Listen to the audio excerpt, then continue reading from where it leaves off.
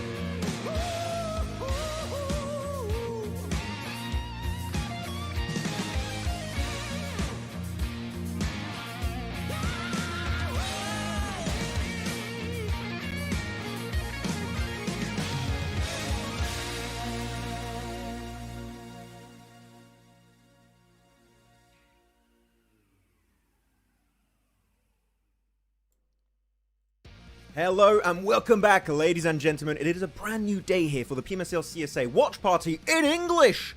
Oh my goodness, it's back. It's myself, Maxman, and Seven for the second day. The day of combat is what it's called here. Seven, how you doing? I'm doing great, man. I'm hoping that that's going to be the case, Max, because our pick is not looking so good right now. And if we're going by anything that we said yesterday at the end of the day, I'm hoping we are completely wrong. Okay, I'm hoping there will be a comeback from Inner Circle. I'm not going to say their name today. Noki told me, Maxman, don't talk about it. Don't pick me. Like, Noki does not like me, guys. I don't know. I'm trying to strike a good friendship with him, but he does not want me around him anymore, which is understandable, which is completely fair. What's up, everyone in the chat? How are we doing? Word for word, this is what Noki told me. I remember I asked him about if they were sick and stuff. He answered that, but he didn't want me to share it on the answer on broadcast. But he did say I could share this. Maxman also predicted us. So Noki, why are you gonna do this to me, Noki? Why are you gonna Why you cursed him, Max? I was hopeful for them, man. I'm sure I have a lot of haters in chat now. Who hates me in chat? If you hate me in chat, type 1. If you don't hate me, also type 1. Just type 1. just skip that. I just love that that's what he said. Like, that's the only thing from the conversation that we had that we could share as we're looking at the overall. Yo, VP, we gotta actually talk about some of these teams because they were a bit consistent yesterday, and VP was one of those. I think they ended up with 4 top 4 finishes, with 2 of them being chicken dinners. This could be a scary team.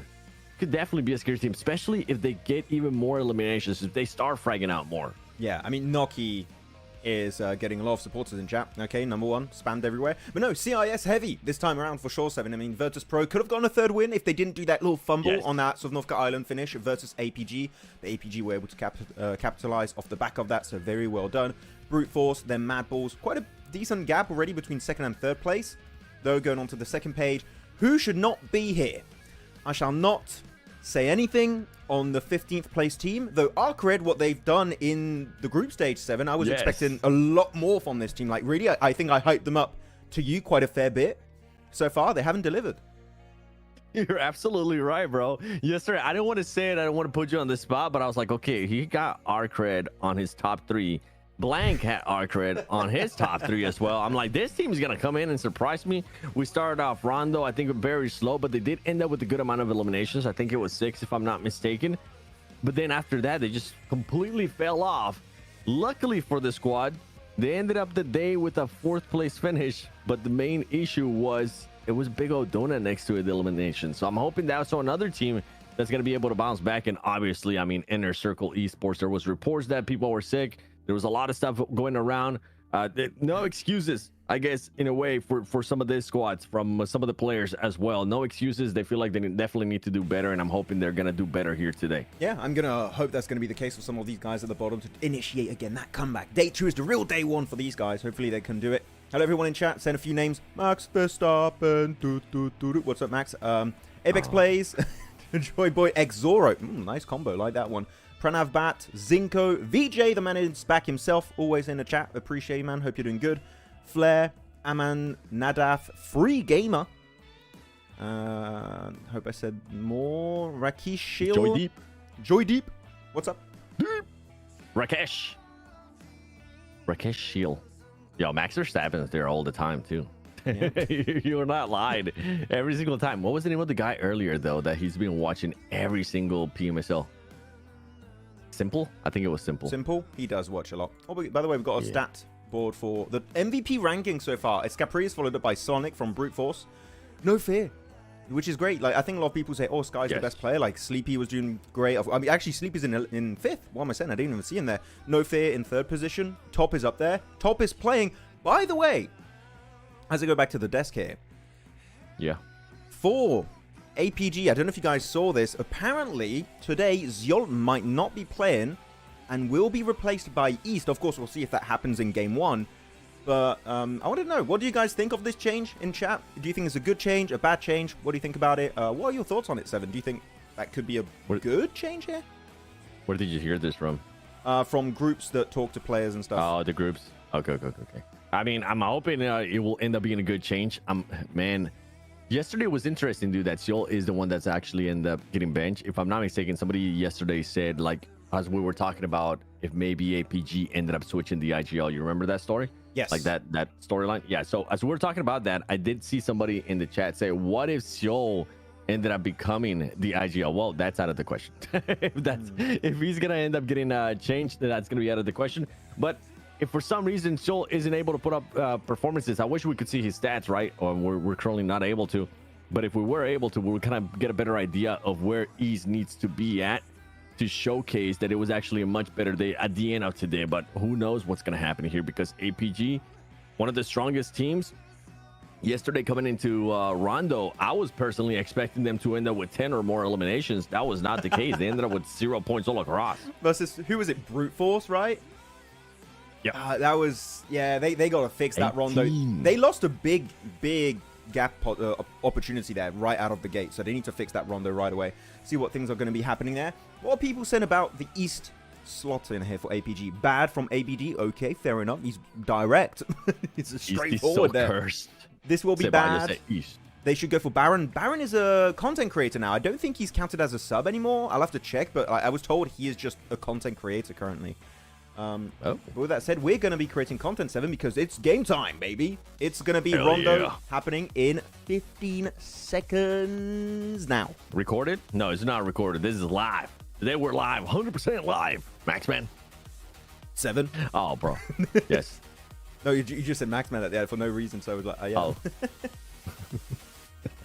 I was hoping you would agree with me, Max. What are we doing here?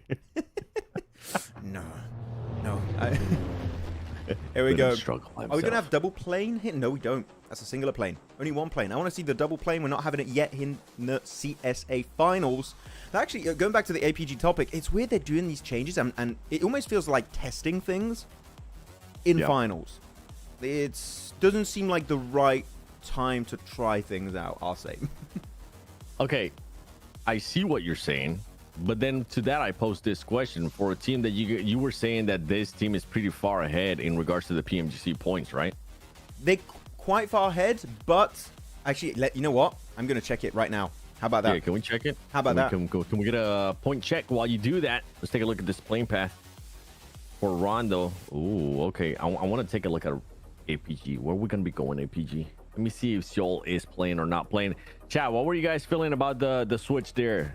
East for Seoul, you guys like it? You guys don't like it if it does end up happening? Oh, wait. No, this is bad. Alpha Gaming, this is bad. They have 215 points in the PMGC rankings for Central Asia. Virtus Pro have 199. That's a 16-point difference. 16 points. Virtus Pro closed that gap significantly because they got 68 points yesterday, and yesterday APG got only 45. Ew. We could have genuinely APG miss out on PMGC. Don't say. That's not a prediction. I'm just saying it's a hypothetical scenario that could happen. Yeah. 16 I'm thinking. Points. Wait, hold on. So let's work in a scenario here as we are getting some fights right off the bat in Rondo. Right? If for some reason VP stays the way they have been yesterday, they end up in first place, even though they're currently leading by just 1 point. They will qualify because of the PMSL, right? They go to Gauntlet, and then it goes to PMSL points. I mean PMGC points. I'm guessing. Then second place team of that. Sorry, can you repeat? I was checking something on site. Yeah. So for this PMSL, if VP was to stay number 1, if they become the champions, right? Yes. They go to Gauntlet. Yes. So the PMGC points don't even matter at that stage. For them, no. And then it would go to APG in second place. Yeah, because that would send them to group stage. That should be how it. Okay, functions. yeah, that's still scary. Holy cow. Yep. So still spooky because group stage is not as easy to get out of. Like you have, it is tough to qualify through that. So Virtus Pro and APG, that's going to be the big rivalry of today happening. Though East already popping off, it seems, versus Arcred in the elimination feed. Finds Bad Boy, the MVP contender, and Ramses. East, calm down. This is your first game. East. Hello? Nah, don't come down. Keep it going, East. This is what they brought you in. I mean, at one point, remember, after PMWC, Top was the one not playing, and East was the one replacing him, and we thought, okay, there's no way that's the actual switch that's going to end up happening between this roster. that they're just going to be sitting out top, and I'm glad that wasn't the case, but I guess we figure out finally why they were bringing in East. Whoa. As Seal does end up getting benched. What are you looking at? I mean, I was looking at Slonic just fell from that mountaintop and just got instantly knocked. That's unfortunate. But yeah, APG, they're going to be looking pretty good. In the same... I'm going to take our camera away, but in the same hot drop as yesterday, but this time around, they know, okay, we're fighting brute force. We're ready for this fight. It's going to work out. But yeah, Ziol indeed is confirmed to not be playing this game. We do have that information for the stream, and it is confirmed. But now, brute force, they go for the full reset because they do drop a little bit higher to the western side here, 7, meaning they have the recall tower, and they instantly bring everyone back up. So brute force back up as a full squad. APG, you got to be careful here. You can't afford to get knocked out here because otherwise you can't get that recall. Yeah, and that's what I'm wondering from APG. Like, they're just fully committing to the hot drop. They're not doing the strategies that we're seeing some of the other teams do, like the 3-1 split, 2-2 splits that I'm seeing out of Inner Circle as well. But this squad just keeps just fully committing to it. I'm wondering if they're just feeling so confident on their skills that they're like, we don't need to worry about that recall. We don't need to have that. Even though I think it might be a recall tower there where they usually land. At least it was yesterday where they ended up landing. There is. Yeah. There is over there. They can play around it. But that's, man, that is that is risky. I wouldn't hate the 3-1 split, honestly, from APG. Who would you have split out though from APG? Who would be that anchor player? Top, I would say. If I had to go for one, it would be him. True. That would be the one I would recommend. The elimination feed is just sliding up, but this is your typical Rondo game. Top able to find Slonic though. That's huge. They're pushing together, which I do like here. They're not just overextending. They got this 2-2 split. They're just trying to kind of corner all the members of Brute Force, though. Caprice here is being real silent with the S12K. That could be a real issue. Oh, you heard him. Drops down. Nice pick up there for APG. Doc is on... APG were coming out. They said, no, Virtus Pro, you ain't going to take that lead. Brute Force, we're taking you down. They are coming out hot in this game. Damn right. This is what we were expecting. By the way, Inner Circle currently dying to VP with that 2-2 split that they had. They were taking different fights. They were taking fights with Kanina Power, with VP. There goes Falak as well. Obviously, I think they're splitting out that they'll be able to get the recall tower. APG now up to 7 eliminations. Yo, if they pop off and put a 20-point right now in the first match, I think I might have been incorrect. Now, this is a lot more in line with what we expected, right, on day one from APG. And now they eliminate fully Brute Force. They can't recall anymore. They're completely out of this game. And don't forget, Brute Force, second-ranked team. APG, they're a little bit lower. They were in, what was that, 5th position at the start today. They could be jumping up. They could be maybe jumping up to top 2 if they get themselves a banger game. But actually, you know what? Let's do a little fun prediction here. I want to see what chat thinks. Yeah. How many eliminations is the first place team going to have in this game? But now you're back on camera. Do that again. Okay. What's that, 40? No. Chill. You win like... Chill. Just 20. It's 20, okay. 20. 20 elims, first place team. Hey, if it's going to happen on one map, it's going to be on Rondo. 16 you know from Joyboy. The first place team? Who? APG, you going to say it? Yes, sir. Hey. I mean, Brute Force got really close to that 20 yesterday. They ended up with 18. The Mongols are just destroying Byron there from ASI 8. VP's wanting to get into the action too. 3-1 split. Where's the last player from VP? Chat saying 16, 19, 22. Somebody said 22. Damn, okay. I like the way you think. No, I'm surprised no one said 30. Never mind. I'm not even going to say it. I was going to make that meme of the numbers. 6, 7. Oh, big spray here. Milky Way gonna molly Aragon there. That's going to be really bad for Virtus Pro. Actually, really bad for Virtus Pro. Guess who that's good for? It's good for APG, man. Oh, yeah. You know it. They're going to be happy about that one. Going to go for the full reset here. Going for the recall. Milky Way's back. You can just do it again. Okay. No, they got Aragon. Yeah. I thought for some reason that they weren't going to be able to pick him up. I didn't see that player right there. Ready. Usaifa's going to be coming back too. Casanova was able to put up some good performances yesterday. Honestly, ASIA didn't do that bad yesterday. We're so focused on Inner Circle that ASIA was one of those teams that actually ended up surprising me towards the end of the day, or where they were able to put themselves in the leaderboard. I mean, Brute Force being out already, Max. I want you to keep an eye out on that, because now for VP, if they have a good performance here, could end up stretching a bit of a lead there towards Mad Bulls, towards all the teams towards the bottom. And we got to keep an eye out on that, because tomorrow's Smash rule is going to come up play, right? It's going to be plus 20 of whatever the team ends in first place today is. Okay. Yeah, Smash is going to be very important. Or emergency cover flare going to be used up. That's going to help as a transition point, I think, for VP. But Mongol's just trying to third-party I8 versus VP here. They're trying to push them away if they can. If they can use a card to transition away, that'll be great. You can avoid it if possible. Map feed, here we go. Circle does transition in favor of Inner Circle of APG. Again, especially for Inner Circle, this team needs a big, big game if possible. The West is going to be completely clustered. But you have some late rotational teams on the East, like Alcazia. You have Horror. You have Konina Power. This is not looking like a super obvious game here with how the teams are moving around the map. This is going to be tough, but so many emergency cover flares used early game, which you'd want to keep that for the late game typically, but I feel like they're very desperate to end this fight right now. Yeah, we're talking about comebacks earlier. What are we thinking in regards to... Oh my goodness, Aragon, you just ended up getting caught right there. Luckily for him, he will still have that respawn, but I was going to say, we're talking about predictions earlier. We're kind of predicting what the #1 team was going to be. How about teams that need to do a bit of a comeback, like Inner Circle, right? What would make this be a successful match for them? How many eliminations would make you feel happy of them being, okay, you know what, maybe they could make a comeback? 15-point game. I don't care between placements, elims. I want to see a 15-point game. Good Molotov on Casanova.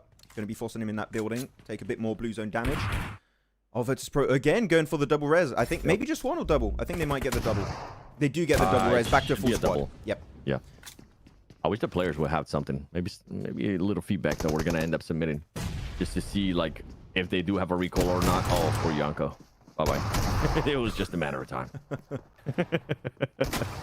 See two players coming your way, you're cooked. But yeah, 15 points, I feel like that's a good marker. If anything, I would want to see Inner Circle end up with 15 eliminations. Oh, I know that's asking for a lot, but like, show me that you actually want to make a comeback today. Show me that you are the Inner Circle that we've been hyping up, that we've been backing this whole time. Yeah. No, definitely. That would be a good game for them. But after 15 elims alone, I think that would be them playing overly aggressive, because so far they have how many? They have only one elimination. They would have to play super aggro at this point moving forward. I think try and get just 15 with placements, and I would be pretty happy with that one. We'll have to see how things are going to work out. I'm going to show the map feed real quick for a little bit while nothing is happening on screen. So Yulian's going to be taken by APG, central position in a circle, shared with Goat. They can kind of coexist in a similar area. They don't have to clash directly. I'm looking at the southern side, Arcred, Skyforce, those two teams with that river in play in particular. This is not the most obvious rotational path, so I think they might struggle this match. I don't know. Looking at position, chat. Early prediction for the win. Who are we going for? Who do you guys think? Anyone here you're favoring already, Seven, or not this match? I'm sticking with mine from the beginning. I'm sticking with APG. I really want to see them being able to pop off. That's fair. I mean, so far they had a good start too, but I mean, Inner Circle has a different marker. Inner Circle is not in a bad position too of this map. I mean, they're currently towards the middle. They're going to be inside this circle as well. All 4 players are alive. They're not doing too much of an insane split. I do hope they get a little bit more compact here, with a lot of teams going to be pushing in. I saw some get caught surprise. Yeah, I saw some people in chat saying unlimited recalls suck. It's not unlimited. Everyone gets 1 recall. That's all you get. You have 1 extra life. The moment you do that, you have to play passive. You've got to be careful, because if you're eliminated, guess what? You're not coming back. So you got that 1 single shot at doing something with your first life. Then you get recalled. Then you got to be careful. Here you go. Circle, shift, dead center. Taking Yulin slowly out of the picture here for APG. So they got to start thinking about leaving this area. But also, maybe not just leaving. You got Konina Power right behind you. So you need to make sure, do we start leaving? Do we gatekeep then leave? APG need to have a very clear game plan in mind here, because they might just get completely surrounded if they're not careful. Yeah, I wouldn't hate if APG just kind of stays there, to be completely honest. Kind of gatekeep some teams, wait to see and make sure that their back is clear, and then start figuring out from the edge. Oh, come on, Inner Circle. They're very split right now. This is the issue with them on day 1. They were very split, and they would lose players like this. But Goat are going to help them out, actually, from a distance. They were kind of working together, like, don't touch our teammates. This is Inner Circle. Let them alone. Why are you getting too close? They're scaring me. Yeah. This is... Ooh. By himself, too. It's pretty much put himself there really close to nade range. I mean, if they're clear this... they would have the center all to themselves, but that's still sketchy. I don't like it. Like, I don't get. If you want to fight it, commit together. Now this is good. T24 opening nade onto flip. Maybe you start regrouping, getting your cars in a circle and send it. Maybe this is your opportunity to claim, as you said, Seven, the center of the circle. I want to see a response to this. Together though. You gotta be quick. Nice. Nice. Okay. No. Go back. How dare you? Good job, Hora. Good job, Sleepy. I'm looking at the elimination feed. I'm seeing if it pops up. Seeing it, yeah. I think they took too long. Yeah, they have time to reset there, I think. Yeah, Mad Bulls has all the 4 players up now. Sleepy's really trying to get that under the car, and yeah, it's making it a bit complicated. Getting third party. Oh, there you go. Yep. He got him one.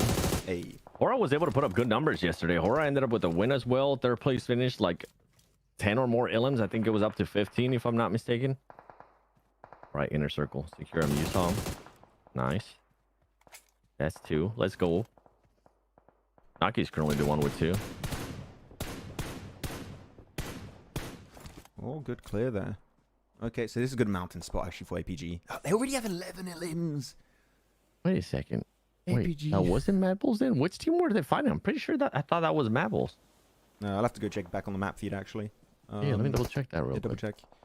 You seem like the icon this for it. spot, so they were able to clear. I'm going to show the map feed for a quick second while I'm taking a few shots here. Okay, Falak trying to get involved. Circle did shift southeast, guys. So all these western teams, Dagestan, Regicide, are going to have to move in. Same for I8. Who's that? Also Arcred and Mad Bull. So there's going to be a big dash. That's going right into teams like Goat and Inner Circle. So that duo needs to be on point here. Actually, we have Killer Joe on top of this mountain. This is such a broken spot if you have a buggy. This is genuinely so good, but it's super bad to leave. You just got to hope to be in circle. And actually, as I say that, I just checked. He's not in circle. He's in a bad spot, Seven. Yep. He's going to be having some troubles getting out of that. Meanwhile, ASIA Crypto putting up trying to clutch it up for his squad. By the way, Casanova up to 5 eliminations. I'm sure they're going to be looking to get him back up. As ASI now up to 6 eliminations. Maybe ASI heard that we wanted 15 out of Inner Circle, and they're like, you know what? Let's see if we can get it. Oh, but Casanova and Husaifa do end up getting knocked. Now Byron ends up getting knocked too. Yeah, I don't think they're going to be able to get to the recalls. No, I mean stage 4 recalls are going to be deactivated very soon anyway, so you gotta make sure if you're going to go for the recalls now, and you don't even have that many in this circle currently, not even in the circle itself. I mean the previous circle, because otherwise in this circle I think you have none, if I'm not mistaken. So no recalls possible here. I8 going to be down to just Iron and Crypto. Still 6 eliminations this match, not too bad, not too shabby. They can make something out of it. Nice use of smokes. Actually, there was a big issue on their Rondo game yesterday, right, Seven, where they just they were struggling to get the cars outside of their buildings. I think there was just a big lack of utility, especially when it comes to smokes. They just didn't have any to make that move. Here they do. Maybe there's a chance they send it somewhere, but even then, look at the circle, man. Oh, there's someone got Killer Joe. Someone saw him. So sad. By the way, VP eliminated there towards the first place. So now for all the other squads that we wanted to see improve to catch up, now it's your chance. APG up to 11 eliminations. We really haven't gotten a chance to see where those other eliminations came from. But Hora now wanted to put up a good performance too. They've been picking it up. East does end up going down to Kanina Power. Starting to get a bit rough around the map here. Here we go. Map feed's going to be back up. You know what? This is time to do a prediction, because I'm telling you, this game is going to be hectic as a finish. APG sending it in this one shed. Okay, they are in so much trouble. Doc is going to get picked off. Reefus is going to get picked off. This shed position, unfortunately, unplayable. They did commit to a split. I kind of see why they wanted to go for a split, because this is such a risky position, and that's it. 0 placement points, but still 12 eliminations. So not a bad game for APG, especially because Virtus Pro were taken out of this game relatively early. Yeah, true. Am I being greedy by saying, come on, APG, I wanted those? I think I am being greedy. I just answered my own question, Max. I think we're being greedy and biased right now. We'll chill, guys. We'll chill. We'll stop being yeah. We're just trying to favor the storyline. Greedy and biased too? How many eliminations did you guys want out of APG? Because I definitely wanted minimum 20. But now at least the door open for some of the other squads. Like IC, Arcred, Goat, all those teams towards the bottom. Like they could definitely jump up massively on this leaderboard. Ooh, good nade there from Hardboy. Going to be forcing him away from that rock formation for a bit. Sancha, also such a good player, especially last season where I saw him. He was doing so good. Good damage there with the S12K. The spam trying to connect, and he just gets completely swarmed by 2 players of Arcred. Very well played from that team. 5 Illims, and now they have pretty much full southern control of that ridge on this circle. This is looking amazing, but yeah, if you guys want to make your prediction now, you have the map feed. Who's your pick here, Seven? Who are you going for? What are you committing to? I'm gonna stay on my bias train, okay? I'm gonna go with inner circle. Oh, position-wise? I'm a little bit scared with that split, though. I kind of want them to be even closer. I need to see the terrain they're working with. Who are you going with? I'm going to go for Alcazia this game. I think the entry point to the east. If they win versus Horror, that's my win condition. This is the fight I'm looking at. I need to see Alcazia win versus Horror on this fight. And then they have a really good transition point and scouting vantage point because it's a little bit elevated. It's a bit high ground. So Alcazia could do it. They are very split, though, versus Horror. Compared to Horror, about to say, bro. Yeah, they see one player, Horror. They're just going to laser him down. So Alcazia, if you can see a bit of regrouping, I think they'll have a better chance in this engagement. They might have the terrain playing on their favor, too. Sleepy. I mean, you can see the little divots right there, the craters. Gotta watch out, though, Jiggle. You don't want to end up getting caught here. Because Alcazia is wanting to turn it up. You can see the players there towards the back. Matrix, Neos, just waiting for the right time. See if they can maybe end up finding somebody. But Sky is wanting to do the same. Oh, Sky. But you just hate when that happens. As soon as you end up scoping out, that's when you end up seeing the player almost getting some headshots right there from Sky Horror. Good little trade. He's in the blue. Just wait. Hold the line, Sky. Hold the line. Yeah, you know he's going to move. That blue zone's going to be forced. They get some nice damage. Can they find pre-pod, though? He makes it barely behind that other rock. And he's going to be safe, able to regroup to his teammates, though. Horror, I think they know with the circle shifting away. Something needs to happen in the next 30 seconds, and they need to commit to a fight. And it seems like here, for Sky and Sleepy, they're going to be looking for the push on Elementrix and Freezer. But Neos has a really good ridge angle behind Seven, so pushing in this dip would be super risky for them. Yeah. Do not end up pushing into this dip. Just kind of control the area, see if you have any more utilities, throw some nades, and hope that you're going to be able to connect there, especially if you're Horror. You're not going to be able to get out of this. You're going to have to definitely take on this fight. Horror being able to find one of the players, though. They do end up trading there. Sky goes down. Jiggle and No Fear now trying to push up. See if they can maybe end up finding a spot. They're going to have to push up even more. No fear! And Horror is currently just rocking everybody. Alcazia gets eliminated by Horror. And Horror was playing against the zone too. Alcazia had the advantage on that, Max. Sorry, but No Fear is such a gamer for what he just did. He was literally right next to all of the players of Alcazia, and he was in between the 2-2 split of Alcazia. And he was just completely destroying the two players who were on the forefront in that dip, and then they just completely swarmed them. No Fear was the one that enabled that fight to work out for them in the first place. That was such a strong clutch play for him, individually speaking, and it was ballsy, but he made it work out. Alcazia out of this game. Now we're down to the top 7 squads. In a circle, Falak finally able to nade someone. Big nade coming on through. And maybe should be looking to third party this fight versus Regicide and Dagestan, or just do a Falak and hit the nades and eliminate the entirety of Dagestan 77. Now that was clean. That was clean. Horror's cooking too. I see you, Street Racer Big Ram. Because now they have the position that you want to see out of Alcazia, right? They do end up only losing just one player, but that's a trade that I would take at any point, especially this late into the match. Yeah, sacrifice one player. Make sure you get all that terrain to work with, especially towards the east. All these teams towards the west. I don't know if we have enough time there to show the map very quickly, but you see just how stacked the west currently is, Max. The west is so stacked right now. I'm actually going to show the map feed for like 5 to 10 seconds just so you guys can see exactly what's happening. Regicide is forced. Go are going to be forced right into inner circle. They have to be careful. Same for Arcred, actually. So I do like what they've done, though. They re-tightened their position. They know, okay, this 2-2 split situation is not going to work for much longer. We need to regroup. We need to try and defend our POI currently in circle over to the west. The thing is, the main threat to them right now, and the team should use, like, Go, Arcred, Regicide have a big opportunity to do well, because if they third party when these initial push happen, that's when you're going to be really putting in a circle in a bad spot. So I think that Arcred here, Go, actually, if they fight each other, that could be really good for inner circle. So we'll see what happens here to the southern side. I like what Regicide decided to do. They decided to back off from a fight there with Dagestan inner circle and just worry more about their positioning there towards the north, scouting a little bit more. And they're going to have a lot of room to work with, too, because of how open this circle was. And everybody's now starting to rotate around. Inner circle, I feel like, got away. They got a bit lucky in regards to some of the teams just deciding not to fully crash onto this and do a little bit more scouting, find a different entry into the circle. Because they were a bit split there at one point, at least for my liking. with how many teams were near them, with the way that the circle's currently working. But now they're going to be able to just group up, have that west area, and kind of focus a little bit more towards those later circles, towards what's going to be happening here towards the end, as the Arcrade's trying to find the players from GOAT. They're looking, but yeah, GOAT is being forced right into Arcade. So I would, if you're Arcade, I think you shouldn't even play it passive. You should push onto GOAT. But right now, it seems they're just going to get third party by, who was that play of Horror, if I'm not mistaken? So they do find Bad Boy. You need to force a fight here. Arcade's playing way too passive in this fight. We need to see some engagement. We need to see them push out GOAT. They're going to try and force the res. That is going to make them so easy to nade for Vic. Look, they already have the nade in hand. The first one misses. I think the second might be right on point. This is the money. No. Oh, that one's good. One more. He got the res. No way. What? They were overthrowing the nades, I feel like. How did they reset? Oh my gosh. What? Okay, gonna try and push over the ridge here. Nice angle, gonna be secured by Ramses, and now they're going for the big SFK spray, getting the double, those down to Ramses, all on his shoulders. And he's surrounded by 2 players of GOAT, taking a lot of damage though. Will be able to find himself Verinik.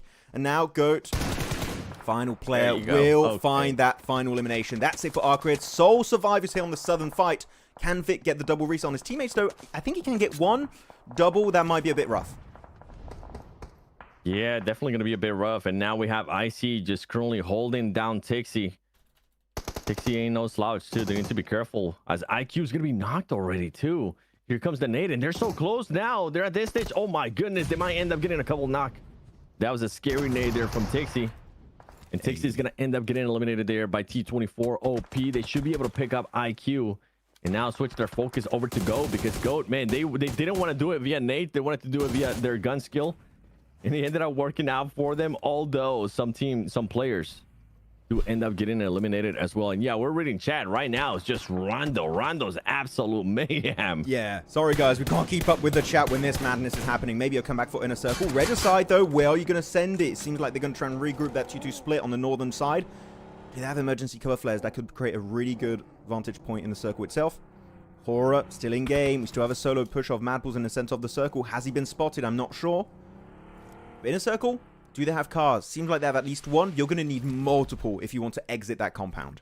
What kind of utility they got to work with, though? Because no clue. I mean, that's what I want to keep an eye on within their circle. If they have smokes to get out of there, if they have nades, maybe deployable cover as well. Like, you definitely need a lot of utility to be able to survive in this kind of circle, especially in Rondo. The more we end up seeing Rondo, as Phallic does end up going down, GOAT being able to find them. Regicide ends up moving up too, taking a lot more room from Inner Circle. And I mean, right now they're just in a bad position if you're Inner Circle. Yeah, they got leapfrogged by Regicide. I think if they went to Regicide's position, maybe even breach onto Regicide as they transition, I think that would have been a good spot. But Inner Circle here just... Yep. Yeah, they are not going to be surviving that exit strategy here from this compound. That's going to be the end of the line, I do believe. IQ right behind that wall, taking a turn of damage. Not getting knocked, though. Barely surviving the encounter with Senior from Regicide. But here we go. They're going down like flies. Regicide down to just a single player. They do have emergency cover flares, but they were used way too late. And that's it. Inner Circle out in 5th. Still a great match for them. Able to give himself 7 elims. But now it's down to the last 4 teams. Regicide, a solo of Madballs, a duo of GOAT, and a trio of Horror. And if this one, who are we going to be taking? Chat, let us know. Who will you be taking? Horror, Regicide, that solo from Madballs, which if you do, absolutely love the way you think, or GOAT with the duo. What do you have? I'm gonna go Regicide on this one. I feel like I have to with that position. You do. It's a good little high ground. They can use it. Actually, just so we don't pick the same one, I'll go with Horror. Yeah, I was gonna say Horror splits though are quite good. It's just if you get knocked, you're gonna be in a really bad spot. But yeah, I would go Regicide. So you're Horror on this one. Chat, who you guys picking for this? I'm hoping Jiggle will be able to get it out of there because, yeah, they are split. Like, those splits can end up working out here, but if you end up getting knocked, there's no way they're going to be able to get to you in time. Meanwhile, Vass, he's mining. Make a hole into the earth. Imagine if you start digging and then it gives you utility. Imagine. You just start, like, smelting weapons with the iron you find in the ground. It's Minecraft and PUBG Mobile.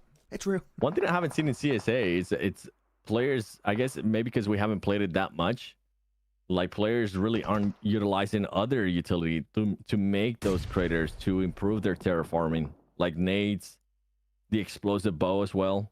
Yeah.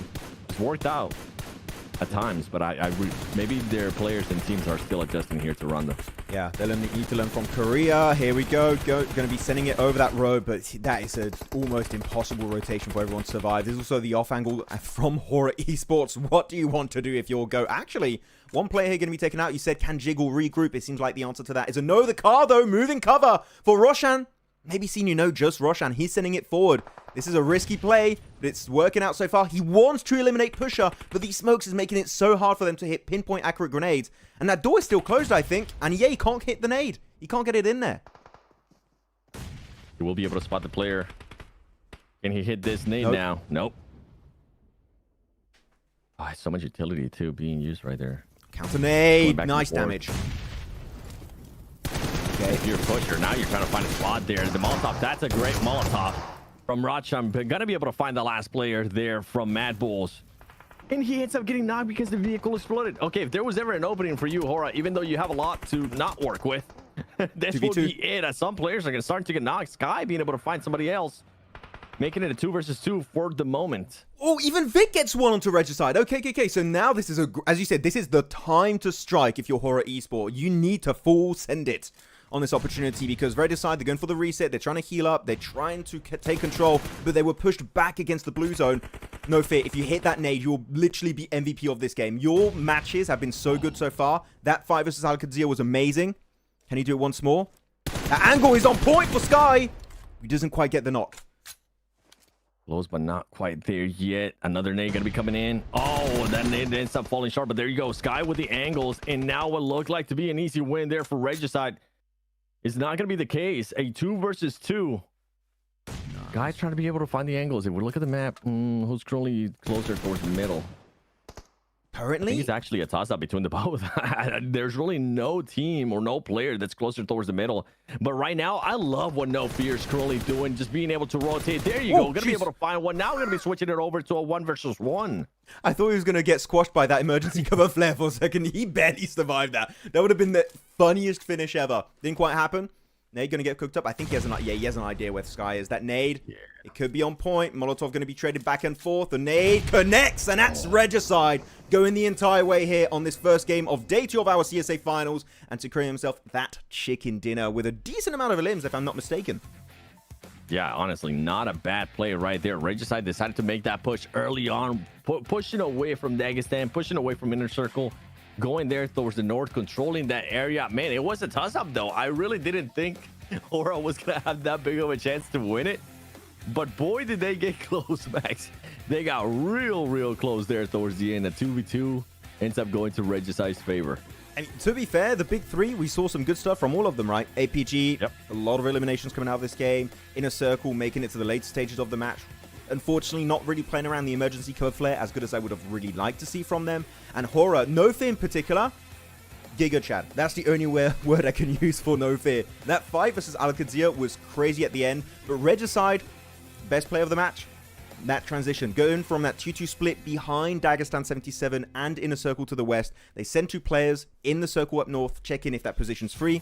It is free. Put down the emergency cover flare, regroup as a full team, exude control on the rest of the lobby, and that's how you wrap it up. Here you go with all the limbs. 4 limbs, 7, 2, and 0. Really good for Roshan, actually. Whew.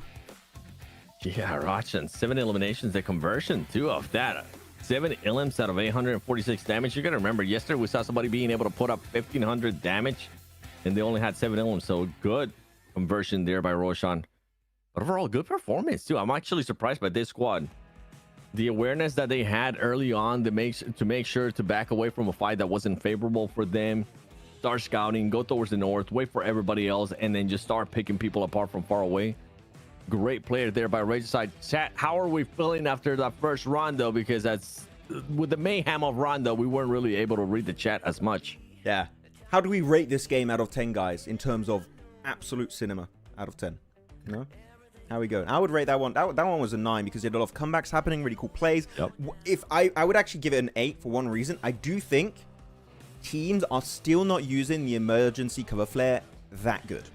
Yes. I think emergency cover flares are being used last second. If you use the emergency cover flares preemptively, 7, you can set up like a mini fort for yourself, but they just use it like, we don't have any other option. Emergency cover flare, I guess. I think if you're Regicide, if you're Horror, if you're in a circle in that finishing moment, and you used it a little bit earlier, you can really just start destroying people, and it would be way easier as a fight. Yeah, I think from my end, in regards to action, I mean, Rondo's always going to be a 10, but I do want to see some players and some teams start utilizing different strategies here for Rondo. It just plays completely different than anything that we are currently used to. It's nothing like what we're seeing when we go to Erangel, nothing like what we used to see when we ended up looking at what Sandhawk was able to provide, besides the madness part, right? Besides that aspect. Yeah. But yeah, I want to see some of this team starting to utilize a little bit more strategies and deployable cover, like you're mentioning as well, more utility throughout the whole match. And we're going to have a few replays actually over some of these best plays happening in this Rondo game. It started right away between Brute Force and APG, and APG got their revenge not once, they got it twice because they recalled almost the entire team. So like double revenge, double flex coming out from those guys. It was very fun. What's everyone rating this game? 8, 8, 8. 2.5 from Zarif. Oh my god, it was brute. Very demanding. That was intense. CSA teams have come to play. I mean, they always do. This is why CSA is considered to be one of the best regions for PUBG Mobile esports, if not the best. There we go. Southeast Asia region used emergency cover well. Yeah, sometimes they used it too well. Thinking about vampires. they made a castle with those emergency cover flares. It was really funny. But yeah, how do you guys lock ourselves in? Like, genuinely, what do you guys think about how CSA teams use emergency cover flare? I want to read a few comments. Make sure to tag myself and 7 so we can see your comment when you answer this topic. I think it's quite, not even weak, I would say kind of non-existent. It's not used anywhere near as much as it should be, because late game, a lot of people should have the emergency cover flares. In a circle finish like this, it shouldn't be used to solidify your position you're in. It should be used to gain landmass, to move forward. Yep. And here they were just thrown onto where Regicide already were positioned. I think what's crazy too, even with the deployable cover, even if you end up using just one, Max, there's just so many angles. Like, Rondo's so wide open. Yes. I mean, if you went back and see that final area, there really wasn't much to like keep you hidden. This is why I'm saying, like, I wish they would start utilizing more like nades and more utility to just make a divot for themselves to have even more cover and get an even better position.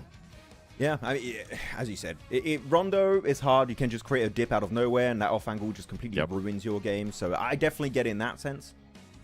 It's a tough one, and we're going to see the meta evolve. Of course, this is the first season with Rondo in the competitive map rotation, so as we move forward, teams are going to be adapting, creating their own playstyle around the new items on Rondo. Again, the reason why I'm so hyped about emergency cover flares, I think one day they will come to the other maps, so you better get good at it now. Here we go, top players of this game for match 7 of the finals. Roshan, Vic, Casanova from I8, No Fear again up there for Horror, and Reefers popping off for APG. So yeah, we got similar names coming up in No Fear and Reefers. They're up there, but Casanova, I think you mentioned at the start of the day 7, he had a good day 1, and seems like he's able to replicate that here with 5 elims. Yeah, following it up with 5 eliminations. Regicide 23 points, Horror 15. Honestly, this is a good performance from Horror. I guess we were so focused there on Inner Circle towards the bottom, especially myself, APG, what they were going to be able to do, especially with the start of APG. Ends up with 12 eliminations. That Horror ends up surprising us with those 15 points.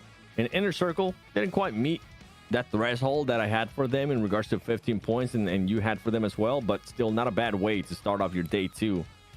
But they need to do this and more if they want to catch up that first place, or if they even want to be in the top 3, honestly. Yeah, for sure. I mean, I'm actually, you know, some people understand biased again because talking about the big squads.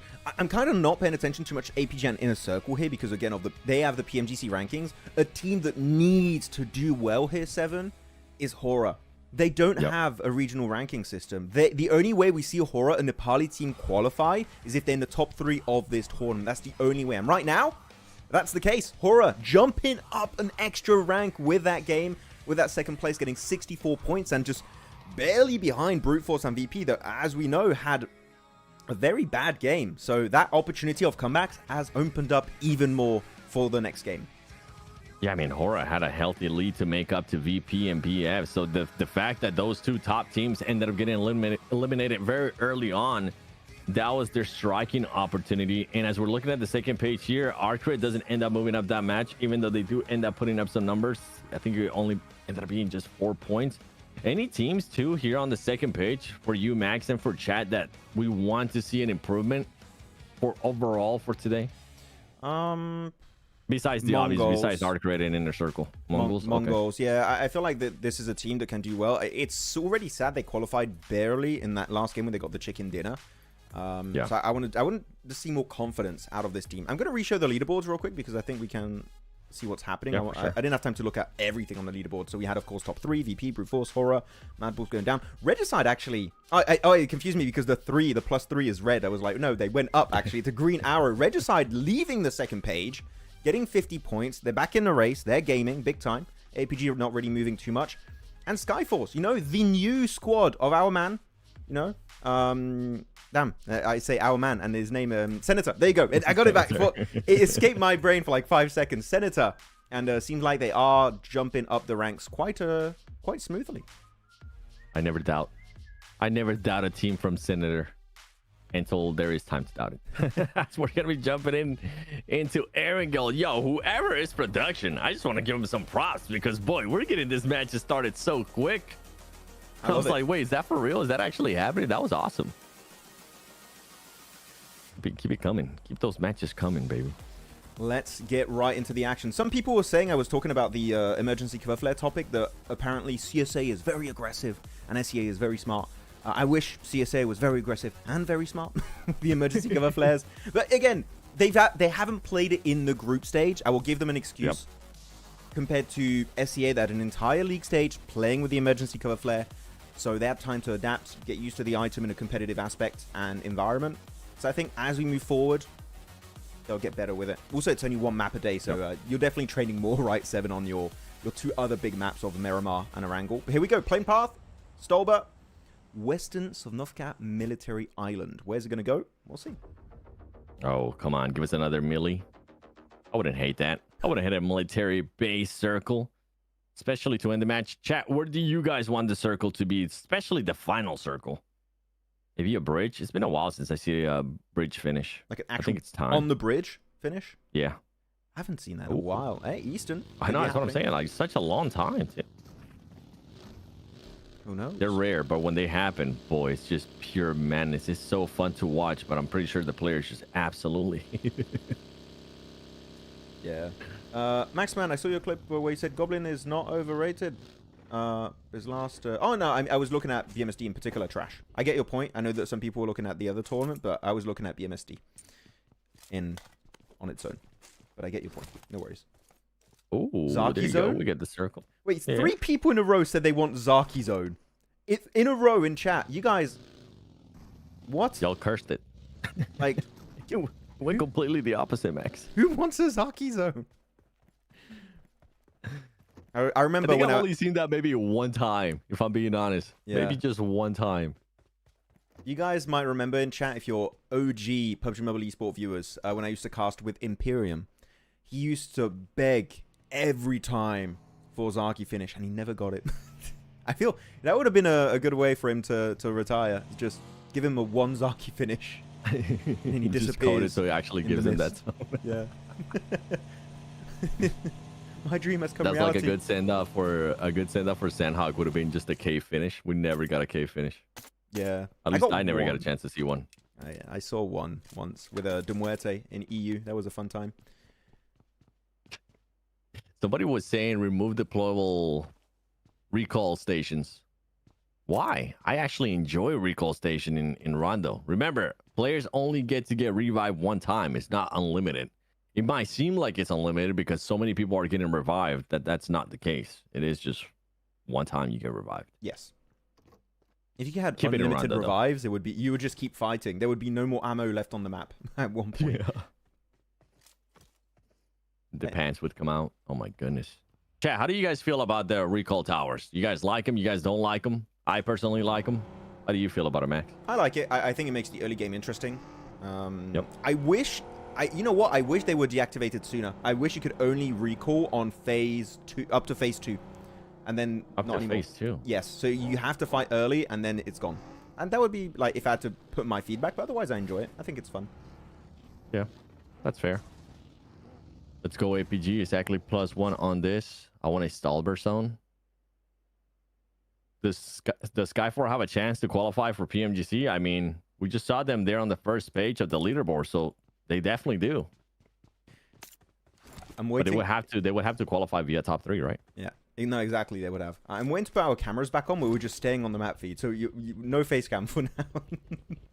That's fine. I'm waiting for it to disappear. Actually, Akadzia are going to be moving into farm. Milta's going to be for Regicide. Milta Power, of course, going to be for Virtus Pro. Typical, as I like to play around that one. We had a really cool Milta Power finish during the group stage. It was very entertaining to watch. Blankeney had a blast breaking that one down with Regicide, I8. I think it was Arcred 2 in that finish. By the way, whoever's listening to us and also putting those surveys in the chat for PUBG Mobile Esports, appreciate it. Which feature of Rondo do you like the most? Map design, layout, loot distribution, rotation routes, and circle variety. Ooh. I think I like the map design. Mm-hmm. I do like the map design. I like the map design with the combo of the items that are exclusive to Rondo right now. The fact you can terraform also, emergency cover flares makes it really fun. I enjoy it. Terraforming. I want to see that in all maps. I think we talked about that yesterday.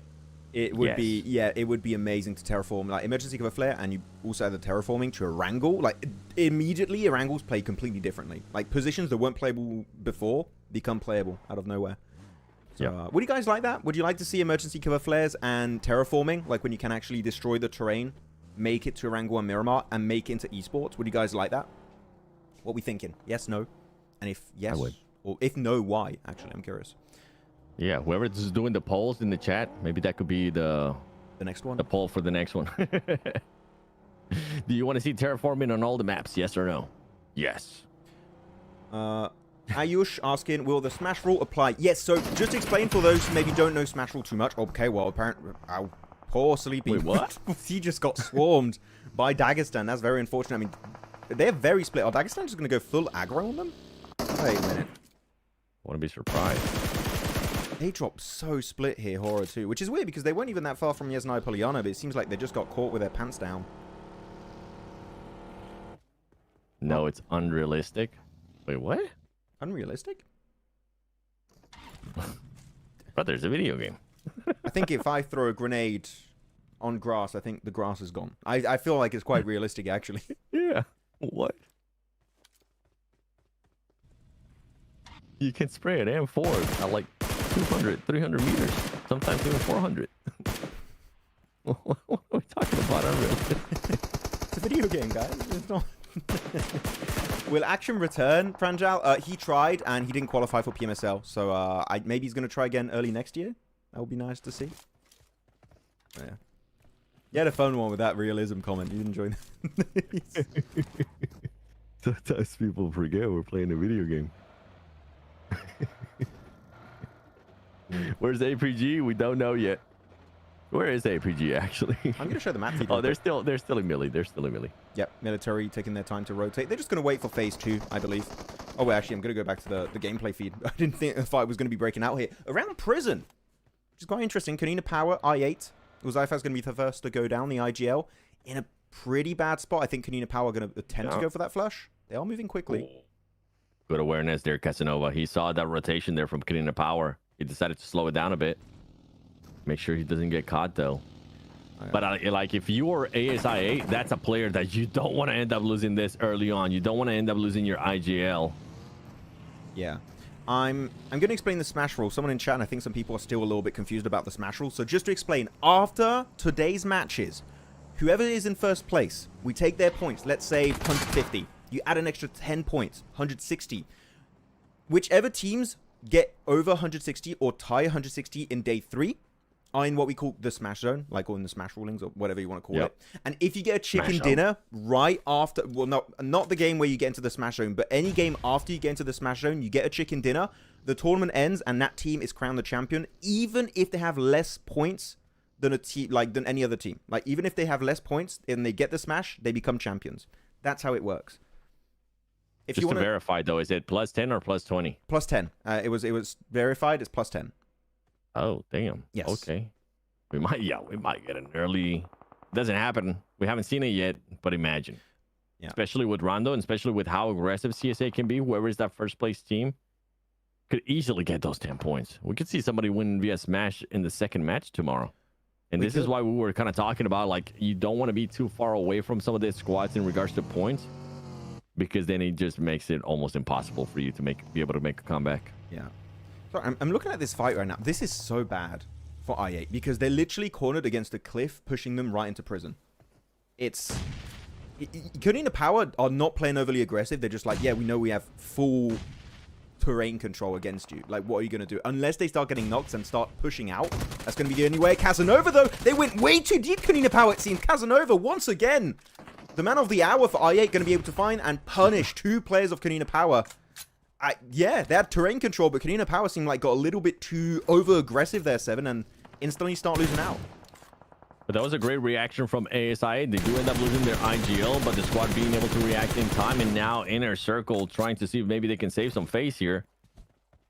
As they do end up losing already 1 player. I didn't get a chance to see which player that was. And then Crypto so close to Dagestan. Is he going to be able to knock one? No, he's not going to be able to connect with the first shot. And he gets surprised by another player, Sadira, making sure they confirm the elimination there on Crypto. And it's now up to just Casanova. You know what? I don't think it was even ASIA that ended up getting most of the eliminations there against Kunina Power. I don't think so. Could it end up being Dagestan too, third party? No, it was just 2. 2-2. Okay, makes sense. BP, Milky Way on the horizon. And now Casanova's just sending it. Yep. This is the right play, Casanova. Good job. Isaiah, just get the hell out of Dodge. Try and get some placements if you can. This is the best way to do it. The reverse dock is what we call it. Yeah. It was T24 that ended up getting eliminated. Thank you, Ayan. Yep. Ayan Hamid. Appreciate it, man. We got very Eastern Circle here. It's going to be shifting again in phase 3 in a few seconds. We'll see. It could end prison, could go Lumberyard, it could head towards Milta. We could have a Milta City finish, which we haven't seen in a while. That could be... That'd be something. Prison, I wouldn't mind seeing prison. Just because of the terrain. How it would actually work for some of their squads. The way Skyspor's already eliminated. Whoever was saying earlier, what are the chances of them going to PMGC? A little bit less now. A little bit less. There you go. Just because of the big point difference, too, between them and first place. Yep. I'm just looking at the circle here. So everyone's going to be pushed in. Regicide, Brute Force have to move in too. Same for Yonko. APG going to have to find a position. I think APG might have to fight, actually, until, like, the compound of Goat or something. They do have a good little high ground to the west. But it's a downward slope, so you're going to be very visible to maybe a few other teams here. So APG, you can't stay passive here. I think we need to see a crash here, actually. Like, that ridge is not going to be great if other teams can spot you from a distance. I think you could be seen by, who is that, maybe Arcred from a distance? I wouldn't hate a rotation. Yeah, I wouldn't hate a rotation out of this squad. Okay. Just take your time. I feel like there's no need to go for a full crash there. That might have been a bit too over aggressive too, especially with the team already being set up for such a long time. Yeah. And they could have possibly seen some other team close by that might want to end up third party. So could end up being a smart decision here from APG as they decide to back off from a possible crash. Yeah, I was like, or you go for a crash or you go somewhere else. I was just not a fan of that little hilltop because it was going to be vulnerable eventually later on in this game. But they are going to be sending it towards, we can see in the distance, in shelter right now. Going to be taking the entry point. Thing is, issue with this spot, a lot of your cards are going to lose them. You're going to get the wheels taken off, it seems. You're getting sprayed down by also Goat and Arcred, it seems, at once. And they're sharing it with Mad Bulls and Mongols, so you already got 3 teams over here. This is really just clustered with teams. Yeah, what a spot that they were able to find. Insane. And you can see them now adjusting the buggy just to make sure more of the tires don't end up getting popped from the other vehicles. Oh, Slonic. Little snaky snake. No way. I want to see. I want to see if he does it. Where is he put? Like, is he gonna do it? Is he gonna fight when his teammates aren't there though? Like his teammates are nowhere near him. Oh wait, Milky Way. Okay, I thought he was gonna drive over him. He's right there. He's gonna get spotted, right? He's gonna get spotted. Yeah. Oh no! This is horrible. No, Slonic. You had. Oh. Okay, they're coming in, trying to save him. Unfortunately, it's going to be too late. Slonic is confirmed with the S12K from VP. And now VP just, now they know where Brute Force are. They lose that surprise factor. The nades looking solid, does a lot of work. Voston will be there getting the knock. And Brute Force just getting humiliated by Virtus Pro in that push uphill. And now down to a singular player. VP completely untouched, it seems. And that's it. Squad wipe in one of the biggest fumbles I think we've seen in a hot minute, 7. Did he even hit a shot when he stood up? Oh, I don't not think he squad. There's still did. one, actually. Sorry, there's still one I think that's trying to escape. But, oh my god. No recall towers here. You don't deserve a That was recall after that. insane, bro. Prison! I was like, all right, he's going to be able to maybe get at least one. Oh, we are going to be getting prison too. How's APG going to be able to push out of there? Gold, Arcred as well. Inner circle there towards the south. They will have some terrain to work with. But VP, I'm going to be looking at VP because they might get a little bit more aggressive here. For that last player, Capri from Brute Force, make sure you don't even get spotted. Don't even give him a chance. Aura going up against Yanko. And it looks like APG did end up fighting GOAT on the elimination feed. Nice one from I've Aura. seen some players there from GOAT going down to APG. Yep, APG going to be getting himself a few jiggles. They're trying to defend with the S12K. Just spamming that door frame, but his teammate is going to save him. It's again No Fear. It's always No Fear. What is this? He's just saving Horror every single time. Give this guy MVP of the team award already because he is just keeping the hopes of Horror to make it to PMGC alive on his lonesome. I think it was Sleepy. Now they become Horror. At one point, it was Sky as well. I mean, everybody's just improving overall there from Horror Esports. How are you going to be getting out of this? You actually have a lot of space to work with. Never mind, Horror. They're fine. Yeah. Yeah, you're good. You're chilling. No Fear is really, I know it's cheesy, he's really living up to his name. Like, he is not scared of taking these risky angles and fighting. Last game on Mondo was amazing, trying to do it again. Alcadzia, though, taking also a little bit of a good high ground spot against Regicide. Regicide losing Roshan already and seem like they're just going to be using full control of that hilltop. The off angle's also going to be huge. Alcadzia, actually, this is a really good push up here with the hovercraft also trying to get some info in.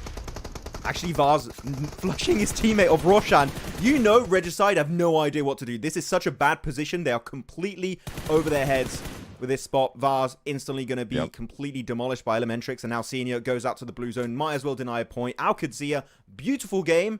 And Regicide clearly had no response in that fight. Yeah, Regicide was trying to figure out if they want to end up going for the heal, especially Vaz. He didn't know if he wanted to go for the heal, maybe cancel that heal and try to get this last player from Alcadzia. Alcadzia is going to be able to secure a lot of eliminations. Now APG is going to be pushing up GOAT. This is something that we're wondering. How is this team going to be able to get out of there with the vehicles, with maybe some of the tires being popped as well? They already have one of the knocks there on GOAT. Can they get another one? Can they get that last player? Vic is going to be the last one standing from the squad, but it's going to be easy pickings for top.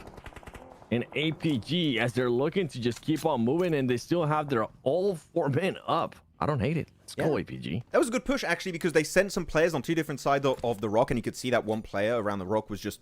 there were too many angles secured by APG on that push. So, a very, very easy way to take that fight. Now, next step for APG is going to be having to fight Mad Balls. Actually, Pusher and Flip, these 2 players are in Shelter, in the opening point of Shelter. Yup. I'm not the biggest fan of that. I feel like you should be holding that ridge with Lemon. Because if Lemon goes down, they're going to swarm you. They're going to get you stuck in Shelter itself, and you're just going to be done. Join up on Lemon. Don't let him defend solo on this ridge. Yeah, the only problem becomes that team towards the north of the Mongols. Do they even get a chance to push up towards their own ridge and see if they could maybe have an angle on third party in this fight? That could be the reason why Mad Bulls was being a little bit passive. But look how aggressive APG is going to be. Oh, straight away from that one fight to the other.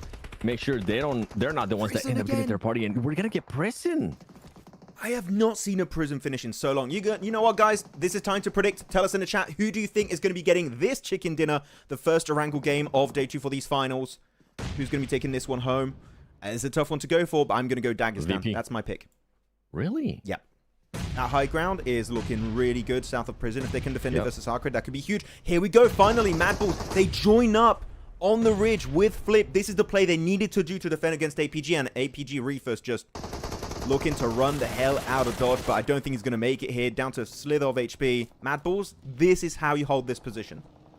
He barely made it out of there, too. The chase is going to start happening. Top tries to get out of there. That's not going to be happening.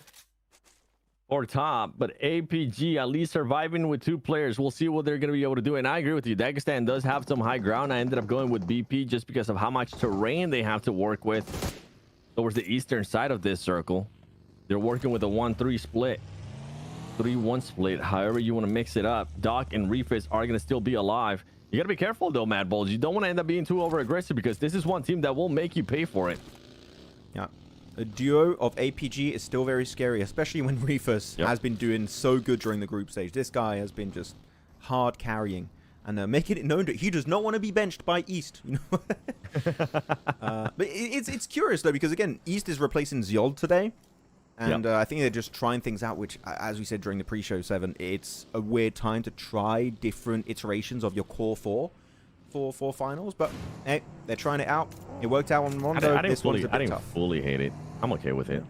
I just find it curious. I would love to know the internal conversation as to like what made that decision happen in the first place. Reaper's finding Lemon actually.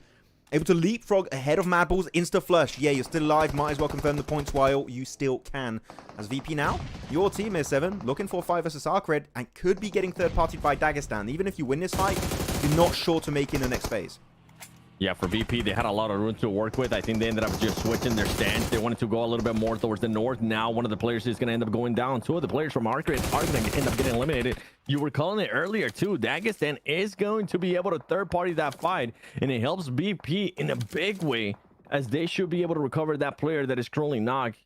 They're up to 6 eliminations. Dagestan there playing a little bit of a teammate's role in a way, as Dagestan is up to 7. Honestly, Dagestan should be able to get a lot of eliminations here from their position. They should be. I think they understood, okay, Virtus Pro didn't get wounded too hard in this fight. We're not going to hard commit.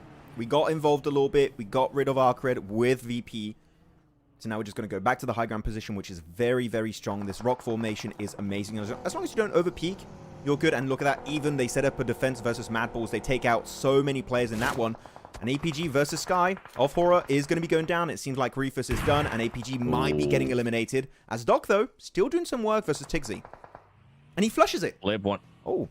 Yeah, Flip was wanting to get a little bit too aggressive there. Tigsy does end up getting eliminated there by APG, but Flip was looking for an opportunity to maybe catch somebody from Dagestan, Sadira off track. And then he saw that it was just going to be a bad situation. And now what that's going to end up costing is Dagestan's going to end up using a lot of utility, thinking that that player from Mad Bulls is still there. Dagestan is starting to go down. I'm looking at the circle. It shifted heavily over to Horror. Horror is the only team in a good position in this circle. Everyone is all on the outskirts of Prison on the cliff. So normally VP is going to fight Dagestan. And then you have all these teams in Prison, which, to be honest, Prison sucks. It is so bad. Like, to leave that spot alive or as a full squad is going to be nigh impossible for the likes of, like, Kunina Power, that even then just have a duo. So, oh no. I think we're looking at a very solid potential finish here for Horror. For Dagestan versus VP, that's the next big fight we should be focusing on. Yeah, if anything, I'm going to be taking a close eye look at what APG is going to be doing with Doc being left alive. Because Doc, I mean, we know that he can be aggressive. If he sees an opportunity to maybe get one of the knocks here, oh my goodness, Dagestan. Good job on moving. Good job on starting to be aware that that was going to be an awful spot. Starting to make your rotation. Because that nade would have hit perfectly and it would have been 2 knock players right there. That would have been an 8 for that squad. This is GG for Dagestan. They gave the high ground over to Virtus Pro. They gave all of their control away because they lost a player earlier. They lost a player also in Tixie to Doc. And now the entire strat is done. I would say your best game plan maybe is to even just go into Prison. Just drop down the cliff and go in the buildings and just try and fight CQC. I think this spot is just Nade City waiting to happen. But Doc is still waiting. You said, like, what are we going to see Doc do? I think Doc is just going to be playing a bit of a snake roll, if I'm being completely honest. Just wait for the right time and see if you can catch somebody off guard. And we know that he can secure some extra eliminations. VP, I mean, you've been throwing so much utility there too, you know, and you haven't been able to get a knock. At what point there, Max, do you end up saying, you know what, let's stop using that much utility, let's get a little bit closer, let's see, maybe we can scout a little bit more in that area, or just switch our focus? Because that's been up to, honestly, I think it's maybe 5 nades that have been thrown there. On top of that, you have all the smokes being deployed. Yeah, that is a lot of utility that might come into play later into the match. Yeah, that was definitely a big waste. And I think they understood, okay, this is just taking way too long. We're not even in a circle. They're going to go right into Doc. Doc, what can you do against a full squad of Virtus Pro? Apparently not much. He's going to be instantly eliminated by Voston with that shotgun, and that is going to be still a 6-point game going over to the side of APG. So not a non-game, but could have been a bit better on the West. Voston, that was absolutely filthy. Switching seats right there, getting Doc with the shotgun as well. No fear, man. Absolutely no fear from that player. He didn't give a damn who it was. He was just going to go straight to it. Prediction? Now VP, again? they have the high ground to work with.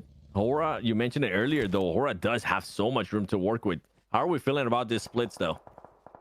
I actually kind of like it here because VP only have one entry point, which is south, and I think that they're going to go into the... Yeah, they're going to go fight now the side of Dagestan. Insta elimination. Oh, wait, no, I thought there was going to be an insta elimination coming out for VP, but no, they just find one. 2 players knocked. Also getting third-partied by Kanina Power inside prison itself. That nade is good. Doesn't quite make it over that little dip, though. They will be able to fully reset, I believe, onto Aragon and Milky Way. Yeah, they should. You gotta get out of there, though. You can't stay in that divot. Start moving around.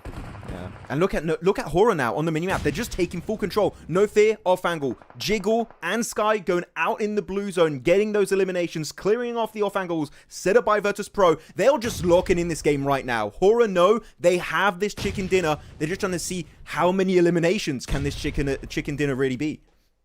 Yeah, Hora doing the right play right there. They saw an opportunity to go for a third party. They're taking it too. The nades are going to start raining down. They might end up getting that other player. Oh, they're not going to end up getting that other player. And Dagestan was able to help Hora in a way with those nades that were being thrown. Making sure that they stopped any push there from VP. VP getting maybe a little bit too overzealous there on those 2 players from Dagestan. As they just went for a full crash at one point. I thought they were going to maybe just go for more terrain, but they just ended up just crashing this area, which backfires massively, honestly. I'm a bit scared what we're seeing from Hora here. I think they're getting a little bit too spread. Like VP did reset. They're back up as a 3-man. You got Milky Way, Malloy, Aragon. Yep. Hora, they have Sky next door. Don't over peak it. If you really want to commit to this split, don't put yourself in danger. Hold it down. You still have 7 elims. You're looking maybe for double-digit elimination game. Play it smart. Oh. Don't take too big a risk. Oh, that was scary. Oh, that was scary. I thought the Dagestan player was going to end up sending that nade in. With how close everything was, it could have been just an easy elimination, an easy 3-piece there for Sadira. Let's see if this nade's going to be able to connect.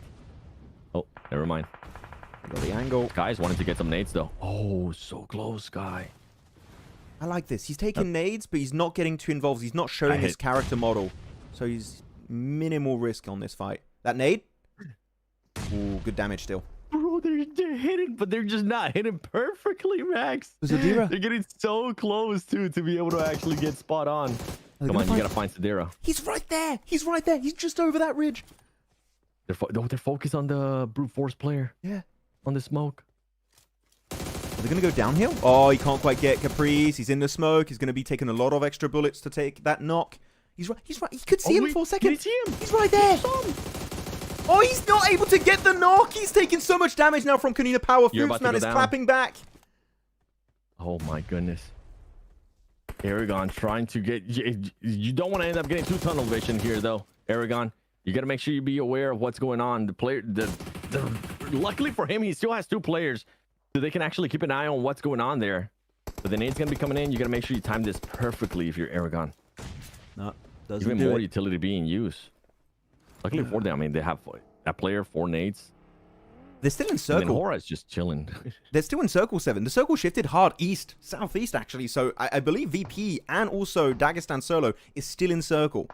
Prison itself, some buildings still in circle. So we're not going to finish on phase 8. We're going straight to the late game. We're going phase 9 on this game. And the center of the circle is held up by guess who? It's No Fear. Obli, Kanina Power, going to be taken out. Down to solo. It's Foopsman. The Foopsamin shall happen here versus Caprice. And he's taking the 1v1. Caprice trying to leave. We're here, but going to get third partied. And confirmed by Aragon. That's it. End of the line. 4 teams remaining. It's VP, it's Hora, and 2 solos of Dagestan and Kanina Power.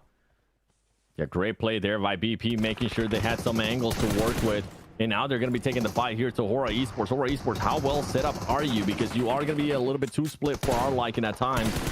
But with Jiggle being able to be the anchor for the squad, going for that long range angle, he will be able to find one. Can he find even more as Sky just getting close and personal? One player left, Milky, and it's going to end up going down as Hora Esports is wanting to get a win here. And they should be able to get a win. Sky going to be able to find the last player there from Canadian Power, and Hora unexpectedly end up getting that win. They played that so well, Max. Again, no fear. He saved the team early on that one Harry Potter Tower fight. And then they go for the reset, back up as a three-man team. And then they start taking control of the high ground to the west. And really, no one even had a chance to take it away. And as I said earlier, I was a bit scared with that split of Hora. But Sky played it to perfection. He was just, I don't want to put myself in danger. I'm just going to chuck my nades, which is maybe not going to get knocks on Virtus Pro. It's going to keep them in check. It's going to make them think, I can't leave this position right now. I'm in danger. We just got to try and play it very passive. And because of that, they didn't even try and contest and fight Hora the entire time. They were even thinking, I think, at 1.7 of going down in prison. That's how they were desperate to reach the late game. And Hora just did not allow that to happen. Yeah, just Hora being able to get the angles. I felt like whenever we ended up seeing the actual fight of Dagestan and VP, they played that so well because they didn't even give him any time. Remember how split they were whenever we actually saw that engagement? And they closed that down quickly and made sure that they gained a lot of terrain and kind of just made it even more difficult for VP. Establishing that terrain, letting the other players know that you're there with nades, backing it up with utility. I think that was maybe the winning play there for Hora Esports. Yeah. And keep in mind, that's a game where we lost Sleepy before the 5-minute mark. Like, they were as a trio from minute one. This game, and able to still get himself the win on a prison finish that we don't see very often. Before Yasnaya team, they had a good entry point, northwest the entire time, and Sky actually top player when it comes to Illims and damage. But still, the two players, Sky and No Fear, have put on an absolute clinic, and I'm really happy because, again, keep in mind, for all of you Hora fans in chat, every Nepali viewer here, the only chance you see a Nepali team making it to PMGC this year is by being top 3. They don't have the PMGC regional ranking system to advantage to go off of. So here, Hora, they need to perform, and they're doing that right now on this day 2 of the finals. This is so nice to see here, Seven. They're not falling under the pressure. They know what they have to do, and so far they are delivering on these games. I gotta give some props to BP too. They had a hell of a game. As Sky ends up getting that MVP for Hora Esports, especially for that match. He was able to put in that work too with the P90 there towards the end, getting close and personal, making sure that VP weren't going to have a chance to surprise them. 1,000 damage. But yeah, going back to VP, I mean, they were able to play that so well. They had so much terrain to work with too. They waited for the right timing on Dagestan. Luckily, I felt like they got a little bit too overzealous, as I was saying early on. They decided to crash that area. Yes. Used up way too much utility, which Hora capitalized on, and that was ultimately the winning play, at least on my eyes. Overall, great performances from the top teams. Great performances. I would agree. I think that was definitely the key moment in this game. Actually, someone saying Milan Tami in chat saying Jiggle is an insane IG. I'm not gonna lie. Yeah, I think that was the way they controlled the late game there. Putting themselves a bit at risk with the split, but just not being overly aggressive was like the right combo to go for at the end. So I was very happy with the execution. Sky, top player of this game, followed up by Aragon of Virtus Pro, Redicide Senior, No Fear. No Fear is always going to be on this graphic 7. I feel like he's never leaving the top 5 players of the game. And then you do have Voston also from Virtus Pro. As we go through a few quick highlights of this game. But like the early game also was interesting. A lot of fights happening, though. I don't want to have to say this, but that was a 0-point game for Inner Circle. After a good start on Rondo, not able to do it back-to-back. Yeah, I think until that team actually ends up showing me something, maybe a win, maybe a top 3 with 10 or more eliminations, then I'll talk about them again, because at the moment they're just not putting up good performances for Inner Circle. Now, going back to Hora, I'm with what we're both saying, and I'm with what chat's saying as well. The thing that I really enjoy, Max, out of that match from Hora Esports is the way that they were able to kind of adjust. We're pointing out how bad they were split, how insanely they were split, and how that could be a downside for them. But it's how quickly that squad can regroup. And I feel like that's just, it puts fear into us because of what we've seen in the past where teams try to do that and they just aren't able to regroup in that quick manner that the Hora Esports was able to showcase as something that, I mean, was able to get them the win. Be able to use those splits if you are able to get those angles. But when you need to regroup, this synergy needs to be there. The team needs to be there, and they did that so well this last match. They were using the cars really well, just holding onto it as a very valuable resource to try and get back to one another very quickly. As you said, I think that was definitely a highlight for them this game and this entire tournament. Every time they're able to do that down to a T. JigWY yelling on point, on fire. 20 points though for Horror, followed by Virtus Pro. Actually, kind of bad for some teams. Virtus Pro getting 16 points. That's not going to be good for them to try and catch up because sure, they closed the gap a bit. There was still a bit of a gap, and getting 16 points here for VP is huge. They're going to create a lead, not only for themselves here, 7, but also for Horror will be your new second place team. Only 2, actually, sorry, not 2, math going all over the place. 4 points away from Virtus Pro. Both teams getting 2 chicken dinners. Horror, new first place team coming up today? Maybe. I mean, with the way they're playing right now, I wouldn't be surprised if we actually end up seeing that squad in first place. And if you were thinking about only 2 points, I think you were just paying attention to what's happening right now between third place and fourth place, because those squads are currently only separated by just 2 points. Regicide, Dagestan with that performance are able to move up. And SF, come on, I need to start seeing a little bit more out of you guys, because this gap to first place is just starting to get even bigger and bigger, and you don't want to have that much of a gap, honestly, to third place because of what we've been talking about. Tomorrow's going to be Smash Rule. You don't want to be making up a lot of points because those top teams aren't slowing down, as VP has been able to showcase today so far. Wow, this is going to be a rough... I'm telling you, day 3 is going to be crazy. The setup, the storylines we have already is going to be crazy. The only way it gets better is we start seeing a comeback from Inner Circle, which, again, I said at the end of yesterday, I gave up. I didn't see anything of value. I had a bit of hope with Rondo, but the fact we didn't see a follow through from that Rondo game here in Erangel, kind of rough. Very unfortunate. 2 red arrows here, going down. The same for Alcadzia. That also Alcadzia I do want to see more presence for in these games. They are struggling a bit here and there. And Kanina Power jumping up 2 extra ranks. But how are we feeling so far, chat? About these finals? Day 1, day 2. Now we played 2 games of the second day. We're about to reach the 50% mark, maybe, depending on Smash, in this tournament. How are the vibes, as Nipchiro would say, 7? How are things going?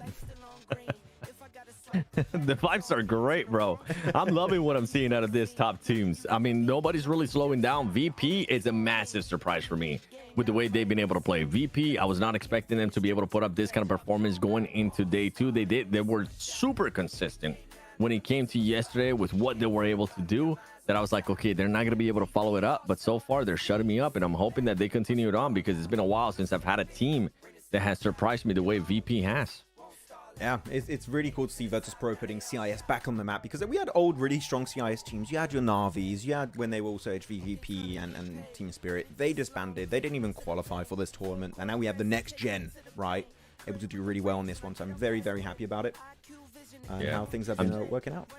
I'm making some faces here at what I'm seeing from chat saying that the Inner Circle players are sick. I wish I could share with you guys what Naki was able to tell me, but just know that there's no excuses. That's the mentality of the players, so that's what I'm going to be putting out there. There's no excuses to the way that they're currently playing, especially in 15th place.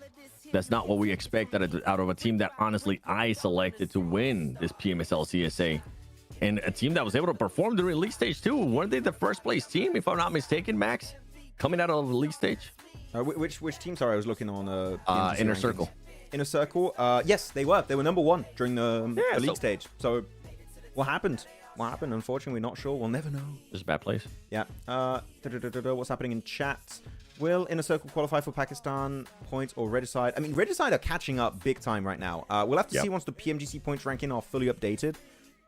It was like around 40 points, if I'm not mistaken. I'll have to check. But you know what? With that said, guys, myself and 7, unless you don't want to take a break, 7, as you want. We'll take a break. We'll take a break. Okay. We'll take a quick 5-minute break, and after that, we'll be back for our 3rd match of the day. So stay tuned, guys.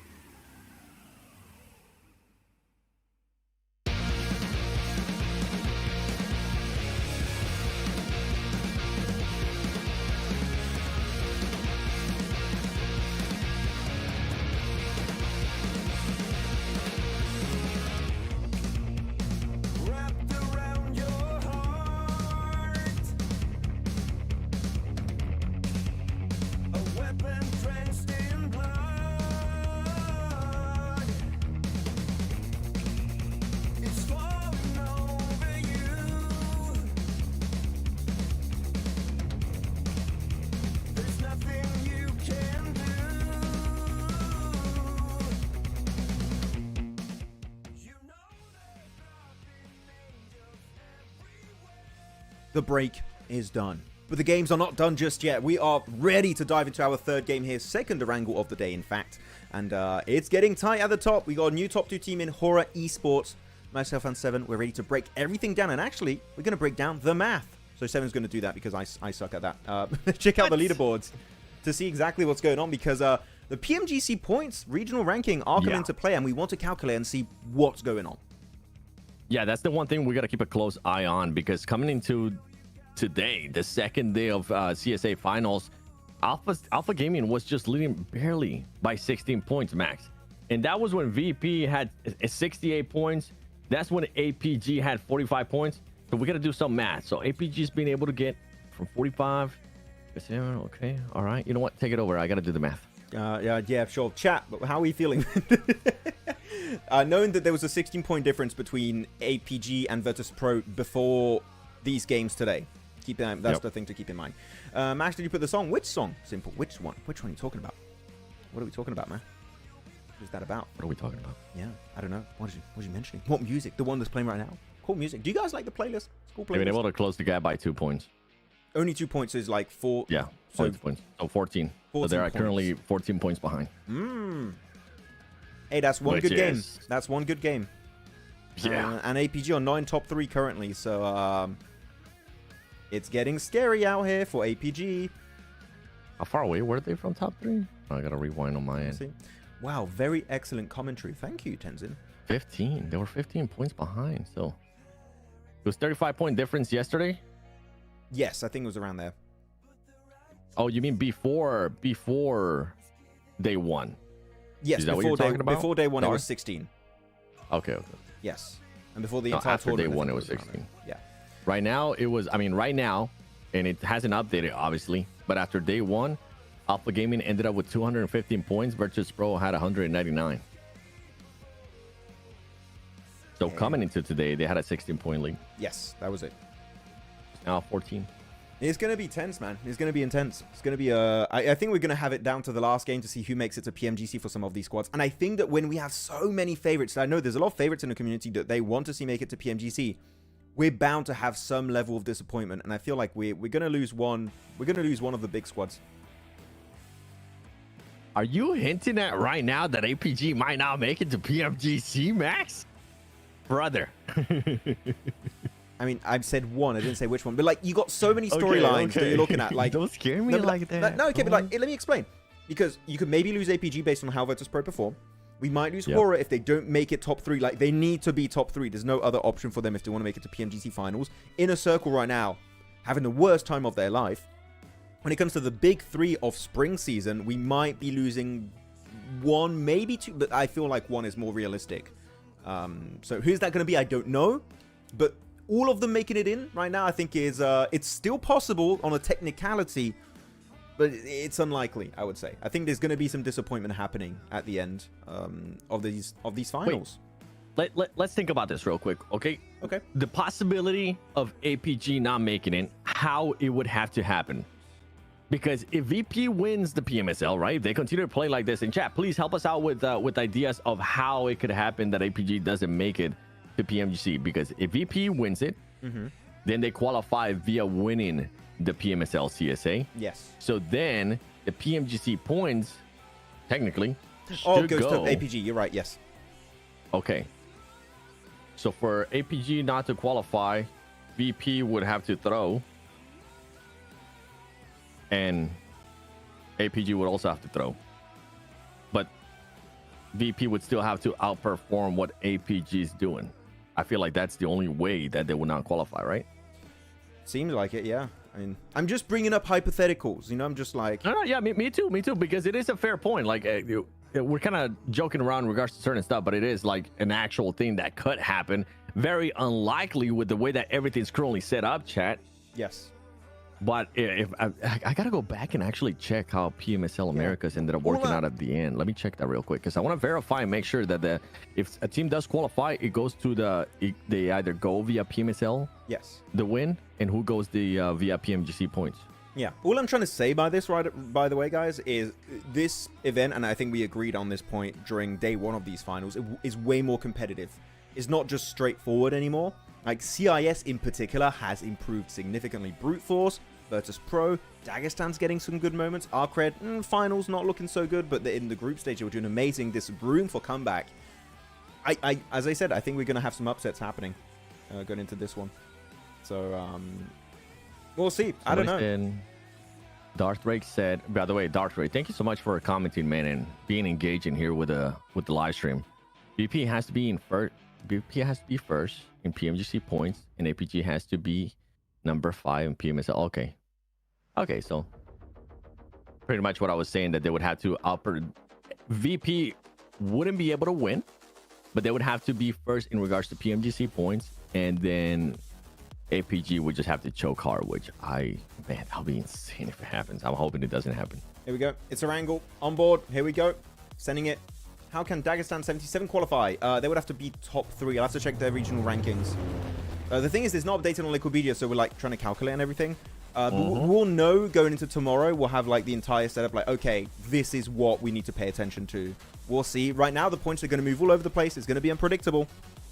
Yep. We'll see. Very southern plane here, 7. Straight up north of Military Island.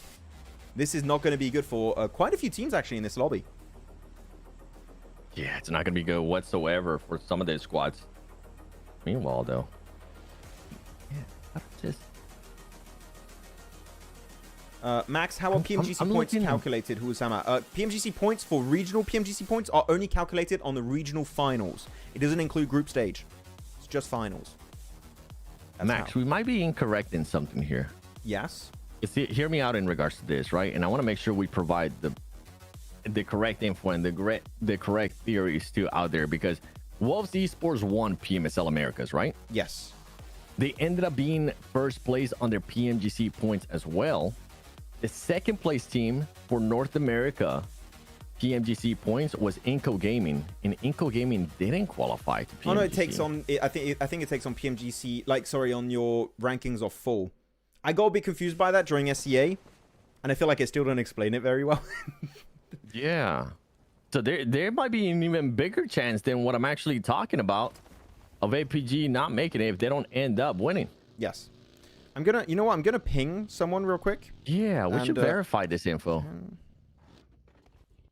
Because if that's the case, that's like, because in my head, I'm thinking, all right, APG is looking like they're going to be qualifying regardless, right? But that might not be the case.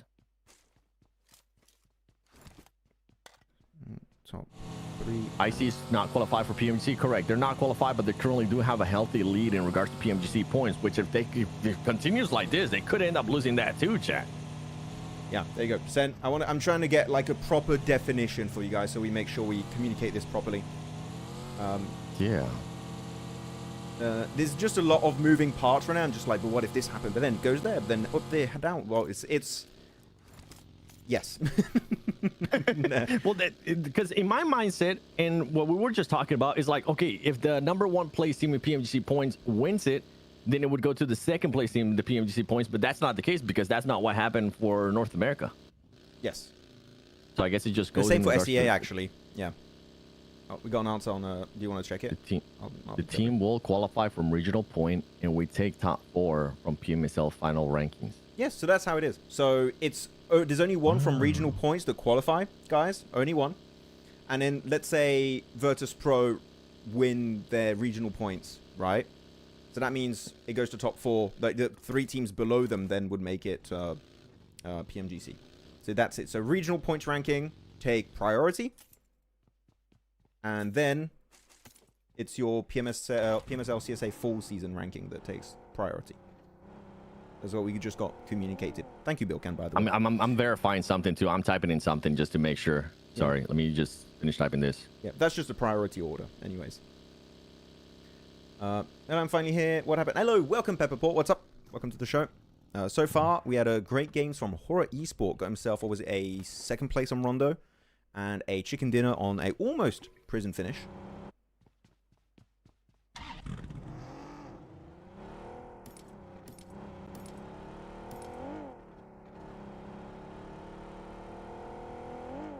There we go. Going for it. I think it was the opposite before, no? I think it was the opposite. Yeah, this is why I'm getting confused. Yeah, no, I get it. I during my SEA watch party, I was like, okay, guys, let's explain. And even then, I mixed it up a little bit. Okay, I think that it's correct. Read what I said and let me know if that's because that's kind of the example that I'm going for. Casters are boring. Are they sleeping? No, brother. We're trying to figure out what are the possibilities of some teams not making it. Okay, we're trying to make sure we give you the correct information, buddy. Can you confirm OG gets number on BMIC? Which India team will be next in the slot? Yo, I'm hoping. This is just me though, okay? While we're checking certain stuff, I'm hoping Team Soul or K9 get to also make it to PMGC. That'd be sick, okay? Absolutely sick. I like K9. They had the MVP on the finals for BMSD. Brainstorming. Yeah, chat. Sorry, we really want to make sure we give you guys the correct information. We want to make sure that everybody has the correct information because of the changes that has happened throughout this PMGC. Yeah. And the way that it's been set up, it can be a bit confusing. There's a lot of moving parts us. again, which because you got teams to ranking, so one different ranking could mean a completely different qualification system for some teams, and it can mean some don't make it, some do make it. Like for example, PMSL.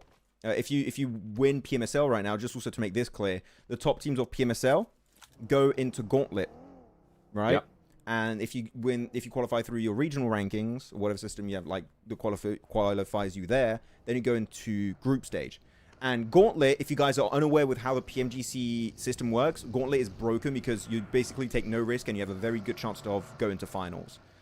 Hopeless. Oof. You survived. He did not get spotted. That was lucky. What? Run. Make it out. That man actually survived. I was like, oh, he's done for. He's cooked. Nope, that's not the case. Oh my goodness, hopeless. I'm going to Everest. I need to take some ninja lessons from you, sir, because that was insane. Oh, this is great. Tixie's got a 6x scope here. No DMR. I always wish we would see teams that go on Everest play with a DMR. I think you're wasting potential by not going DMR on Everest. I think if you get a good scope, which they do have a 6 scope, and you go for the DMR, like especially in the 14 would be great. I would love to see a Car 98 play. Would be great. Fallow instantly regretting pushing onto God Compound of I8. By the way, if you guys don't know this compound, I'm going to refer to it a few times as God Compound. That's what we call it. It's too OP as a compound. And I8 will not be clashing. So they're safe for now. No teams eliminated. Like so far, all the hot drops are resolved, 7. Yep, and I think we ended up getting a reply there, Max. If you want to read it, I'll read it in a bit too. We got some comments from Darth Rake. For Inner Circle not to qualify, Regicide has to be above them by 60 points. That is insane. Yeah. Which, no, I don't see that happening. I mean, honestly, I don't know with the way Inner Circle's currently playing. Anything can happen in PMSL, CSA. It'll be a first time crazy in history if ARC will choke and UPG will qualify. That would be wild because Upgrade's not even here. Yeah, you have a team that hasn't played the full season, which would be interesting scenario, is the way I'll put it. Imagine they just show up. They didn't get a chance to play falsely, but they just show up at PMGC. It's like, are we qualified? What? What's going on? I mean, that actually happened with Alliance. Silicon Digi Alliance in SEA, if you guys remember who watched SEA, they qualified without playing in the final season, in the finals. So they're going to be like, with him, I guess. I don't know how. Hello, PMGC? What's going on? Yep. I just saw their reply. Okay, so it doesn't even, PMGC points don't matter at that time. It just goes through in regards to rankings. That is wild. It's still important for like Regicide. They could overtake Inner Circle technically if they pop off. I mean, I'm talking in terms of possibilities. What could happen? Yo, things just got a lot spicier in my eyes, Max. That's all I'm saying, okay? Yeah. That means that for some of the squads, man, you better be able to perform because it's not guaranteed that you're going to be going to PMGC, even in regards to those PMGC points. That is scary. Okay, yo, APG, step it up. Anonymous saying, but they play PMSL, upgrade. I mean, they didn't make it to the final, so they couldn't even win points from that season because only the finals points You want to explain how the PMGC points work? Just for I think I saw somebody asking earlier for PMGC points, so they might not be aware. If you guys already know, don't worry about it, chat. This is this next segment from Maxman is for the people that don't know how PMGC points work. Maxman, take it away. You mean for the regional PMGC points, right? You mean? Oh wait, actually, yeah, regional PMGC points. Oh, it's Brute Force. Hold on, Brute Force is currently going down to ASI 8. They keep losing this lead to Horror, man. They get completely demolished. They're losing an extra player. Is going to be Ezek out of this match too. Instantly getting wrecked, sent back to the lobby. Down to only Slonic again for Brute Force.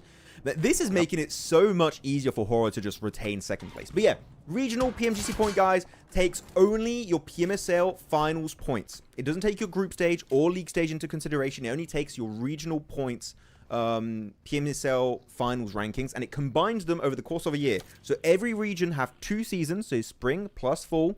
Except for SCA, it was spring plus summer plus fall. And that was combined. That's how it goes. There you go. And the points are only from the final. That's why we'll change after today. Oh, Slonic. Yo, ASI wants this. They don't want anybody. They don't want any stragglers left. Look what Enzo BGMI said. Repeat. OG. Aru. Is it, how would you say that though? Is it who? OG? I don't know. Feel? Yeah. Maybe. It's a guttural Is it recorded or live? Messi 10, it is live. Oh, Diabolic's in chat. What's up, Diabolic? The man himself. Diabolic. The best clip collector of all PUBG Mobile esports. Yeah. If you ever saw a cool clip during a replay or something, it was this man, Diabolic in chat. Back in the day, he doesn't love us anymore. I'm going to show the... Just kidding, Diabolic. We love you. I'm going to show the map feed. We had a big southern-eastern shift, by the way, so this is going to favor some teams over there, like Skyforce. I think also APG and Inner Circle and I8 was in a pretty decent position over there. So it does go for that big shift. Dagestan did have to leave that high ground position of Everest. They're actually stealing crates up north in George Pole. They're really delaying this rotate. But field finish is quite likely on a circle like this, 7. And I like... Yeah, it is. I like Regicide spot. Taking Pachinki Hill, good scouting possibilities here for them. I think Regicide have a good chance to do well based on the information they're gathering in this current game. Yeah, Regicide has been playing great, man. Like I said at the beginning of the day, I think I was so focused on Inner Circle. I was so focused on ASIA too, that Regicide kind of just passed under my radar. That the more I start seeing them play, the more I start seeing how consistent they have been so far in comparison to some of the other teams. Not bad. Also, I'm getting some props. They're saying I said it right. Let's go. Correct pronunciation. Let's... Yes. Hell yeah, baby. I'll probably forget, chat, so just remind me. Remind him during PMGC. You'll need it. Oh, that'll be fun. I can't wait for PMGC. It's going to be a blast. Yeah, so it's still Doc, East, Reefers, top, so y'all still on my back end. So it seems like they're doing a daily rotation, which I like from APG. They're not doing a rotation per game, which I think just creates a very unhealthy environment. I'm doing a daily rotate. If that's what you want to do, I'm okay with it. Oh, VP going straight for the hill in pretty much the center of the circle. Straight send. You're going to try and find a dip up there, I believe. Chopsticks fight, though, is going to be Mad Balls and the side of Camino Power. VP not giving a damn, Max. Yeah. Like, oh, we take that spot. Zero scouting. Zero anything. They just went for it, bro. They're like, hey, man, if it happens, I mean, we're currently in first place. We've been able to win fights. And that's when teams start playing just with pure confidence, too. Which can backfire, VP. Just, you know, be careful. Will there be a major... Oh, my God, Viper, chill, brother. Hold on, I haven't gotten a chance to time out somebody in a long time. So let me do it. Oh, get out of here.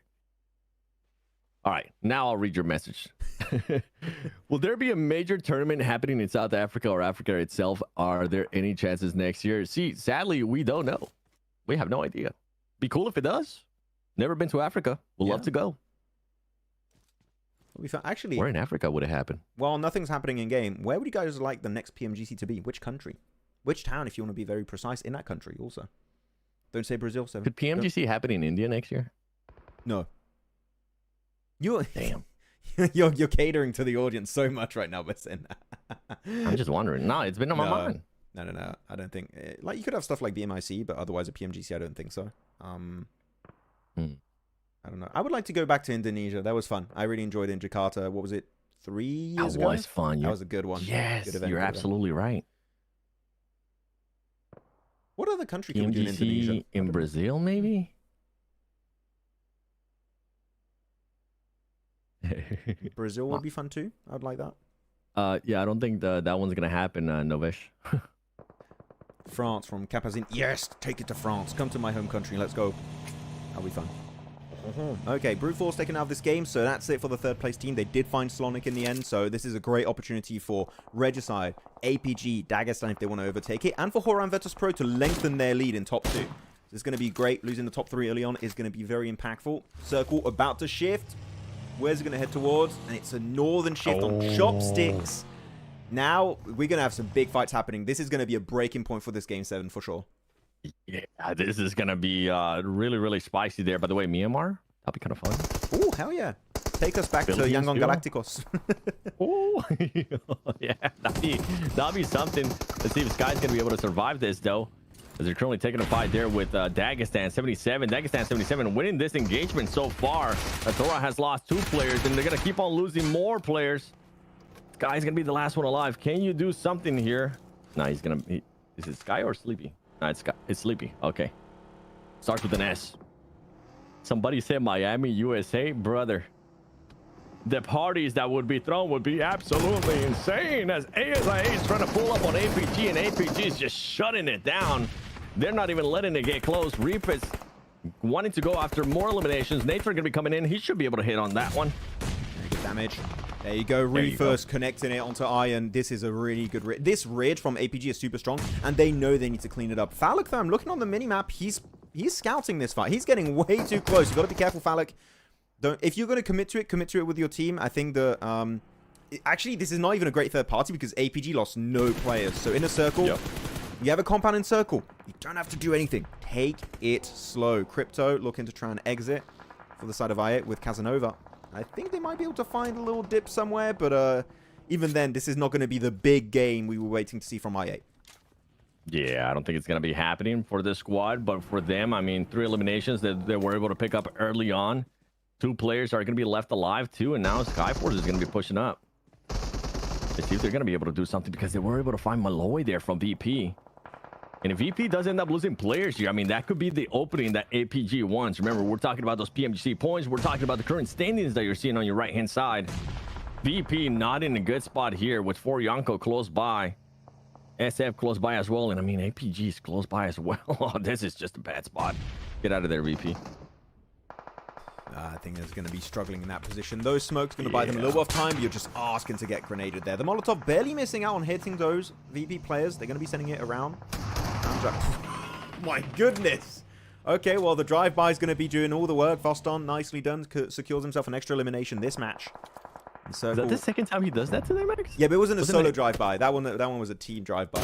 You had a drive-by. Okay. You had a drive. It makes it a bit easier. Counts. That is wild.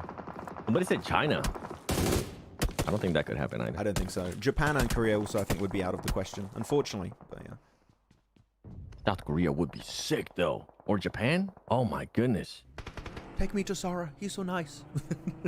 He's nice. Okay, Dagestan. In Riyadh. Yeah, Dagestan, they're going to go straight in the dip into Chopstick or into the compound. They're going for the compound portion of Chopsticks. Okay, that's the game plan.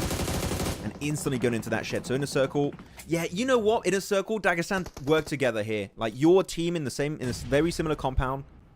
You don't have to fight each other, though. I think it is going to be time here to make a prediction on this circle. Chat, when it pops, tell us in the comments. Who do you think is taking home this third chicken din of the day to reach that halfway point of the day? It's going to be going north on Chopsticks for Kanina Power, for Mongols, for Goat.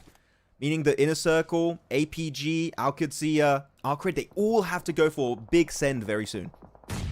Yeah, I think I'm going to go with Mongols.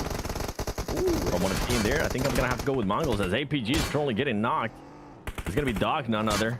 And they're just going to be coming in, or you're going to be backing away from this fight. What are you going to be doing here, APG? Because SF is so close. This is the thing, though. Look how blindly they just go in, Max. They want to make sure that Doc doesn't get fully eliminated.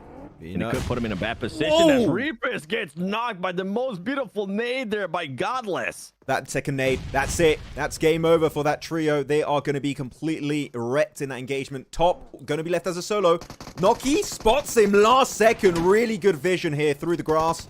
And APG, 2 eliminations only this match. But now that was a very good third party from Inner Circle. Not taking too much damage here. Noki going to be getting knocked in that position pretty bad.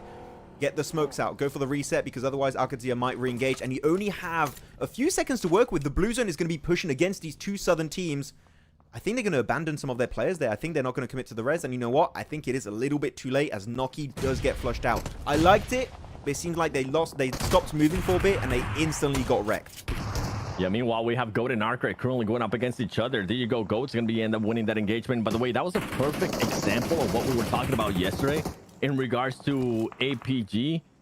Just fully going every single time to pick up Doc without thinking about the consequences.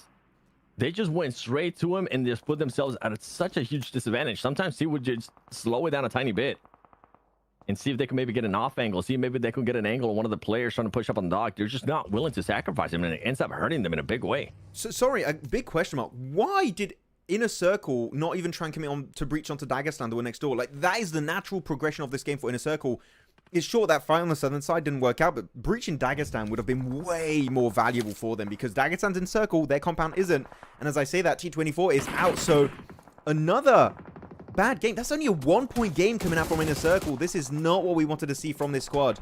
And they are struggling big time. Now 16's remaining, Mad Bull's taken out, and there's there's actually almost only CIS teams here, 7 except for Sleepy, actually Horror and Mongols. From Mongolia, with the team name, makes sense. But I mean, right now with what we're looking at, Hora, the last player currently standing for them, which is going to be Sleepy, he could end up clutching enough placement points to push him all the way up to first place. It's going to be a little bit harder though, because Mongols does have that 2-2 split there towards the north. They're going to make sure they're looking to just close down on people, even all the way. I mean, they're finding players from Dagestan as well, and they're not close whatsoever, Max.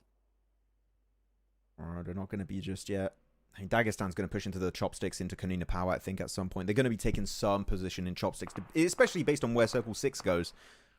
Now, Mongols, do they know Sleepy is there? I'm pretty sure they have information, so one nade could be the undoing of the Nepali squad.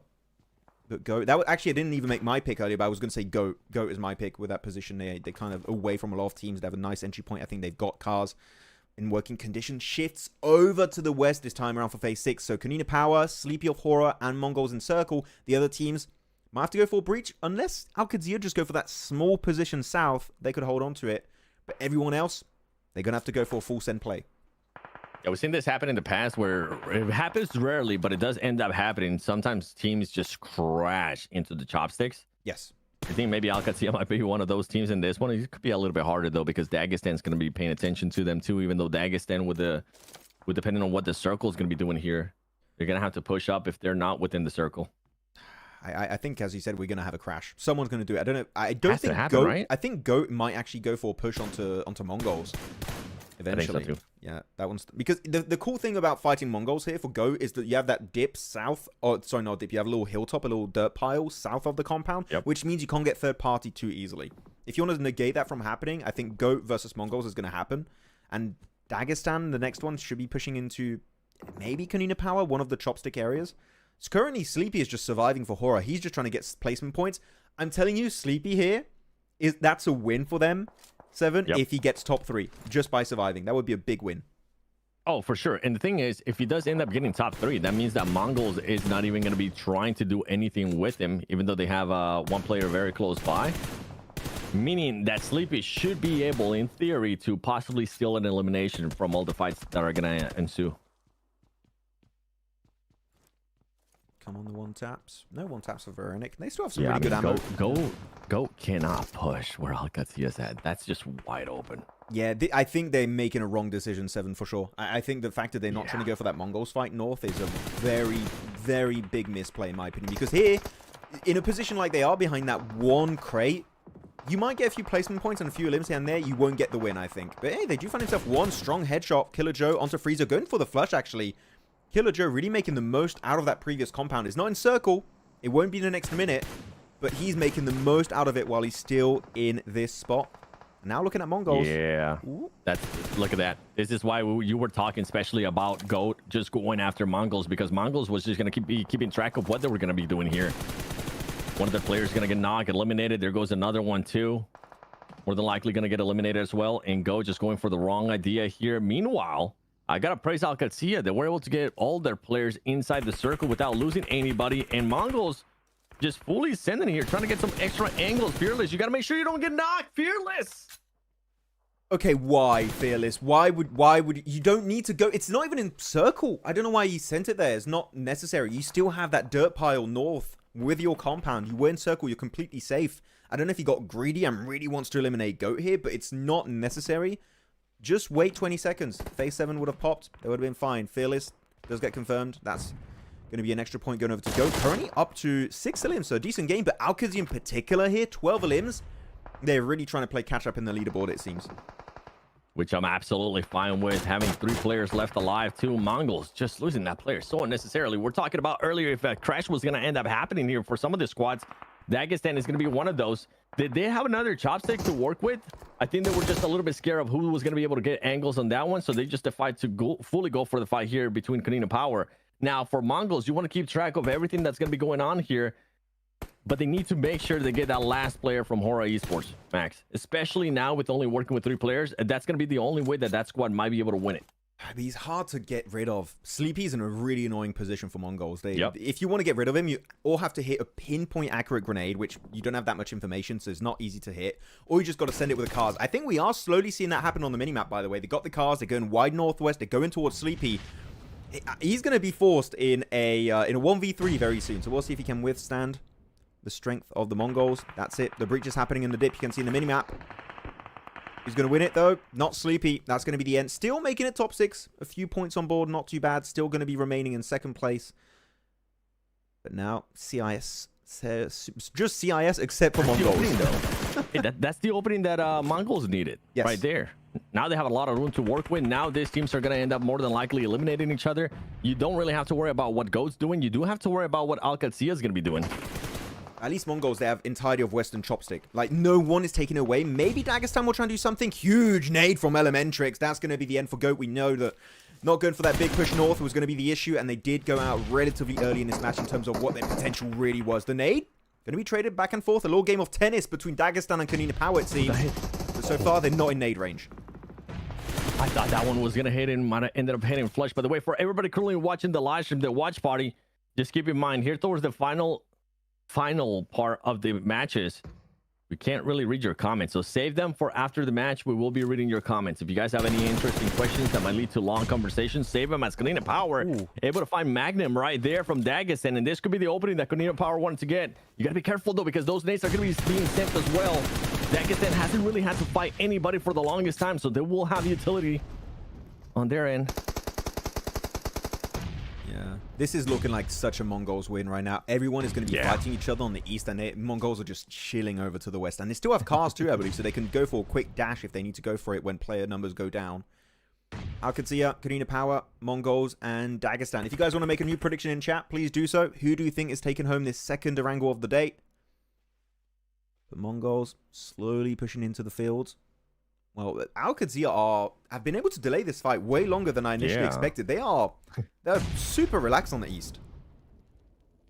Max, it would have been an easier win if that player from Mongols wouldn't have overextended for no reason.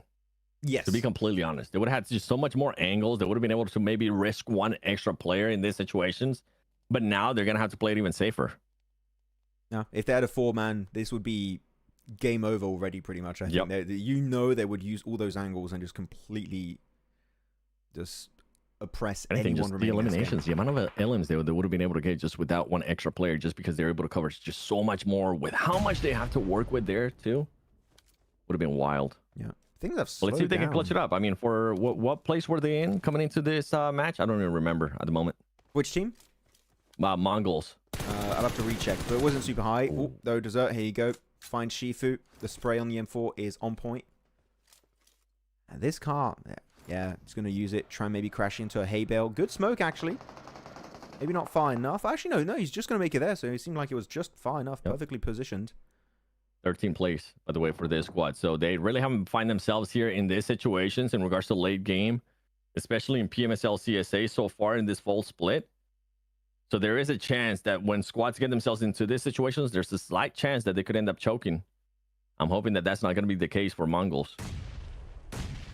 Oh, Eugene just getting peppered with those nades. They're playing it slow like horror on that prison finish. They're playing in a very similar fashion. It's just that here there's no real big terrain advantage for them, so they could lose players very quickly. They don't have that safety net. But Kunina Power, if Kunina end up winning this just by peeking over these ridges that are very strong for them right now, it would be a crazy ending to this match. But actually, Foopsman peeks over the ridge, finds one, insta-flush onto Neos. Actually, this dip is way stronger than I expected. Finally, Kunina Power looking to be a little bit more oppressive in this game, looking to find those eliminations. And they find one on Alcazia, one on Mongols. They're losing players. Kunina Power, though, are not. They're still remaining as a trio. Maybe not for long. The tide is starting to shift here for Kunina Power. They got to make sure that Foopsman doesn't end up going down as well. The nades are going to be coming in. It's going to force Peapod to just go up there. Peapod not being able to switch there. And I think he had a sniper rifle at the ready too. This is the time, Mongols. If there was ever a time to get a little bit more control here, this would be it. But right now, with this terrain, with everything that they have working with, oh man. I think you said it earlier. I think it's looking like a Kunina Power win at this point. Yeah, I mean, this ridge is actually really funny because Alcazia and Mongols fought each other over the dips. It was keeping Kunina Power very safe. I thought we'd lose Kunina Power to utility, but it seems like they didn't have that many grenades. So Kunina Power were just able to withstand that storm, weather the storm at the end, and get himself a really good Eastern position finish it. Desert, Gyro. The two angles are going to be a real issue. Do Kunina Power have smokes? They used a lot to get rid of Dagestan 7. If they don't have smokes, leaving this dip is going to be hard. But I see a player has the M79. So there's still some potential for them to leave this dip and win this fight. But they don't have a lot of time. Keep an eye. Yeah, I was going to say, keep an eye on this, sir, because the angle that he's going to be at, he's not going to get pushed by the zone.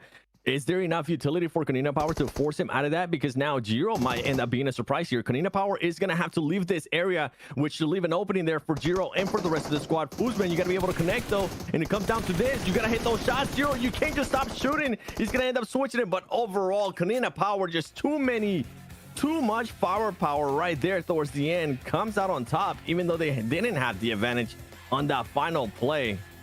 What? I can't believe Kunina Power actually ended up winning that. That's insane. Yeah, actually, the two other teams just fighting each other over the dip of chopsticks is what kind of saved them. I think Desert got a knock onto a player of Alcazia, and it kind of saved losing Foopsman on that ridge.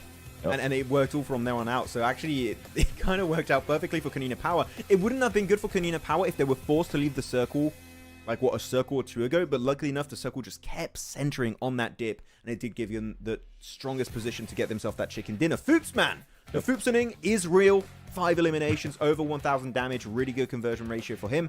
And Obley, second top player with 3 elims for himself. So could it have been a bigger game for them? Yeah, if they started peaking early and stuff. But I think they played it just right. And okay, we can get easy access into the late game. And I think this is the correct way to play it. And they played it just right. 100%. I think Kunina Power definitely played that right. They waited for the right moment too. I'm with you. It could have been maybe a higher game in regards to Ilims. Yeah, but do you want to end up going there in that situation for the Ilims and kind of hinder your chances of getting the win? Yeah, that team played it out so well there for Kunina Power. Yeah, great matches all around. And for Mongols too, that's going to be a massive game because they came into this game, I think it was in 13th place, so they should be able to launch themselves up the leaderboard. I don't remember how many eliminations Mongols ended up with. I'll have to recheck for the match ranking to actually show it up. Yeah, but to go back to your point, if they don't lose, what was it, Fearless, I think, of Mongols, going for that wide northeastern rotate into Goat's previous compound, they win that game. I think the loss of man advantage in the late game is really what hindered them because they had the angles. Yep. Kunina Power did not have terrain advantage, and yet because it's a 3v2, they end up winning that fight. So Kunina Power playing it right. I think a little bit of a fumble for Mongols, but you know what? It's cool that they take an L on day 2.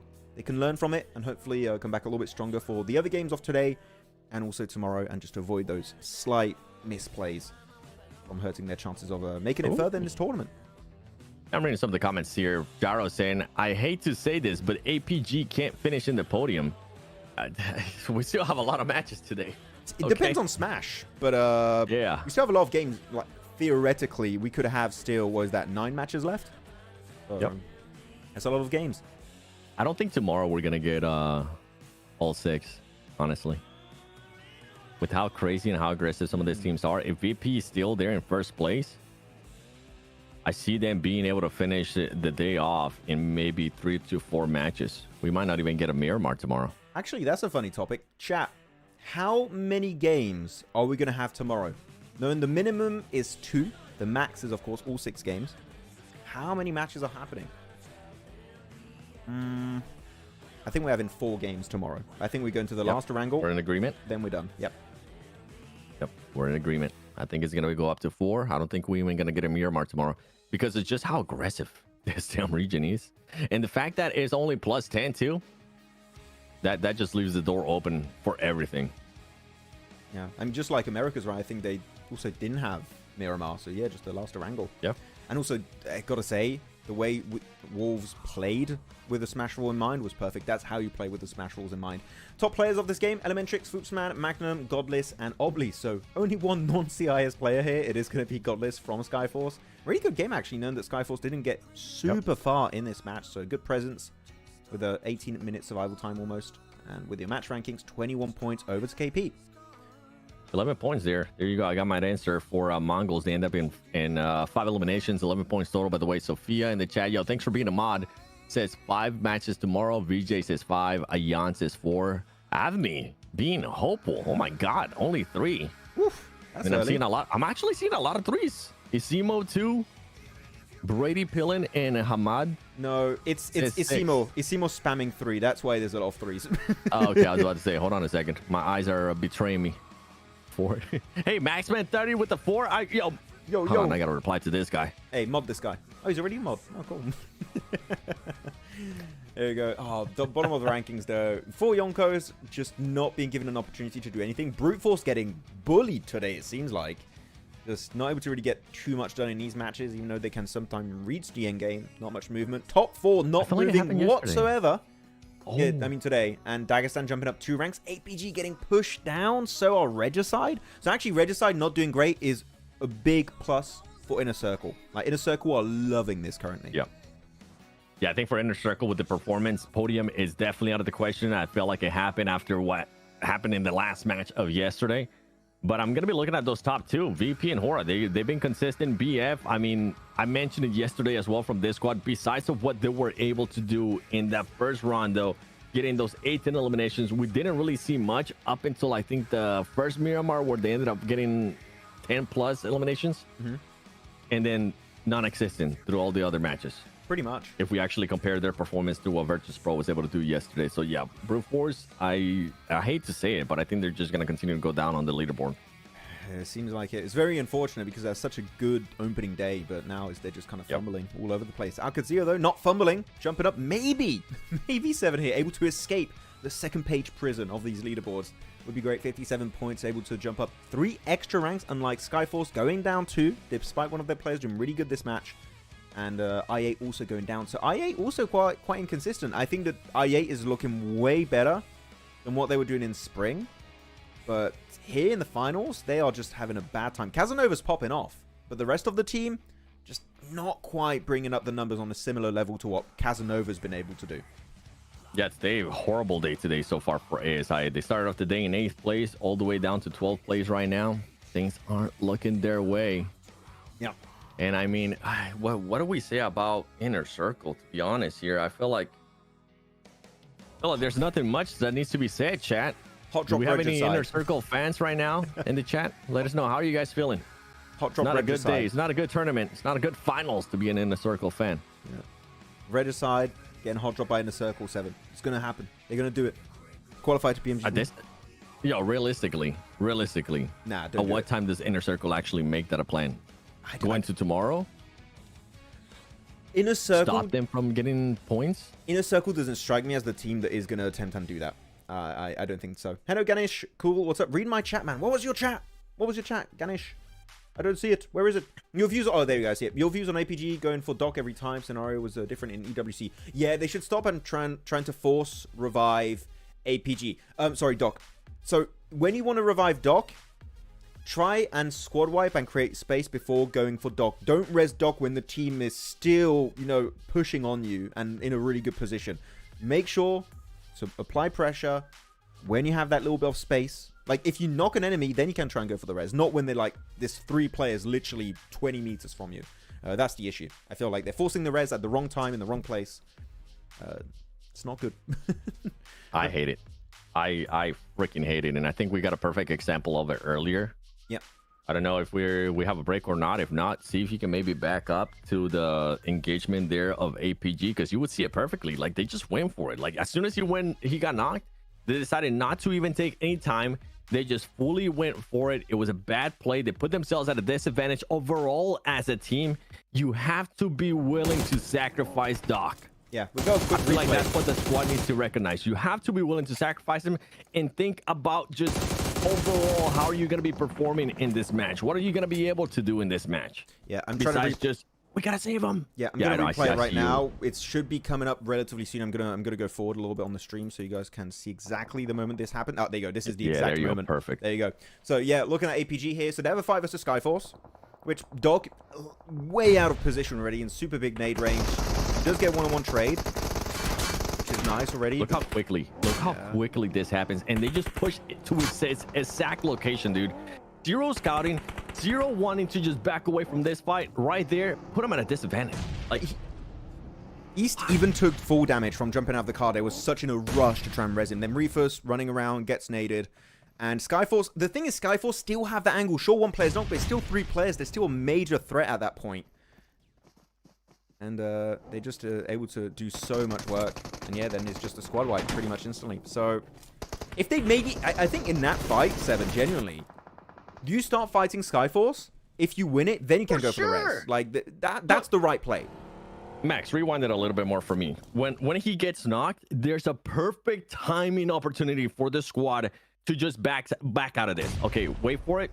This is the fight going on, right? You get a knock. Maybe I can think about them maybe thinking, okay, well, this is the time for us to fight. Right here, you have a perfect exit. In that situation, just go for that exit. Instead, they decide to literally go exactly where Doc is at, go for the revive, put themselves at a disadvantage. You know that the squad's gonna be close enough to just go for those nades. You have to be APG. I cannot say this. I cannot stress this any more than I have from PMWC. You have to be willing to give up Doc. You have to be willing to sacrifice him. Yeah, that is just not the right approach a lot of the time we're seeing from them. Hopefully they can learn from it and improve upon that a little bit. Would be nice to see. What do you guys think about that in chat? What are your thoughts? Agree? Disagree? What are we thinking? Godless saying, how dare you take Ciol away from me and then bench? There's some good meme potential with APG's rosters, for sure, for sure. APG is suffering from Doc obsession. I mean, like, Doc, don't get me wrong. Doc is an amazing player. I keep saying this. He's probably the best player right now in PUBG Mobile Esports, especially the best fragger in IGL for certain things. But he has a very blatant issue. And the team needs to be able to fix that. Sacrificing Doc needs to become an option. This is, the thing is, this is not even dockening anymore. Like, dockening is a different issue. This is, what could we call this? Trying to res Doc even when it's a really bad time to do it. What That's could we call too damn this? long, Max. No. Like, we need to find a name. Any ideas in chat? What could we call it? We need to find a new meme name for that one. I mean, the Doc obsession, that was pretty damn good. The Doc obsession. Doc session. Doc session. No, that yeah, no. No, I'm not good at this. I'm not good at finding meme names. Okay, sorry guys. Anyways, getting in game. Happening very soon. It's going to be our last wrangle of the day, I believe. Someone asked, why do we do English watch party rather than English commentary? Because there wasn't going to be an English stream originally, so we have these English watch parties to make up for it. And don't worry, there will be English stream for PMGC. And you also said Hindi. Maybe we'll have Hindi. Would make sense because there's Hindi there. I don't know. That'd be cool. Yeah, that'd be cool. Fun. I mean, the best thing about watch parties is you and I can have a conversation here. It's not just me and Max and whoever else is on the desk. It's just you. You guys are part of this as well. You guys can give us your input and just go back to docketing. Somebody said docketing 2.0. The updated docketing. It's even worse. The progression of it. Trying to raise Doc even when he's a very dangerous position. Maxman 2025 for real. That was just like, what could we call that? That was not the name. Yeah. Hit Daddy. That's not, you know. Okay, I'm gonna take Doc my camera knocking? off. What did you say? Nothing. This. Why do we keep getting a southern plane path? Can we stop? This is. What are these planes? They're horrendous. Sarky. Come on, chat. No. For the 3 people that wanted to see Sarky. That would be insane. Self-sabotage. Hey, kinda. Doc sabotage. Doctosh. No. No? Because that sounds like a montage. Sabodoc. So, yeah. No, I don't know. I don't. You need to find an idea. We're so bad at this. We'll stick with analyst and hosting, okay, Chad?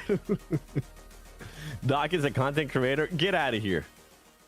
He literally won MVPs. He's great. Just... Zaki. Oh, the Zaki spam is real. No, come on. We're going to have a northern circle, aren't we? Zarky. No. Zarky. Come on, Max. Okay, it's not bad. It's okay. It could have been way worse with a plane like that. Yeah. Just saving private dog. I like that one.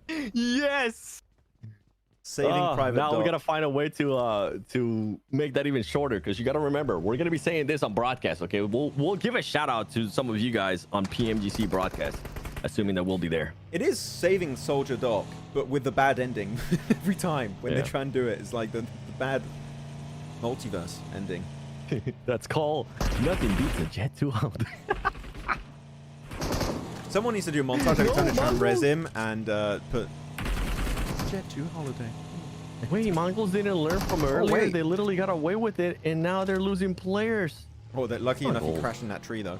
They're like, okay, we got embarrassed after driving in that tree. We'll give up on that. We won't commit. You gave him enough time to actually think about it. Do we really want to continue with this chase? You know what? The hit was hard enough that they made them change their mind. APG qualification scenario.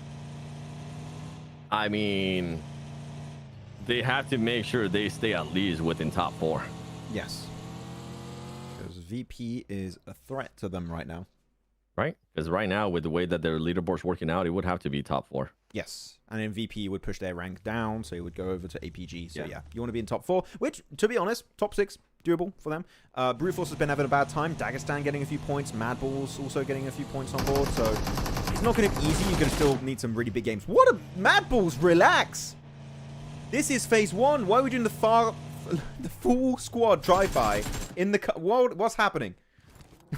I think they saw the replay of what happened in the first match where they let that one player just go, where the Mongols player was just able to somehow live. Even though it was Dagestan, I believe, last match at the start. But they're like, okay, we're not going to let that happen. Revadoc. Oh, that is sexy. Revadoc sounds cool. Revadoc? How do we rate it, guys, out of 10? The Revadoc. 10 even. Revadoc. Revadoc? Revive Dog? Revadoc? Revadoc just sounds badass. The fact that we have 2 things named because of one player is already hilarious that that's happening. I'll just hide our camera so you guys can see the circle where things are. Where's some rotate? I mean, yeah, the rotates are going to be... We're not going to lose anyone normally after this early altercation we had with Madballs. So we're just going to move in.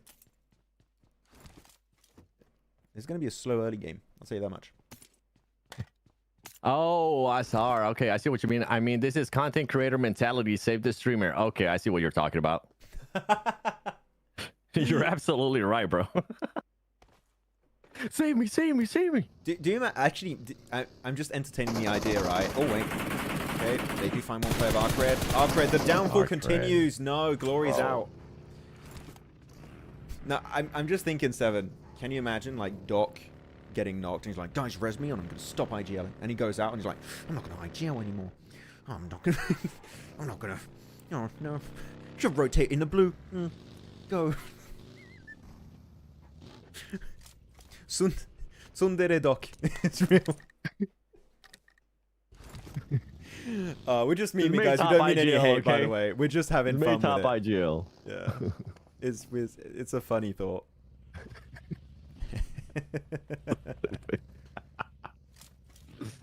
Revadoc. Matt Doc? I really like Revadoc. Somebody said Doc Sharma. What, bro? You're gonna make me hungry. You're making me think of shawarma. Oh, shawarma sounds good, actually. Hold on. Pause.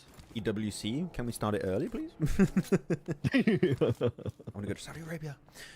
There you go. Right side, decent compound. I'm just looking around the map. There's nothing really big happening right now. Everyone's big chilling. Inner circle going for an earlier rotate. Inner circle not going to be holding on the western bridge. That's pretty typical. So easy rotate for APG. Same for IA. Also easy entry point into the west. Somebody in the chat said that you're a chemistry teacher. You're like their chemistry teacher. Really? I'm scared to ask why. Why? Why pass it? I'm scared too, but I'm going to ask it. Why? You are so quick for being scared, bro. You were instantly why? There's a punchline there. It's brewing. I can feel it. Mm-hmm. So Klein, that's will rude. win. So Klein. Sorry? No, I'm just reading chat too. I'm waiting for something to happen here. Yeah. Chat is funny. Man, watch parties are so fun, bro. You guys have some bangers in chat. I'll give you that. Doc Bittle. Oh! I'm not gonna read it out loud. But you're getting cooked in the chat right now. Am I? You're bored, that's why. Okay. Oh no, inner circle. Early clap. Brute Force. What? Brute Force are so aggro already. They're just taking on this fight on Potato Hill, and they know this is... Wait, is this targeted? Because we know Potato Hill is the inner circle spot. Is this something intentional from Brute Force? It could be. It could be. I mean, they got the numbers going on right now towards their favor. IC trying to survive. Naki's going to end up going down. Where's the last player from IC? Inner circle, IQ. There you go. Oh, man. Are they going to come chase him down? No way. That was so quick. Like, I don't see why it would be targeted, but I don't see why you would just hard send on Potato and just hard commit when... Normally, early on at this stage, you would share Potato. That's the typical playstyle you see for this high ground position. One team to the east, one team to the west. East was taken by the side of Inner Circle. So, I would love to ask Brute Force why this happened. Was it intentional, or did you just, like, say, screw it, we don't care who it is, we'll fight you? Yeah. That was quick. Let me see. Walter White's insane. The Doctator. The Doctor? Hey, that's not bad. Doctor's not bad. I'm the one who knocks. Crypto run? Wait, you don't have a car here, Crypto? How did you get up there? Did someone drive you up here? Okay, oh no, there's his car. Yeah. Maybe it slide. Maybe he forgot to put the brake on. Okay, circle shift. Going to be somewhat centering up, a little bit southern-west compared to the center itself, but most teams are already in there except for the likes of Kanina Power, for Yonkos. Otherwise, everyone's in. Everyone's moving. Yep. Everyone's looking for POIs. It should be... How are you feeling about this name? I'm seeing it get spam over and over again. Doctator? I don't hate it. No? I like Doc Ragnarok. Ragnadoc. Ooh, like end of the world. I like Rebel Doc. Sounds so cool. Uh-oh. APG. Talking about APG. Make sure Doc doesn't end up going down, but they should have the advantage here in this situation, especially against Brute Force. Brute Force is not going to be able to back away from this fight. Go back. Go back. Everyone is so adamant on fighting on Potato Hill. Like, they really want to control this area. Reefer's going to get knocked down by Tema. That's a really good spray with the Org. And now they're getting back in nade range. They are fully re-engaged in this one. They could be taking out two big squads in this lobby. They took down all of them in the circle almost. Taking down now APG one by one. Brick by brick. Taking down the entire squad. Slonic gonna be found knocked there. I'm surprised he didn't go down to that nade actually from east. But I think that second nade might be the end. Actually, no. Again, not cooked correctly. And they will be trying to go for the revive. Yeah, the squad's gonna be coming back there. Luckily for APG, they had a different team, or I think it might have been a different team. They're third party and a little bit of Brute Force, or maybe just them getting an off angle. I couldn't tell if it was one of the APG players just getting that off angle or if it was a different team. But they have them currently surrounded. They aren't going to have a man advantage in top. You got to be able to surprise them right here. You're going to be able to catch one. He's going to let one slide by. He's going to be able to find another one. Easy knock there for Doc. A little bit sketchy for my liking, but then there comes a push from the last player. Are you going to be able to get him? You're not going to be able to connect. Top's going to end up going down. And just APG currently getting ripped apart. Brute Force, I think... was the last one standing. Yeah, of course it's Dog. Like, Brute Force, after these last two bad games we've had for them to start off the day, I think they just completely flipped their mentality, 7. I think they're like, we're just going to full send it now. We're just going to play super aggressive. We want to be in top 3. And as of right now, they got 6 eliminations, only losing 1 player for 6 eliminations. Losing only Caprice is a super worthwhile trade. And I think that they knew then we're going potato. There's going to be in a circle. They're having a bad time. We'll just full send it. And APG was just a bonus out of nowhere. 11 minutes in, willing to trade out one player for 6 eliminations. I'm not happy about early fights for some of the squads, but if you end up having 6 eliminations and you only end up losing 1, and on top of that, you have APG now mostly out of this match with just Doc left alive.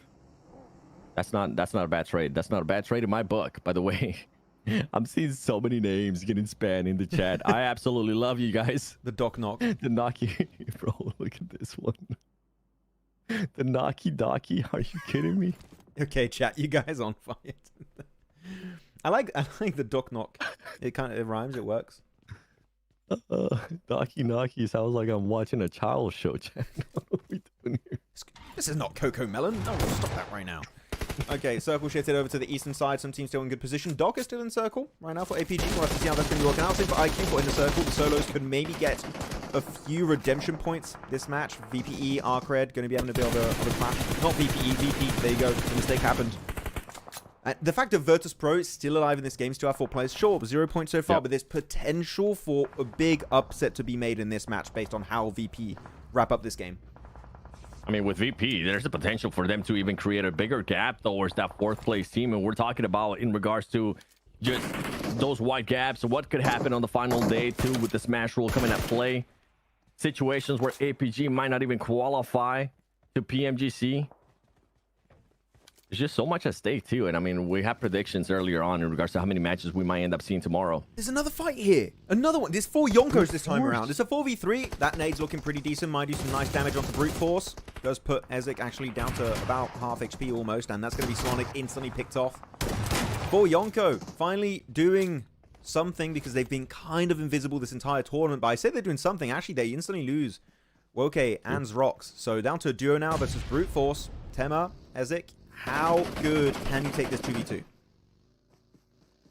how good can you actually make sure that Brute Force doesn't end up knocking one of your players? Because Slonic, even though he is dead, he was the one able to find that opening for the squad.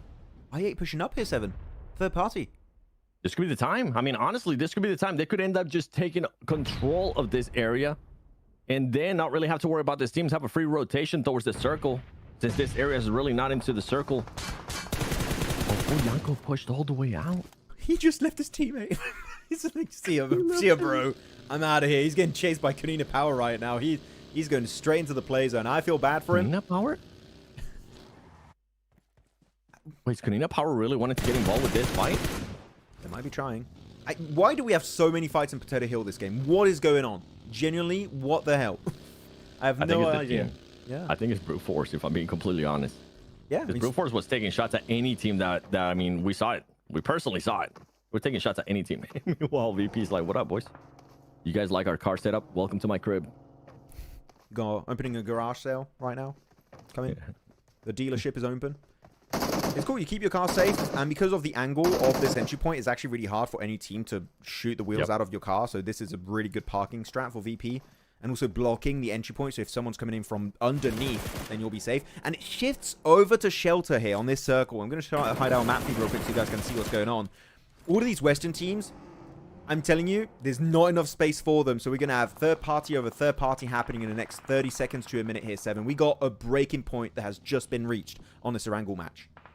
Yeah, I'm looking at Brute Force, how quickly they were able to just leapfrog ASI8, KP, and now they even have Tema within the circle. I think they're going to end up fighting Skyforce. But the fact that this team was just so quick, I got to highlight that. I absolutely love when teams are quick with the decision making, even if it doesn't end up working out at the end. This is getting away with that too. This is possibly bad for Inner Circle and amazing potential for Regicide. They've got such a good spot onto the eastern side. Still have a full team again when it comes to the Pakistani PMGC regional points. That could come into play. They need a lot of points if Regicide can pop off here and go the entire way. The potential of this match, upset-wise, is huge for Virtus Pro and Regicide. Like, these are the main 2 teams. Everyone should be paying attention to this game. And Hora, they're currently entering Northeast. Yeah, with Hora, they're entering Northeast. They still have all 4 players alive. They're going to have to worry about Dagestan 77. And Skyforce is just going to be chilling here. Where's Skyforce? Let me actually take a look at the map here on my end. You still have ASI 8.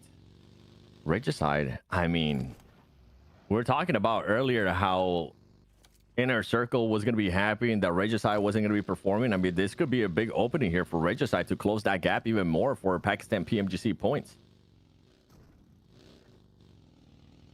Oh, that's actually going to be one found by Regicide, it seems.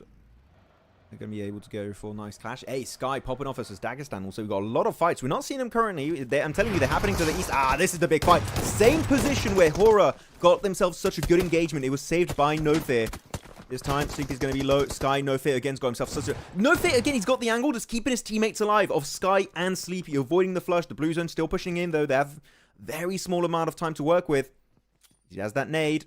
That could be a good bounce. He's going to try and go for the res onto Sleepy, and I think he might be able to hit it. Yeah, he should have enough time here. 60 doesn't really have any type of angle. Ooh. Oh. No, I think he was on the other side. I was about to say, how the heck did he not get knocked? But he was on the other side. Now, Tixie going to be going for the push there. Meanwhile, No Fear just having that angle. Once again, you said it, Max. You said it earlier. You said it throughout the whole day. I can't believe Hora survives with all their 4 players. And it comes down to just No Fear. No Fear being able to get those angles for the squad, making sure that he gives them cover, keeps them alive. I don't care. I'm biased towards No Fear. Like, this guy is he is the savior. He might be so good as a savior. He could maybe res Doc if he was on his team. That is how good he's been playing so far this tournament. So very, very excited, No Fear, to see what he's going to be bringing in the table on the other matches for them tomorrow. Nina Power, got a high ground low position to the west. Going to be able to peek in onto Goat and Doc. He's just stuck in this little shed here. He can't exit. Vic going to be looking for it. He finds it. And that's going to be the 4th elimination over to the side of Goat. Twix and Vic still looking healthy and in a pretty playable position currently as a duo. Yeah, luckily for APG, the 4th place team, the 3rd place team are going to be out as well. So their gap's not going to be heightened too much. But for those 1st and 2nd place squads, I mean, perfect opportunity to just create an even bigger gap. Regicide's going to be there towards the south. Look at this circle, what we're working with. Skyforce now trying to go for a bit of a wraparound. They don't want to get into a situation here with Alcatia. A lot of teams are going to be pushing up. And you know what? This is time to predict. For everybody in the chat, who do you guys have winning? Prediction time, chat. Who do you have, Max? Wow, this is not an easy one, but I kind of want to go... Hora on this one. They've proved it. Proven it already when it comes to a mid-prison finish. They know this terrain like the back of their hand as the Yasnaya team. They like to rotate around here. I think they could do it. Skyforce, though. Mongolian team versus the side of Kanina Power from CIS. And also the low ground advantage not really working in favor of Skyforce. I think if you can exit, that would be your best chance. Or you exit, or you commit to the fight and push. And it seems like Skyforce are a little bit in this limbo. They're not sure what to do. Yep. And here, that nade could be looking good. Right above Icy, might go a bit too far.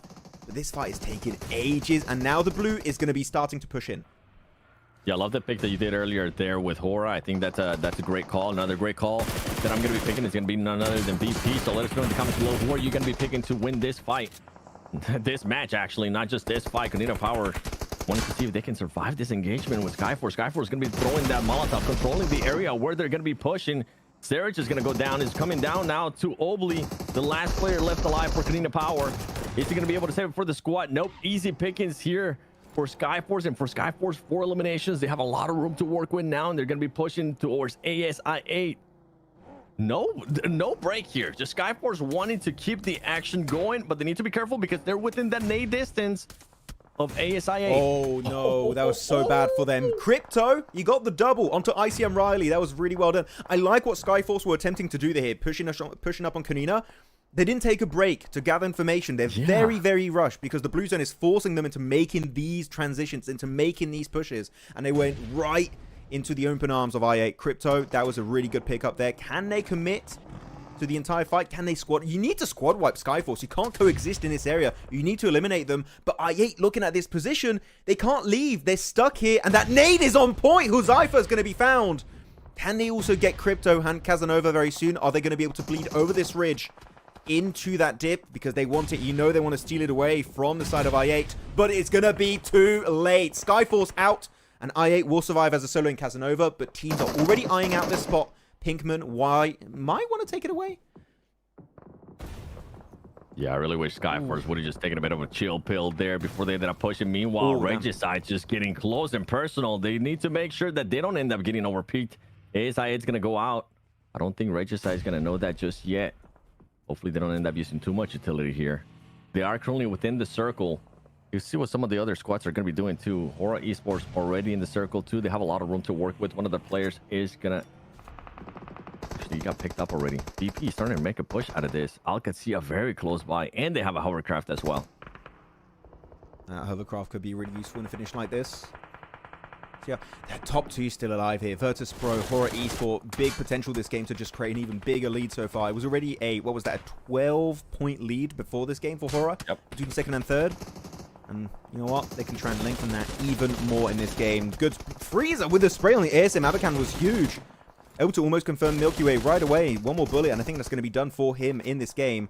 The Virtus Pro, you need to go on the offensive here, or you're going to get nade range, and there you go. The nades connect. Elementrix is going to getting that confirm onto Milky Way. Alcazia, we need to see a full regroup here to take control, because Aragon is here to clap back. Yeah, it's going to be hard to get that full recap, full regroup there from Alcazia, as nades are just going to be coming in. Actually, for BP, they decided to take a bit of a slowdown because no fear. Hora Esports, once again, the timing of this squad, the angles of this squad, hindering the performance of the potential here of what VP could have been able to do. And that could be just enough for Hora Esports to maybe take that first place after this match is said and done. We'll have to wait, though, because both squads still alive. Even though Hora Esports, that pick is looking great right now, Max. How did that car explosion get him? I guess there was a car that was already heavily damaged. And the Molotov actually coming out. So much work. Elementrix also going to be with his angle, able to confirm it. Alcazia are playing this one beautifully on the southern edge. They're going to have 50% circle control once they eliminate Regicide. And I think they just did that. That's going to be it. Regicide out of this game. And now the south is fully owned by this team of Alcazia. That's right. Alcazia having to work with 3 players, having so much room to work with. That's the main one that I'm going to be looking at. Regicide is going to be looking at an angle, see if they can maybe end up taking any of that area, but it's going to be so hard too. And luckily for Inner Circle, I mean, we're talking about this squad earlier. IQ somehow still left alive, trying to see if he can maybe end up clutching up some placement points, stealing some eliminations. I mean, easier said than done. If there's any position that's good to live as a solo 7, it's going to be in shelter. You've got so many hiding spots below that you could genuinely make it if the circle keeps going your way. You could make it to a top 3 situation. So IQ, he just wants to redeem it. Especially this is a good time to redeem it because Regicide didn't have too bad a game. They got 6 elims. They're still alive in the top 8, meaning they are going to start getting placement points.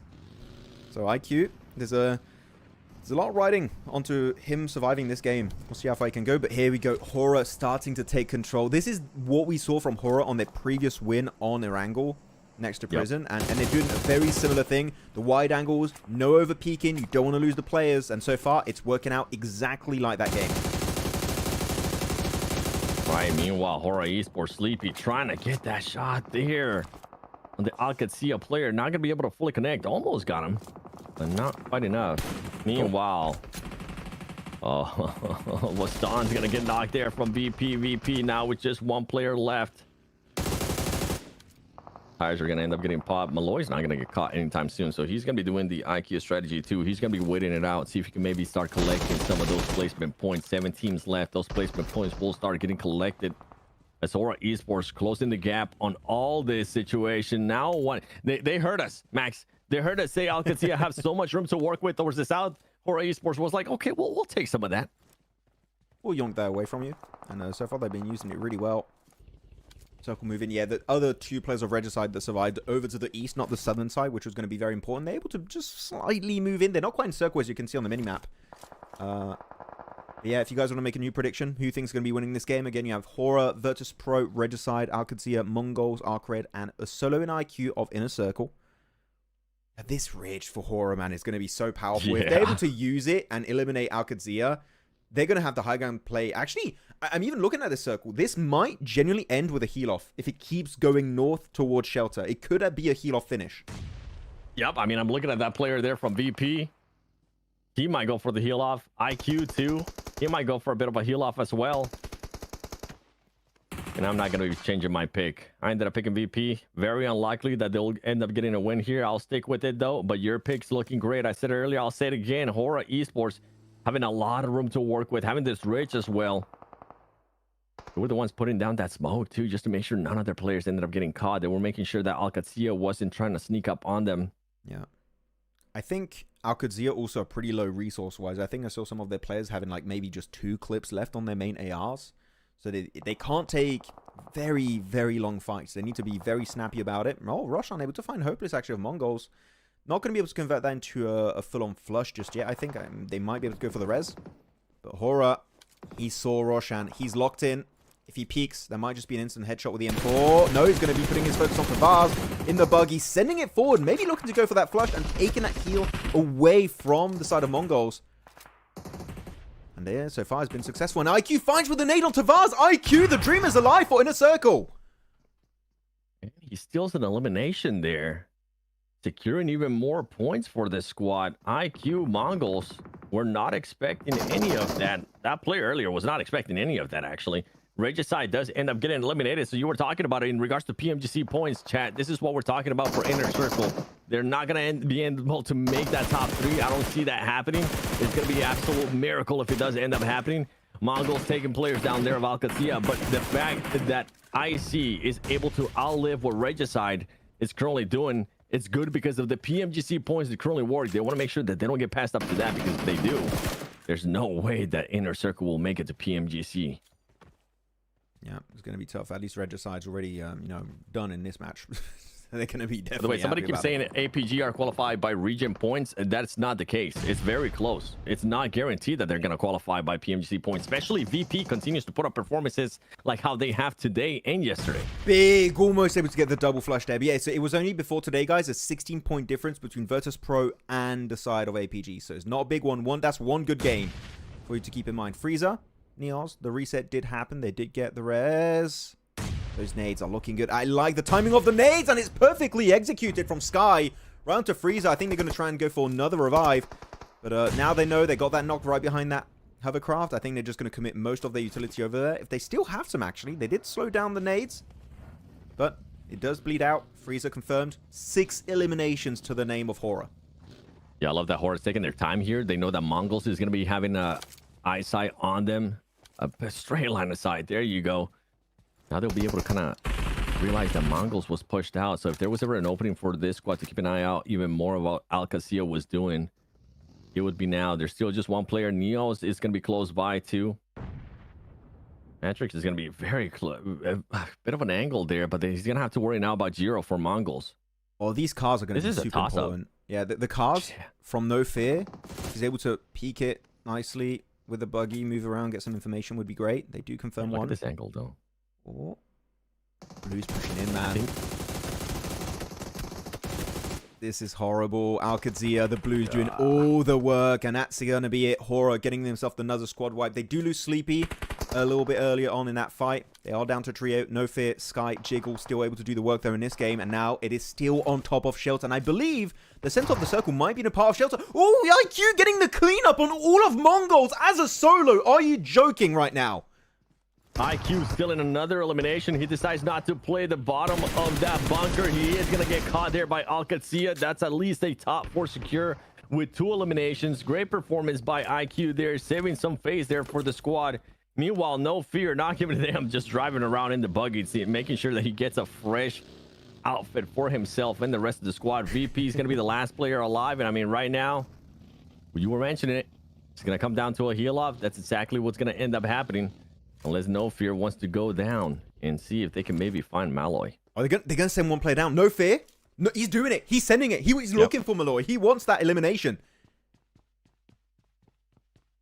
You think they know? You think they know it's VP? Or I think he's hearing footsteps. I don't know if he knows it's VP. I have no idea about that. The Molotov to buy some time. Good block. Great block. Wait, what? He got him? How did that hit him? Been able to touch him. That's a hell of a spread there on the molly. Yeah. Plus the net, he's just trying to delay. He's really trying to force it because if it goes to a heal off, this is a big advantage for Malloy. Yeah. How many nades? Malloy hasn't really. Malloy has 9 bandages, 1 actual med kit. There's not enough time, right? The circle's already covered the other entry points, so this is the only way that we'll be actually seeing an engagement here.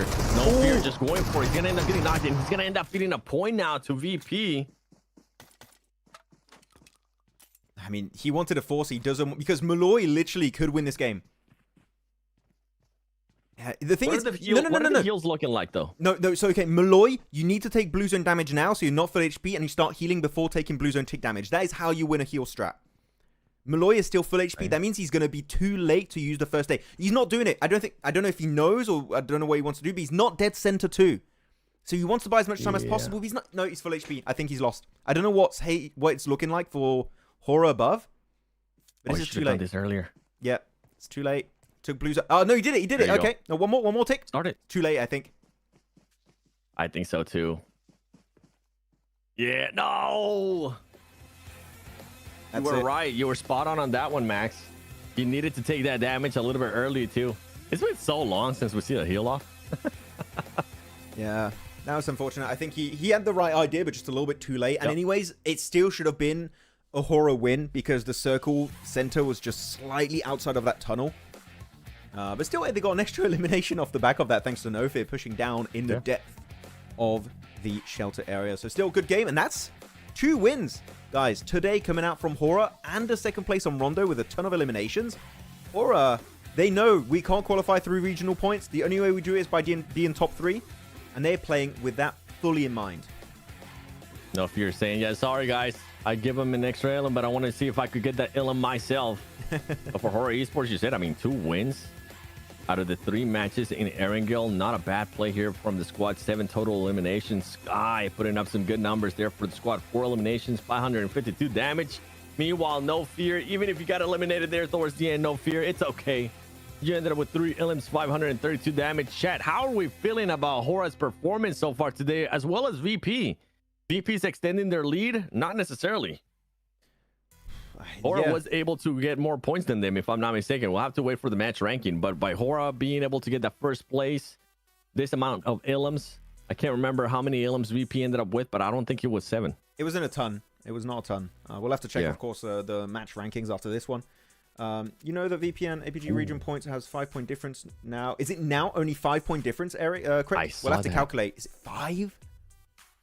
I'm seeing Kadir put that as well. VP and APG 5-point difference. If by the end of today, Max, what's the mentality of APG going to be if VP actually does pass them by the end of today? If we didn't have Smash ruling, I think they'd be more relaxed because they'd have more games. But the thing is, we don't know when tomorrow ends.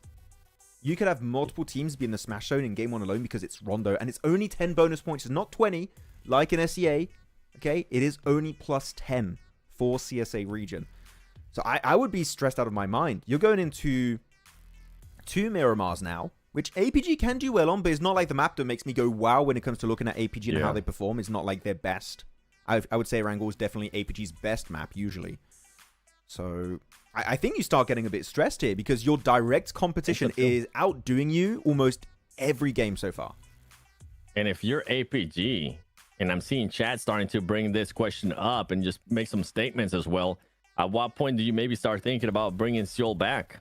Unless there's something else going on with Seoul, maybe he's sick. We don't know. I'm just speculating here that he's not able to play today. But when does that become an option? Because right now, today has not gone their way. It has not. Hey, Sky going to be player of the game this time around. 4 eliminations, good conversion from the 552 damage. Sky, I think he's like, hey guys, that was the top playoff spring. Let me put some respect on my name this match. But everyone is doing great. Of course, we're highlighting No Fear as like the savior of the team. He saved them multiple times. But everyone's been doing the work. Sleepy's been doing great. Sky had some really good opportunities in this game. Jiggle's been a really good assist also in fights.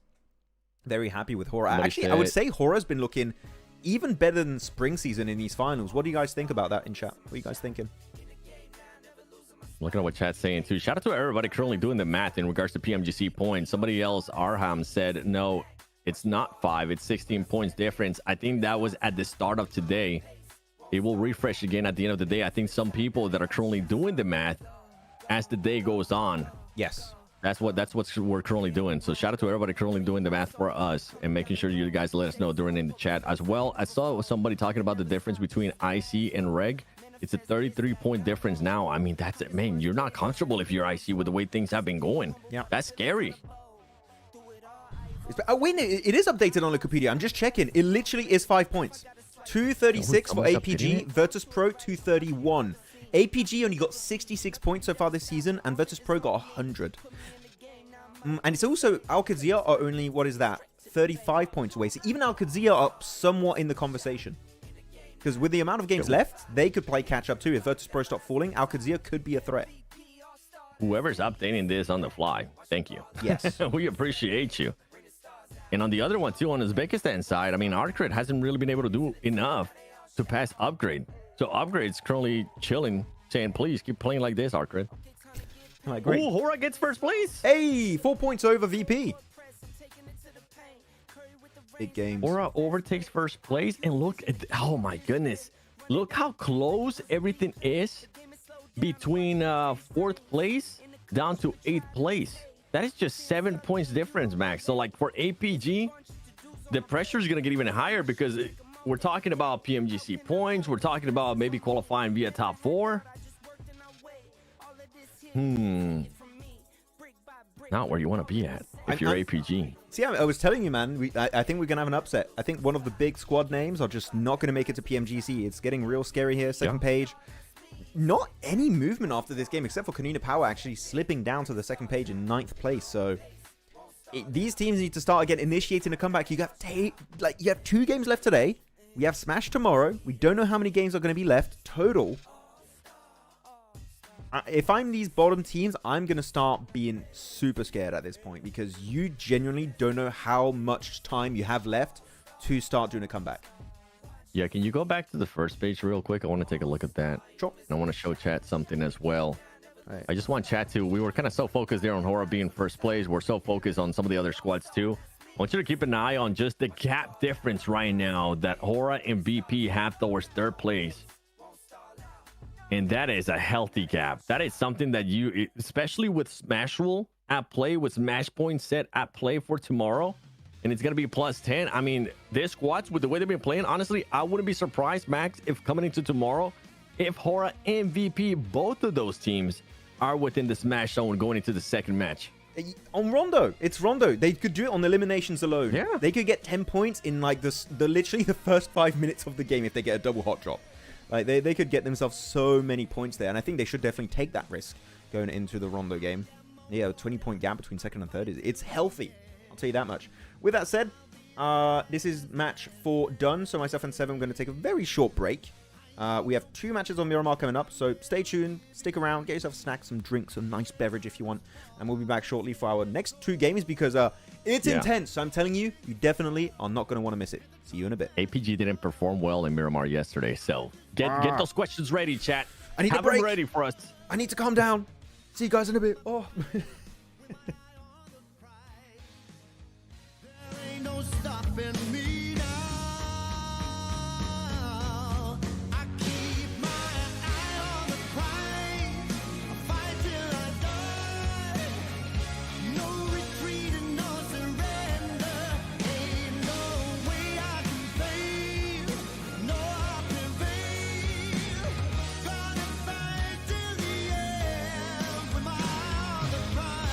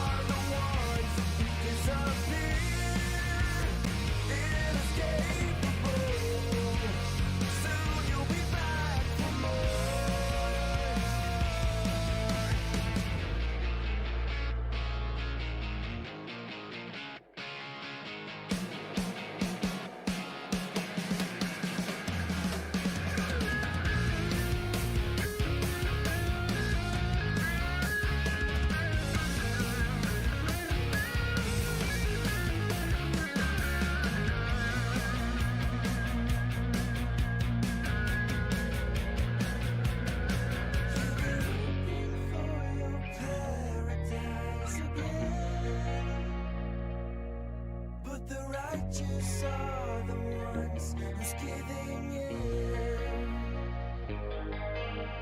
Oh, there's dropping angels everywhere.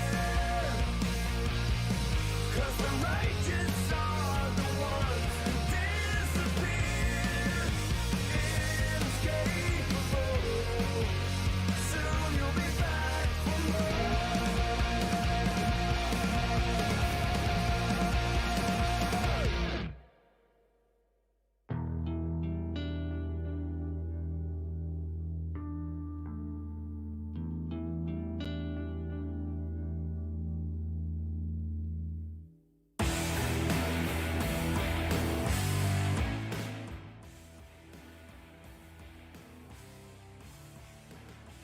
Hey guys, this is my fault. I'm stupid.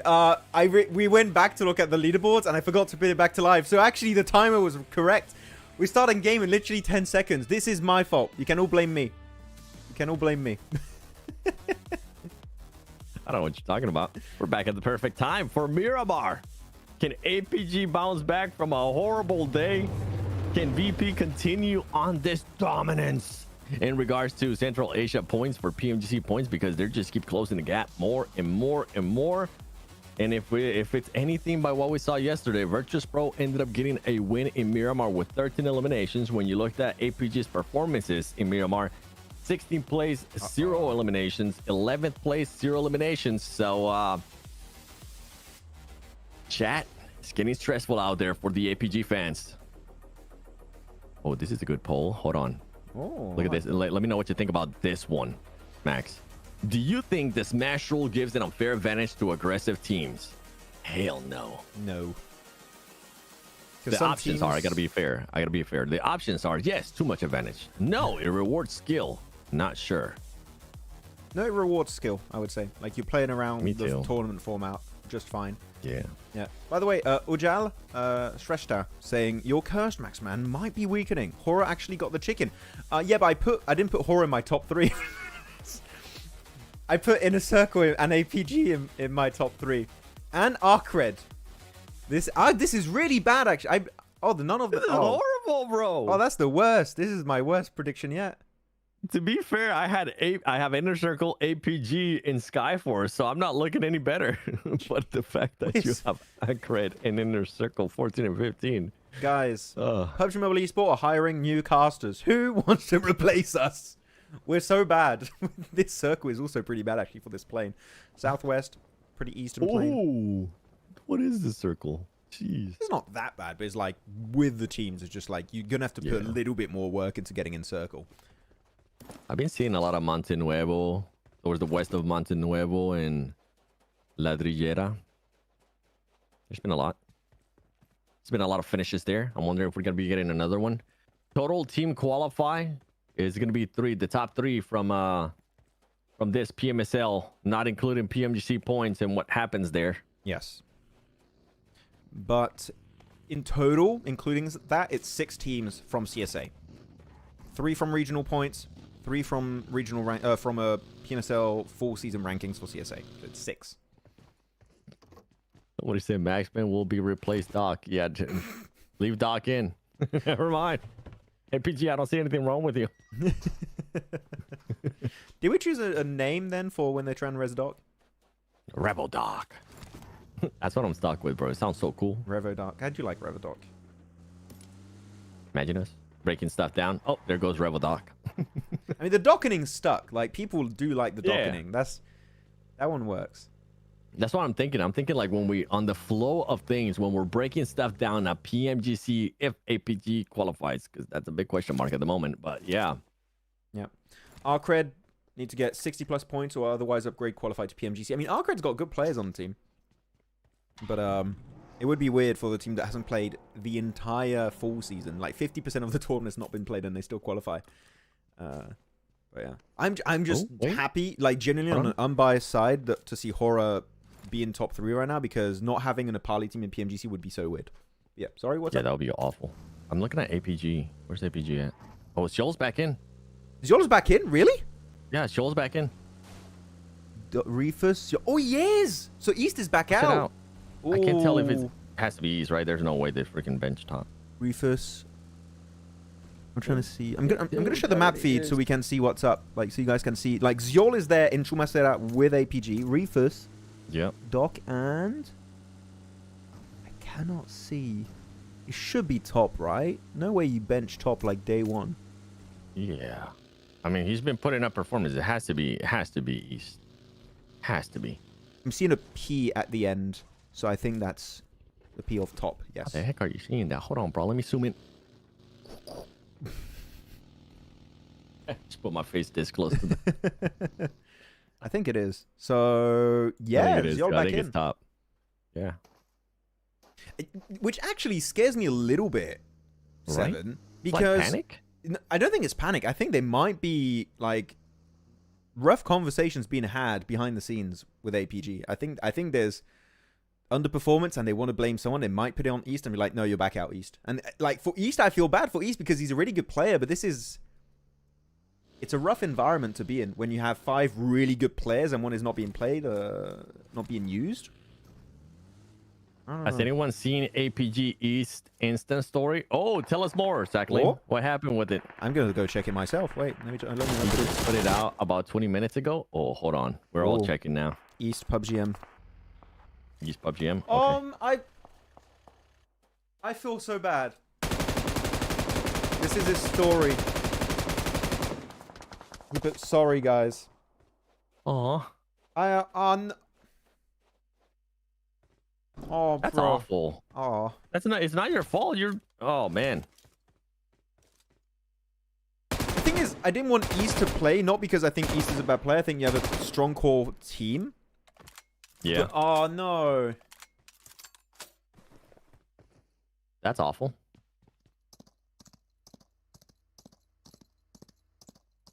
Oh. Yeah. I don't know what to say after that. Bummer. Yeah, that's awful. Big I bummer. mean, just put in sorry, guys, and that's it. I hope that's not the case. I hope they're not gonna end up blaming him because their day one wasn't really that impressive either. And if we're being completely honest, everybody freaking knows what's the actual issue with the squad. Yes. It was pretty obvious earlier. It's been Especially obvious since in the last Erangel year. chat. We've known. Yeah. PMWC. Heck, PMGO. PMGO. We saw it live, Max. Yep. Yeah, Maxman, East. Maxman, please coach APG. No, I don't want to. I'm gonna cry if I join APG now. I don't want that. No, He no. must be feeling guilt, man. Yeah, I mean, he is, which is awful because it's not his fault. Yeah, like he starts playing and team underperforms, but like Doc is the one who carries and also causes issues on the team. I wish we could see the team stats. Can we? Actually, we might be able to. If you check the PUBG Mobile Esport website, I think you can check it out. I'm not going to open. I got too many tabs open. Yeah, right you now. good. Yeah. I'm checking. Take over. It's updated daily though. It's not updated like I just want to see what happened midway yesterday. through the games. Yeah. PMGC Control. points. APG 236, VP 231. Yeah, we know they're 5 points difference between Virtus Pro and APG, and yeah, there might be a bit of a rough environment now for the players. With Oh, it's not even updated on the website. Yeah, it's not yet. Oh, okay. No, full split is not in there. Just spring. That sucks. Hold on though. Yeah, giving him just 3 games and then subbing him off. It's Escalating. It's and that's why I said it. If you want to do a rotation, you need to do it on a daily basis. I think if you do it on a per game basis and you change someone midway through a day, it's not fun for the players. It takes a toll on your morale, I would say. So I have the stats for yesterday. Yeah, You ready? yeah, go for it. Xiol yesterday, 3 eliminations, 1300 damage. Decent Reefus, 4 elimination, 1400 damage. This is for the whole day, by the way. Mhm. Doc, 8 eliminations, 1900 damage. And Top ended up being the best player, actually, with 13 eliminations, 2900 damage. Yeah, he's popping off. Let me send this to you, by the way, so you can also have it. Yep. Cheers. Thank you. Oh, actually, I put my camera over the map feed, wait, hiding everything. Where's Circle going to be going? And it's another hard shift, actually. It goes hard southwest, then now northeast, over towards Power Grid. 50% of the Circle has no teams, by the way. So everyone's going to send it. That's a good entry point for Yonkos. Also, they can try and claim that position for themselves. Good circle. Refresh it. I wonder if it refreshes. Yeah, I don't want no, to it say this doesn't. too Damn. soon. Inner circle, this is a good circle for them because they usually drop Picardo. They know this terrain really well. Is all I'm going to say. They know where to go and transition to. Yes. See if maybe they can do something here. Create an even bigger lead there to Rage aside in regards to the PMGC points, because that is the only way, ladies and gentlemen, the inner circle, with the way that they have played this PMSL CSA full split finals, are going to make it to PMGC via the Pakistan PMGC points. Now there's really zero chance. Zero zone against APG. Yeah. Wait, I mean, they're currently in there. Yeah. I'm putting two guys on timeout because you're spamming the chat. But to answer the question about how many match points for tomorrow, we don't know yet. We don't know. Literally, the match points for the Smash Zone tomorrow are going to be first place team's points after these 6 matches today. So 2 games left, plus 10 points. That's the Smash Zone point threshold. Okay? Hope that helps. No need to spam. And if you want us to see a question a bit more, guys, like of an important topic, just tag me or 7. Tag us. I'm Maxman30 in chat. 7, you're at The7WG Gaming. Yep. At The7WG Gaming. And tag us and we'll see it. No need to spam and flood the chat. Let's keep it clean. Somebody Max Verstappen, but APG will win PMGC 2050, brother. I'm gonna be so old by then. Maybe we'll have Vikendi update by I want Vikendi comeback one day. Hey, Jiggle ends up getting eliminated very early on. Look at VP though, super low. Yeah, Health-wise. I mean, They're they've leaving Alpodzol. been in the freaking zone. Yeah. So they're going to have to use up and waste a few meds to make that rotation. But it's fine. Late rotate, entry point next to Monte Nuevo. It's fine. They can pull it off. They have El Pozo too. They can maybe even loot a little bit more there towards the end part of El Pozo. 130 smash point for tomorrow. I mean, if first place squad ends up with 120 points, yeah, that would be the scenario. Would be. Yeah. I have a fun question for you and for chat while we're waiting for some of the stuff to end up happening here. There you go. You get Seal on your screen. Oh, come on. Tell him you're back. Put it. Oh, my goodness. I thought he was going to be able to get an elimination. How do we feel about BMSD not having this match point set rule? Oh, are they going to have him BMIC or not? I don't know. Let me look it up. Because then they're not going to be used to the smash rollings. That's the thing. And that's what I was worried about. Yeah, yeah. They just had Rondo in the finals too. At least they're playing Rondo in BMIC, I believe, so that's going to help. But a lot to I adapt don't think to. they're going to have it at BMIC. Oh, Sleepy taken out too by VP. So there's a big rivalry happening between Virtus Pro and Horror, it seems. Or maybe down to duo for the rest of this game. And actually, that's going to be the case. Sleepy also instantly confirmed by Voston. So Horror maybe losing that first place to VP this game. That's right. Meanwhile, Arcade currently losing. Trying not to lose more players. Nades are going to be coming through. Lemon not really caring about anything. Trying to be a little bit more aggressive there. He decides to back off. Smart play there from him. PMGC does not have a smash roll though. If I'm not mistaken, PMGC Grand Finals does have the smash roll. Yes. It should. Like, I don't know why. PMWC had it. PMGO had it. Every PMSL is having smash roll on their finals. Yeah. We're going to have Rondo. So this is the reason why, this is the reason why I'm bringing that up in regards to BMSD and BMIC not having that smash roll set, because if you're a squad and you're not kind of used to that, you're going to have to adjust on the biggest tournament possible. That's not good. Yeah. That's why I'm kind of hyped about Wolves. If they ever get in a scenario when they can smash, we saw how they did in Americas. They play the smash rules literally to perfection. Wolves from North America, I think, if they do well in the first 2 days and they're in a position where they can reach, I think it's quite interesting to see how they're going to play around that in a global lobby, which is going to be, of course, way more complicated than America's. Yeah. Let's hope they make it to the grand finals of PMGC. They do have a lot of chances to make it there. So yep. I'm hoping the squad will be able to put up their best foot forward and actually put up a good performance there. Is there a trophy for the MVP? Yes. Max, do you know? They usually always have a trophy for the MVP, or sometimes it's different. Sometimes you can have medals and stuff, but usually we have a trophy. Like, we had one for Doc, right? During PMWC, they had a trophy for him, a little thing. Yep. It's just a For smaller PMGO as version well? of the trophy. I think PMGO, he just got a check. I mean, he's just collecting checks left and right. Yeah. Or a check, but you do have a physical thing usually as, like, a celebration of you. Sometimes it can be a coin also. Oh, Arcred. Seeing signs of life of Arcred, it seems, on the elimination feed. APG Zjol, he's back on Tixie. Nice headshot. There we go. Not sure if they're going to be able to confirm it, though. They're quite far away from one another. Good nades.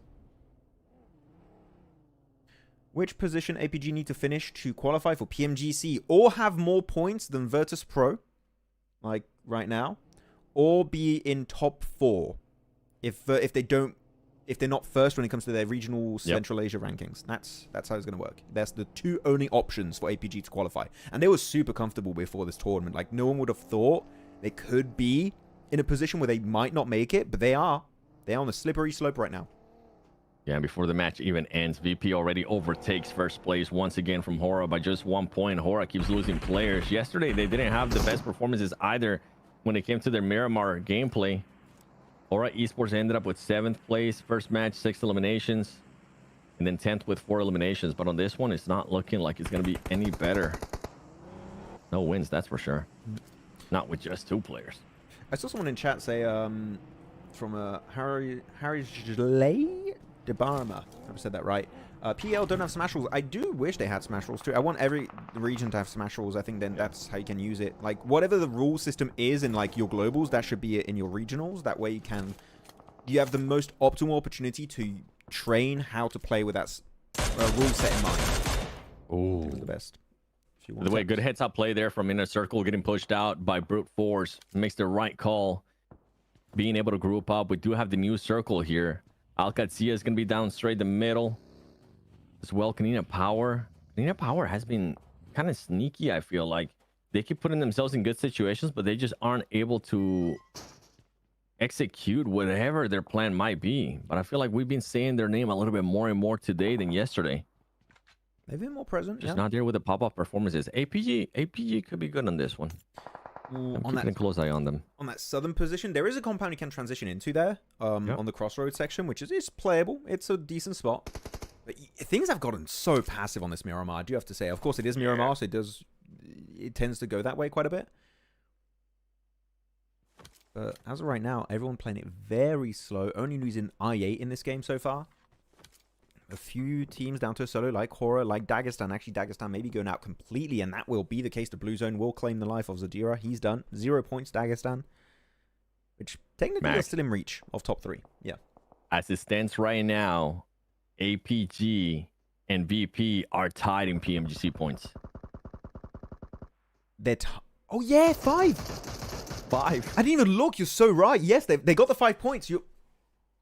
Shout out to Darth Drake, because he's the one that called it out. So thank you, Darth Drake. But yeah, yikes. Oh no, they're tied. Yes, if you're APG VP has fan. to have a good match right here. Yeah. Oh yes, if you're VP fan though, you're cheering big time. Yeah, you're like, hell yeah, let's go. We're gonna make it to PMGC. We haven't had a threat of a CIS team in a quite a long time, I would say, in PUBG Mobile Esport. They've been kind of forgotten about.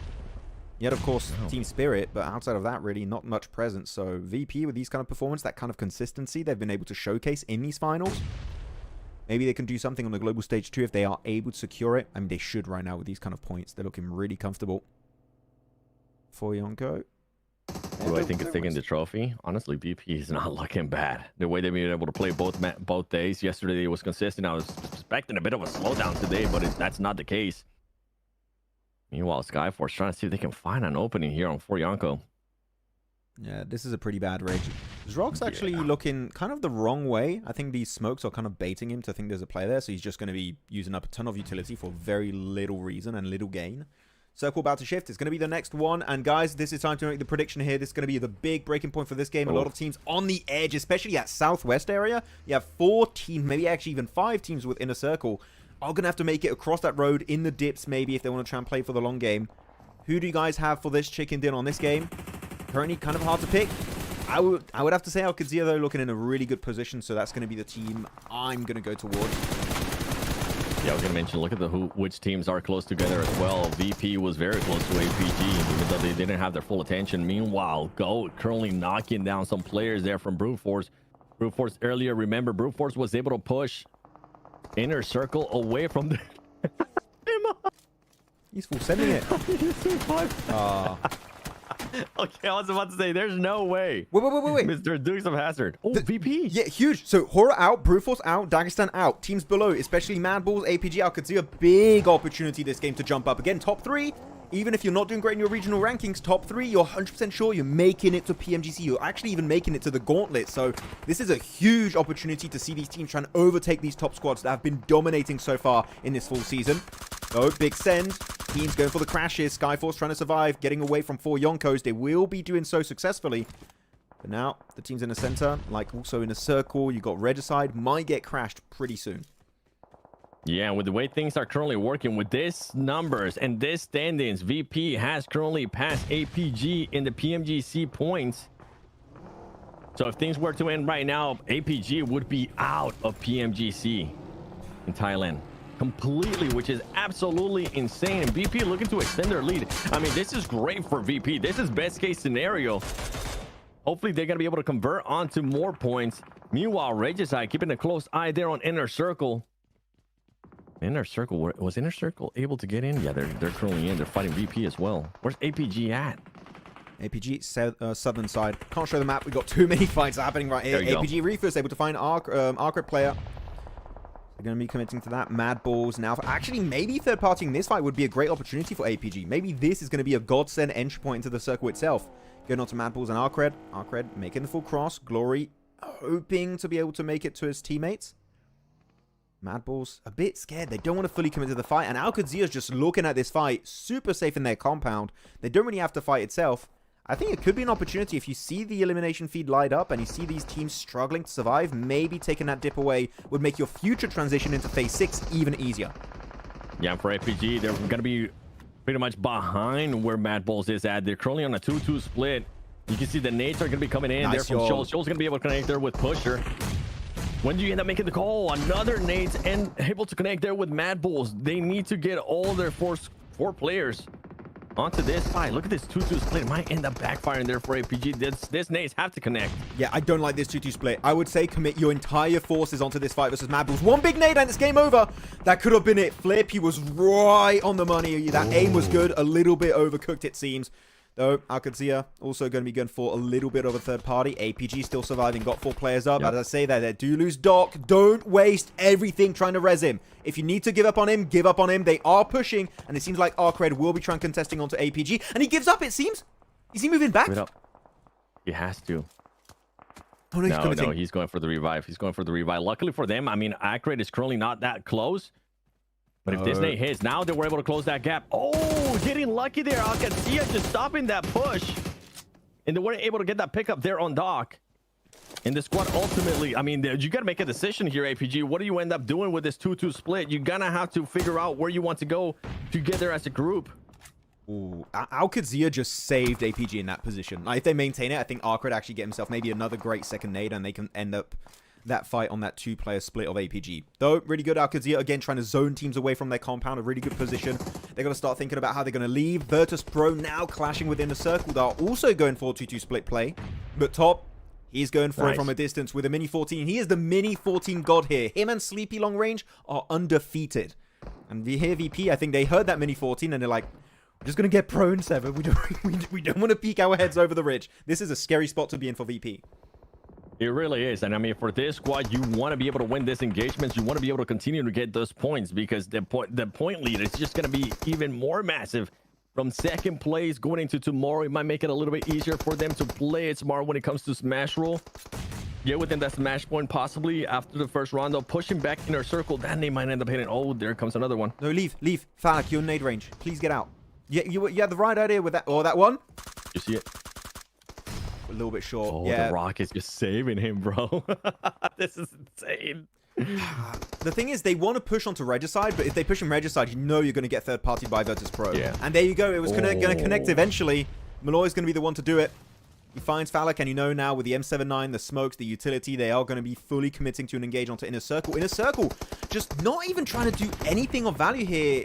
I feel like they've really just kind of given up on going for the big plays we used to know Inner Circle for. They're going to try and force the res onto Falak. The Molotov is looking on point. And Inner Circle might just be down to a duo, and indeed T24 will be the next to fall. Yeah, T24 kind of overextending there, going for that rest on Phallic, ends up backfiring now. 2 players left alive. And surprisingly, Naki's not playing. Sunflower is going to be in for Inner Circle. I'm just realizing this. I'm wondering if it's because of what people were saying that Naki was feeling sick, or maybe they're just wanting to sit him out and try out Sunflower, which is insane because Naki has been able to put up good performances. But let's switch it over now for Yonko, wanting to find out Sky Force and making sure they do this quickly and efficiently. One of the players is going to get knocked in. While all this has been going on between VP, between Inner Circle, there goes Skyforce for Yonko, being able to eliminate them. APG has found a way inside the circle, and they have been collecting eliminations. They're getting a little bit closer there towards that 4th place, which ultimately, if VP does end up passing them on those PMGC points for Central Asia, they need to make sure they stay within 4th place. I mean, Virtus Pro's got 11 eliminations now. They are just trying to create an even bigger lead here. Winning that 5 Inner Circle is going to be massive. Circle's about to shift once more here. Where's it going to be going? If he goes center, it goes center. No one really in a strong position in Circle, except for the likes of, Kanina Power and APG. All the other teams, for Yonko, Redicide, Virtus Pro, Mongols, and Alcadia, they all have to start moving in. Now, do you crash a good position? Do you play the dips? Do you have cars to make that transition? That's what we have to pay attention to. But currently in this game, that prediction, hard to see who's going to win it. It could be anyone's game. I'm with you, but one team that is currently feeling themselves, just wanting to be aggressors, wanting to get all those illims, wanting to get all the points, Max. Virtus Pro up to 11 points. 1-1-1-1-1. Make a wish, ladies and gentlemen. Yeah, I mean, so many ones on the screen there for that 1st place squad. Now, Regicide taking the fight there to 4 Yonkos. 4 Yonkos, I mean, fighting back, too, with a little bit of help there from Kanina Power. And Virtus Pro were just chasing this entire time in the regional rankings, and now they overtook them. Now APG are the ones trying to play catch-up, chasing them down. Alcazia, this fight is taking too long, and now you're going to get third-party by APG in the circle at this point in time, though. Really good angle to Hopeless. He's going to be the first to fall. Alcazia now looking to wrap up. You need to commit here. You can't take too long. You have a minute before you're in the blue zone. You need to capitalize to this engagement right now. Send it over the ridge. I like what we've seen from Elementrix. Do as a team, and you should be good to go. The shotgun connects. Nicely done with a DBS. Looking for now 0.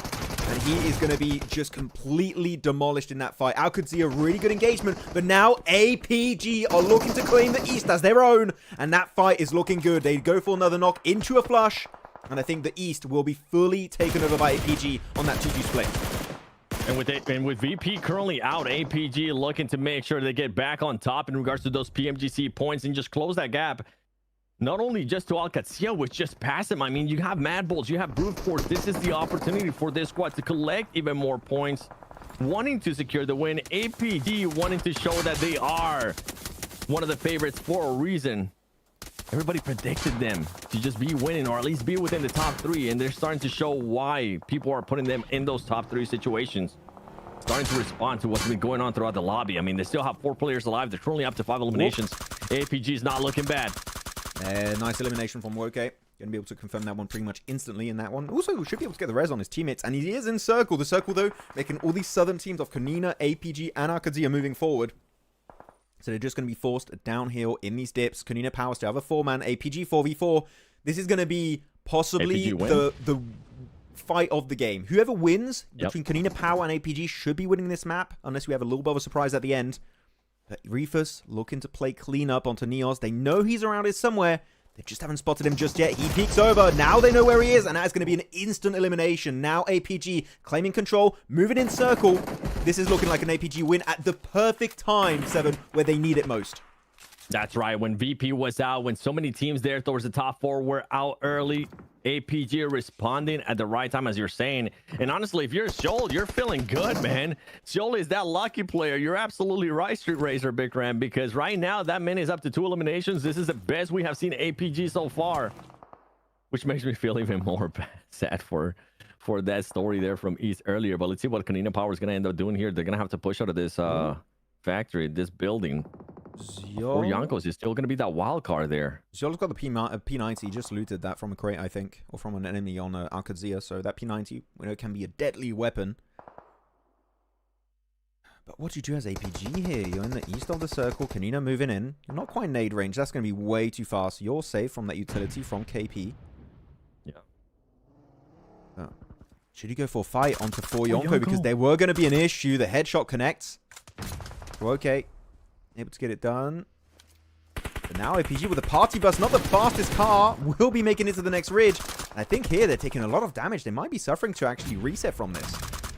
They are, but with this situation now, APG gonna be focused not only but just by one squad, by two squads. Those nades, luckily for APG, are gonna fall short, but the longer they take, Karina Power is just gonna be closing in that gap, and they are gonna get within that nade range. They are gonna get within that Molotov range. Refits is gonna end up going down by Foops, man.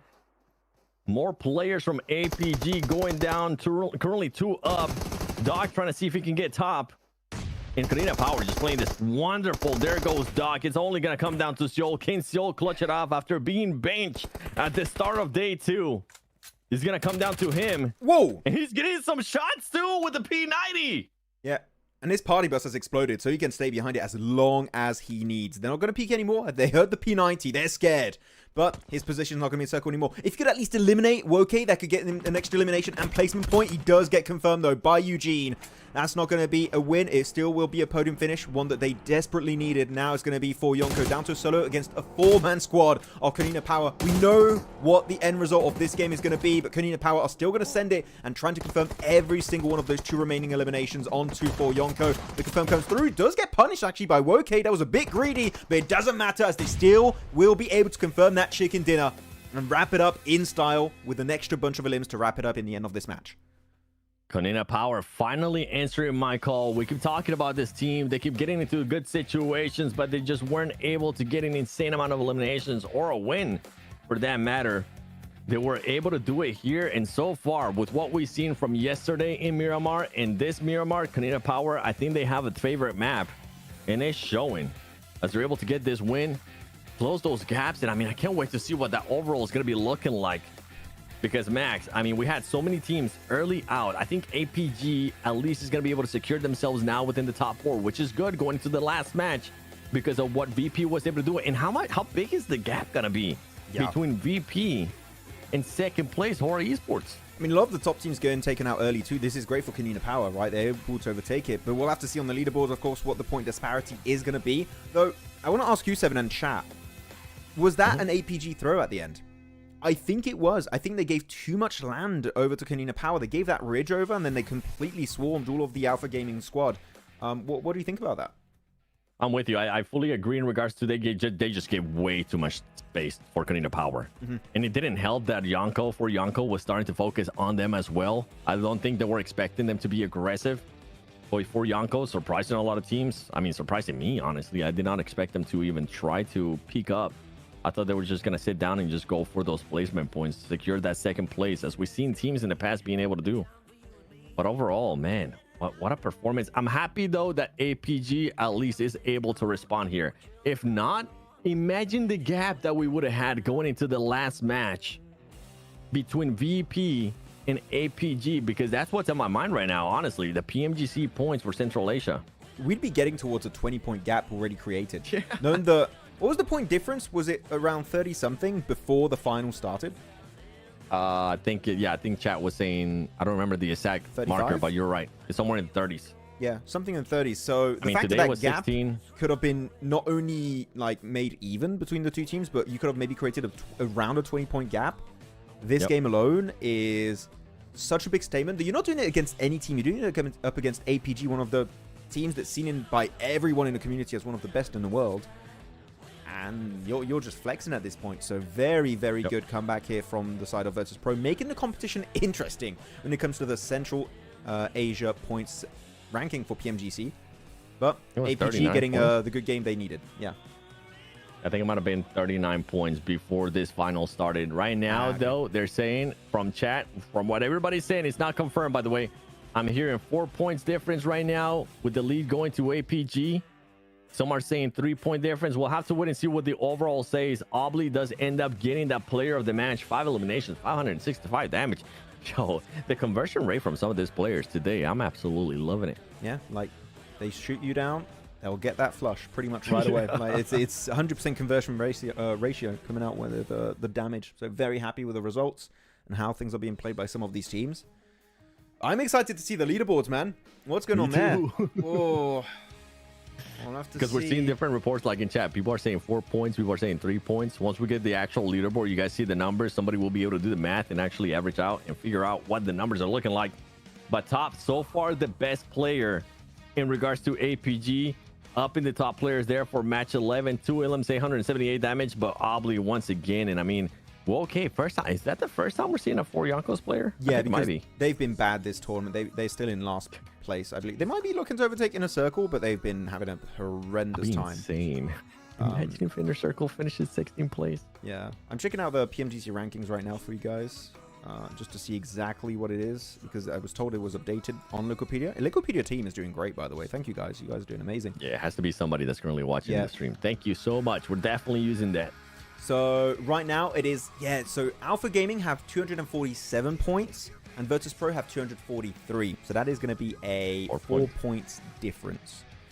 How do the tiebreakers work exactly in that situation? Actually, I don't know, because it's so close. It could go down to a tiebreaker. I don't know. Actually, yeah, we'll have to look into that. Does anyone know how the tiebreakers work for PMGC regional points? It's never happened, so I've never looked into it, actually. Would be crazy. Would it even go to a tiebreaker if VP wins tomorrow?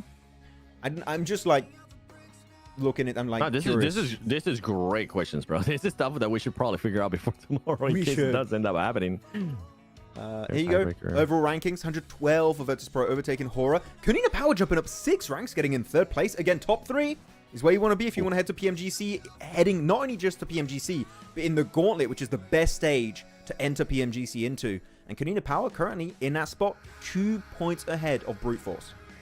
Okay, I was expecting APG to be in the top 4, but the fact that they're currently not is even more scary. We're gonna need another good match from that squad going into the final match.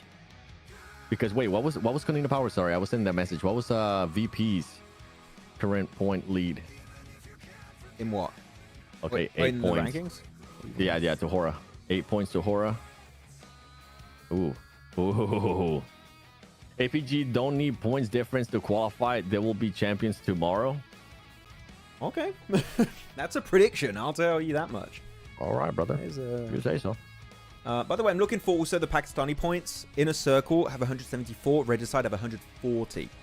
34-point difference. Not impossible for Regicide. That's like 2 good games. Yeah. Depending on how the Rondo games, genuinely, 7.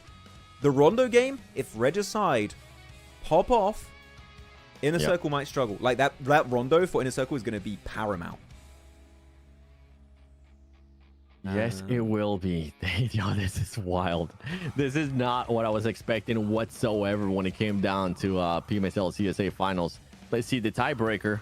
Yeah. Ties in the PMGC qualification points between 2 teams will be determined in the order of total times of winning the first placement across PMSL Grand Finals. But then they will be tied if VP gets first place. Ooh. I don't know. By the way, APG gets first place. Real quick, just to add to the PMGC points ranking for Uzbekistan, Upgrade have 64 points, Arcred have 42. 22 points needed for Arcred in what could be 3 matches or what could be 7 matches. It's doable. We might be losing a Upgrade in this one. Yeah, I think it's gonna end up happening. If it doesn't happen, I mean, what a throw there from Arcred. By the way, it continues on for the tiebreaker. So total times, the first one is going to be total times winning the first placements across PMSL Grand Finals.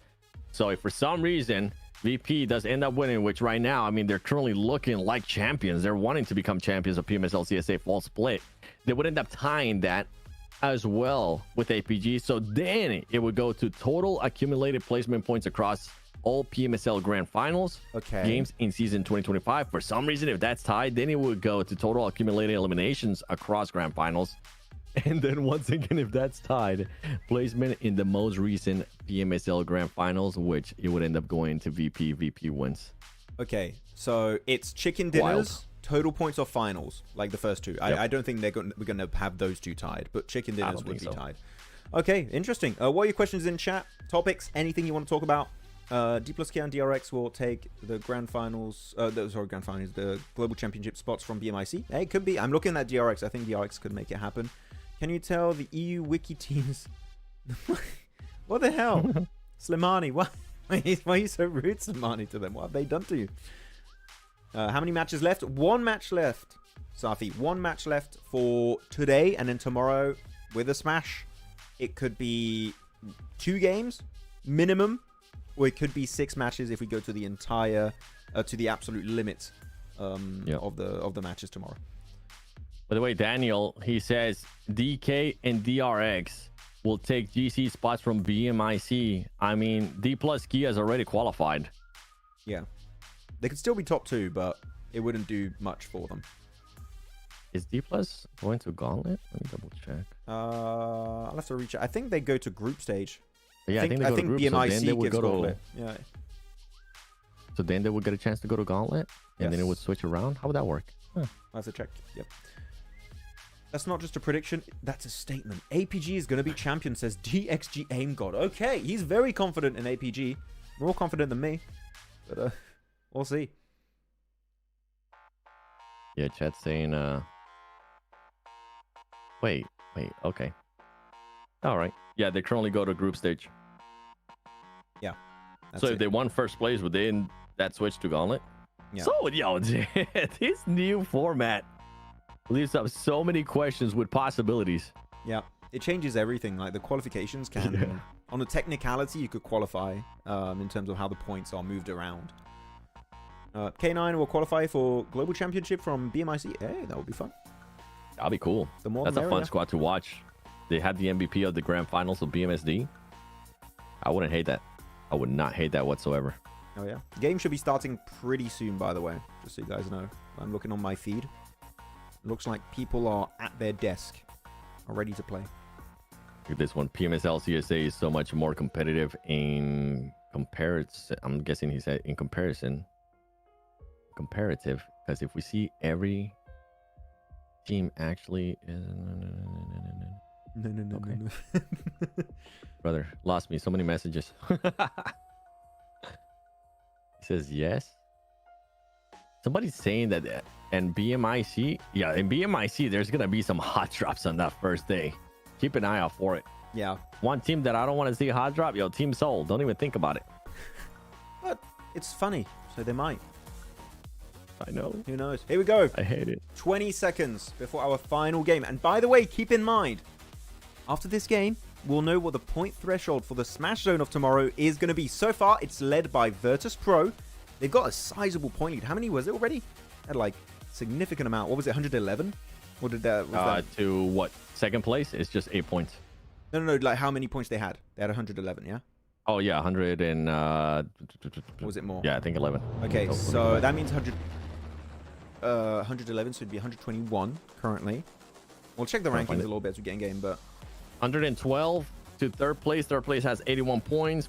Fourth place 79. APG has 77 in fifth place. So yeah, that's a healthy lead. I mean, if they can close out today with a good performance, I think VP is just gonna put themselves in such a great spot for tomorrow for that smash roll. So 112, yeah, chat, thank you very much. So yeah, 112, so 122 currently if they get no points. And as you said, there's a healthy lead already made. So objective for these teams, hope Virtus Pro gets a bad game. Maybe make them have a bad game yourself. Hot drop, Yep. wink, wink. And you need to try and play catch up and just overtaking, if you can, great. But close that gap.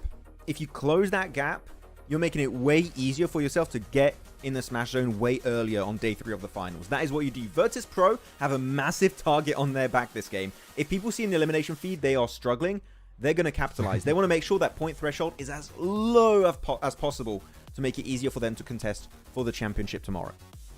And meanwhile, I want just absolute mayhem. VP, come on, show me that consistency that you have shown me through day 1, now day 2.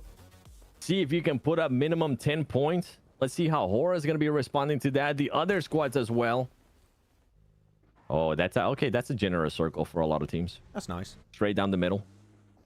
Decent plane, decent circle. Love to see it. Not bad. Someone asked in chat, Mohammed, Anik, what if I decide overcome inner circle in PMGC points? Then in the circle don't go to PMGC. And it would be regicide. That is currently the state of affairs. And that again, actually, just quick little asterisks on inner circle. They're playing very scared. They're playing very scared the way I'm seeing it. I don't know if you would agree with that, Seven or chat. But the way they played against Virtus Pro and Regicide last game, they didn't commit to any big play. Like, usually Inner Circle would do that. But here, they're just trying to play passive and get a few points. And I feel like that playstyle is really hurting them in the finals.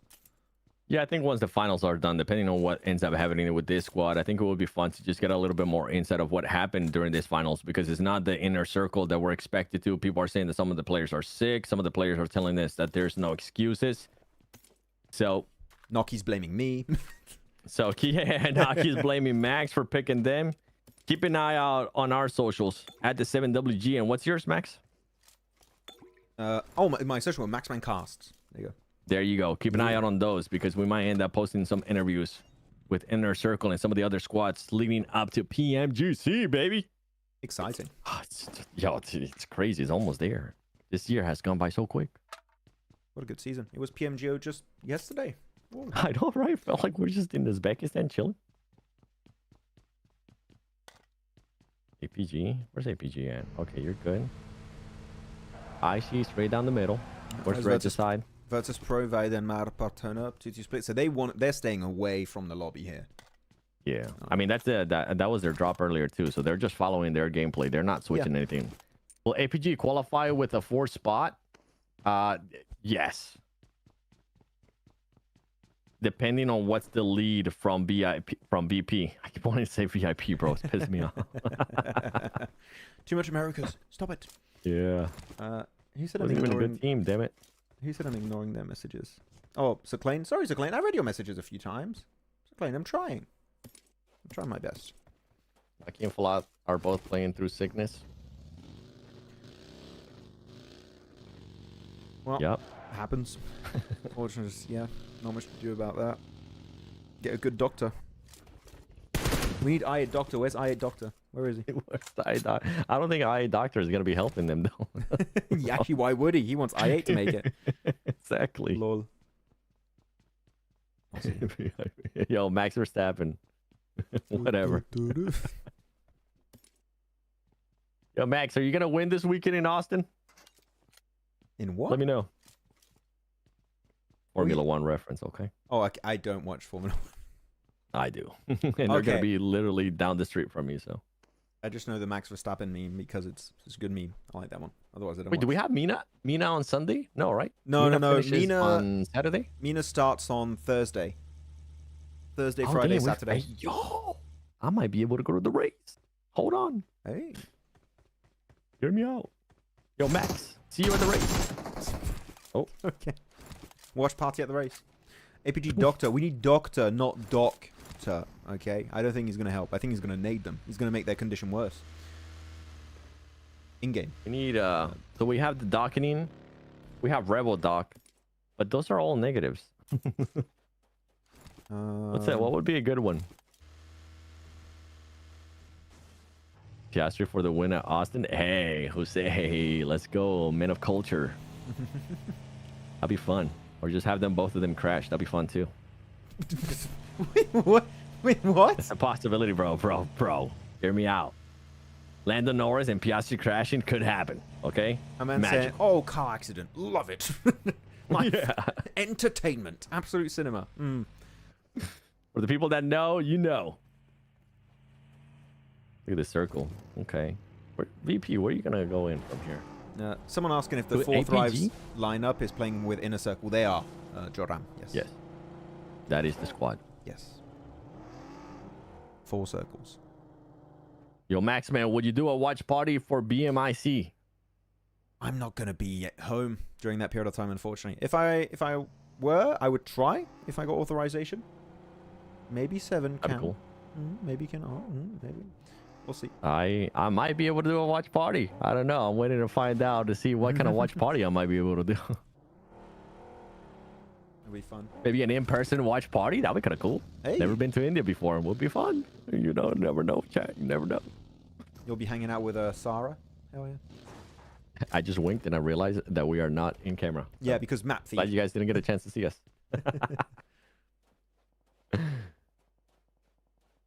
Press 1 for Maxman watch party. Say less. Say less. There you go. I got you. Lol. Who Hey. said that? Manthan Sharma. We'll make more watch parties. They're fun. I enjoy them. On regions I'm not covering. I'd like to do more. I did an SEA one. It was really fun to watch.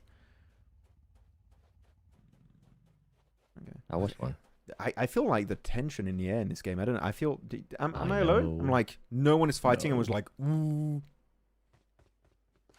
Look at APG and VP might end up fighting that. Look, they're so scared they're shooting a rock where no one is. That rock's move. I swear. Shoot it. They were testing out the recoil. Maybe with the AKM. Yeah. At that range too. Oh, My glorious no. King 7 and Max, please turn on your cameras. Uh-oh, horror. Oh no. This guy too. Damn. That's unfortunate. That's maybe the opportunity to catch up to VP on this game. Not gone, but it's going to be tougher for sure. Yeah. Good for I mean, Skyforce. now you start thinking placement points, right? Yeah, for sure. Yeah. Play it slower. Why was he so far away, actually? You just get caught, like, completely out of Max. position. Oh. Show the map for you real quick. Yep, showing it. And look towards the bottom left of that map feed, baby. Oh my goodness. VP and APG just flirting with each other. They're saying, you want to go? You want to go? I mean, the Do thing is, they drop in a similar... They play in a similar area, right? So you have APG down there, Chumacera... Whoa, this circle is Ooh. bad. This is a bad one for those two VP. teams, VP and APG. You No, got to no. get moving now.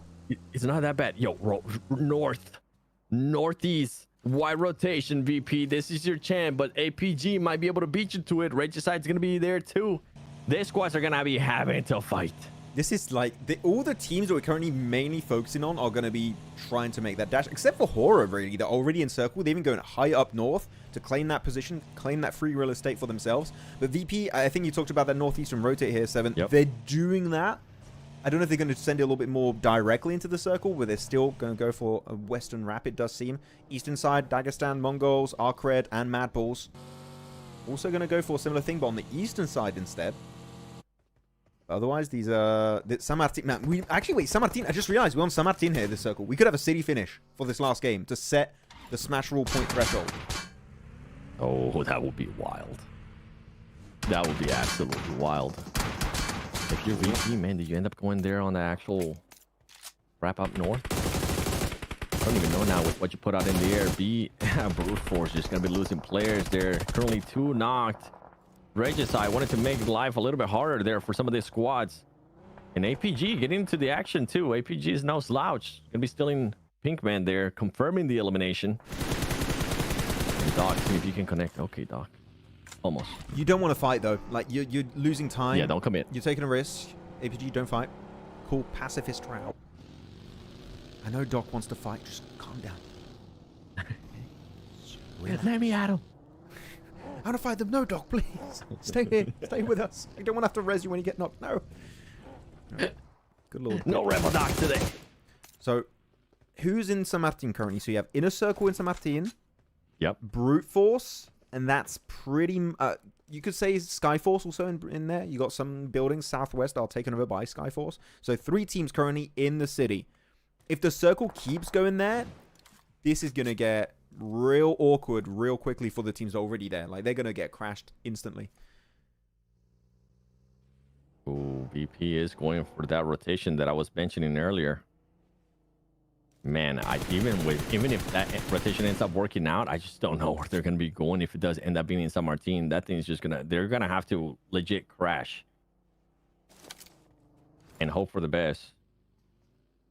Where's Hora at too? Center. Okay, Hora is not bad. They should be able to save some points. Nina Power's up there too. I mean, there's just... Look how close everything is, bro. From 3rd place all the way down to 9th place. It's just separated by 12 points. That's 1 match. Circle Coming shift. into tomorrow. Or west, this is great for VP. You talked about that wide rotation here, 7. Yep. Northwest. This is a golden opportunity for VP here. You have the most perfect setup imaginable. After that wide west rotate, you're having a great spot. Same for APG, just on the southern side instead. And Regicide also. Circle might be forcing a few teams right through San Martin. It's currently still fully in circle. San Martin finish is still in the cards. I don't know what to expect, man. So much is going to start happening this game. It's going to be all over the place. Chat, what are we thinking? I'm City scared. finish or not? What's happening circle-wise? I'm scared, Max. I'm scared of what some of the squads are going to be doing. Yeah. I mean, APG is just going to be finding a way there towards the center. They're going to end up sending it. I wonder if they're going to end up crashing or they're just going to get lucky. Maybe find somebody. That's the send. APG onto a single crashing it. building of Brute Force. This is actually a really good one. It's going to be taking a 4v1. Brute Force, the response a little bit too slow. Capri's, Temmer not able to clap back. Reefers, though, going to be first to fall outside and actually flushed out of this game. Slonic trying to buy some time and leave the building. And it seems like they're going to try and give that position away for free. Slonic, I think that was a good response from Slonic, but losing a player for that is quite unfortunate for APG. Yeah, for APG, they're still going to be close there. They don't end up getting anything besides just control of this area. And with everything going on, now you have GOAT looking at you. They didn't end up using that much utility. They do end up losing Reefus. But I mean, to be completely honest, that was best case scenario for this squad, for APG. Being able to get within the zone, not losing a lot more players than what possibly could have happened. I'm pretty sure they would have enjoyed getting at least one elimination for their troubles, but right now you're going to be smack down the middle of this circle, which is not a bad place to be for APG. Also, Arcred, the inside San Martin. Don't forget they're about, what was it, 22 points away from upgrade when it comes to Uzbekistan PMGC points ranking. So Arcred also in the city there. If they can get a good match, maybe tomorrow they can look to overtake and secure that PMGC slot away from upgrade. That could be huge. Big fight over here, though. Alcadzia I8 trying to leave Hacienda del Patron. And so far, Alcadzia, usually they're quite smart about positions like this, 7. They don't like to commit to unnecessary fights here. They're trying to reset, go for the res. They do get Frieza. Elementric in a pretty good position. The res comes through on Elementrix. Just leave. Get the cars if you can. I know one of your teammates in EOS have it. And just leave Hacienda once the circle moves away. You don't have to clash with I8. Yeah, I think I might have been looking to leave too. At least Crypto and 2 of the other players. Or I don't know if maybe they were trying to just get the off angle. But this is going to allow Prepot to just get very close to this squad. Pretty much signaling the rest of the players from Alcadzia to push up a little bit more. The nades are going to be coming in. Prepot realizes that it's going to end up backing away. And more nades are going to be coming through there from Alcadzia. The players that are currently in Hacienda del Patron. Ooh. Circle is going to be shifting. BP is going to have to find a way in. And this is what I was saying for APG. I mean, best case scenario for this squad. Only ends up losing 1 player. Smack down the middle. And they have just a building to work with now, as GOAT's going to be figuring out what they're going to be doing here, because you're going to have Mad Bulls from the north, BP as well. We're going to be seeing some teams getting eliminated. Meanwhile, Alcadzia taking the fight there to ASIA, confirming an elimination on Casanova out of all the player that's been putting up the best performance so far, at least in my eyes. Oh, I mean, they just caught some players of I8 solo. Oh, before the flashbang, Huzaifa able to get himself that knock with the pump. Can he secure on himself a second elimination in this fight? They're going to be pushing it. Just don't send it one by one. Losing a player is already a massive loss here for Alcadzia. They can't afford to take more. VP's out. Oh, they're done? VP's out. This is a great chance right now for Hora, for APG, for all of this squads. We were talking about the PMGC points standing between VP and APG. With VP being out, I mean, they were forced to crash. They didn't really have another option. And now Huzaifa trying to see if maybe he can make a miracle happen here. He's going to end up getting pushed. It's not going to be enough. Oh, my God. He gets knocked. He's going to get eliminated. It's coming down to Crypto. So the only team that right now could change the damn it. Smash rule, point threshold. There you go. I was like, there's so many point systems. I'm like, wait, which one are you talking about? The point threshold Hora. could be changed only by Hora. Otherwise, if Hora don't overtake the points of VP, 113, it would be 123 points for tomorrow, which right now for a lot of teams like KP, Brute Force, APG is not going to be easy to reach. So also those squads need to get a good game. Alcadzia looking for the straggler, looking for this one lost solo of Crypto. The nade is perfectly cooked here from Crypto onto Frieza. Is he going to get the 1v3 squad wipe? That second nade could be the one allowing that to happen. I'm pretty sure Crypto's sick and tired of hearing that Falak is currently the best Pakistan player. He's wanting to prove people wrong. Wanted to see if he can shine right here. Highlight. I mean, if you were able to wipe Alcadzia by yourself. Oh my goodness, he's able to get one. Gonna be switching over. Can he get the last player here from Alcadzia? Down to a 1v1. Looking to clutch it up. Not gonna be able to hit those shots right there. He's able to hit one. The nade's gonna be coming through. For an Alcadzia player, you know that there's a nade that's gonna be coming. Great play by Crypto. Trying to find that player, being aggressive, gonna be taking the fight to him. He doesn't have that many bullets left though on the shotgun. Yo! Oh, and he finds one. Crypto wiping Alcadzia by himself. last bullet on the S12K. He was out of ammo on the shotgun right after that shot, and he makes it connect. He makes it work. And he keeps the dream alive here to initiate a comeback potentially on the last day of the finals. What a play. Crypto. A lot of people saying the guy, no, kind of was washed recently in the spring season. But I feel like the new aggressive playstyle with Uzaifa's IGLing and stuff has made him feel a lot more confident about his playstyle. And now Crypto back, maybe, to his glory days here in PMSL CSA. Definitely deserving of a strong title. Now back into San Martin again. Circle going to be shifting in Phase 5 very soon. You guys know that's going to be the last prediction game of the day the moment we do get Phase 5. So do prepare your prediction. But right now, this is a tough one. Still got a lot of big contenders. Horror, Kanina Power, Brute Force down to maybe just a duo very soon. Crypto does get naded by Obli. Still a really good clutch, able to get 4 limbs this game. And of course, APG, after losing Reefus, still in this circle. It does shift. And I'm going to show the map feed here. It does go still on top of San Martin. Yeah, and if we go for picking which teams are going to end up winning this, honestly, it's an absolute toss-up because we have so many squads there that are just going to be set and through.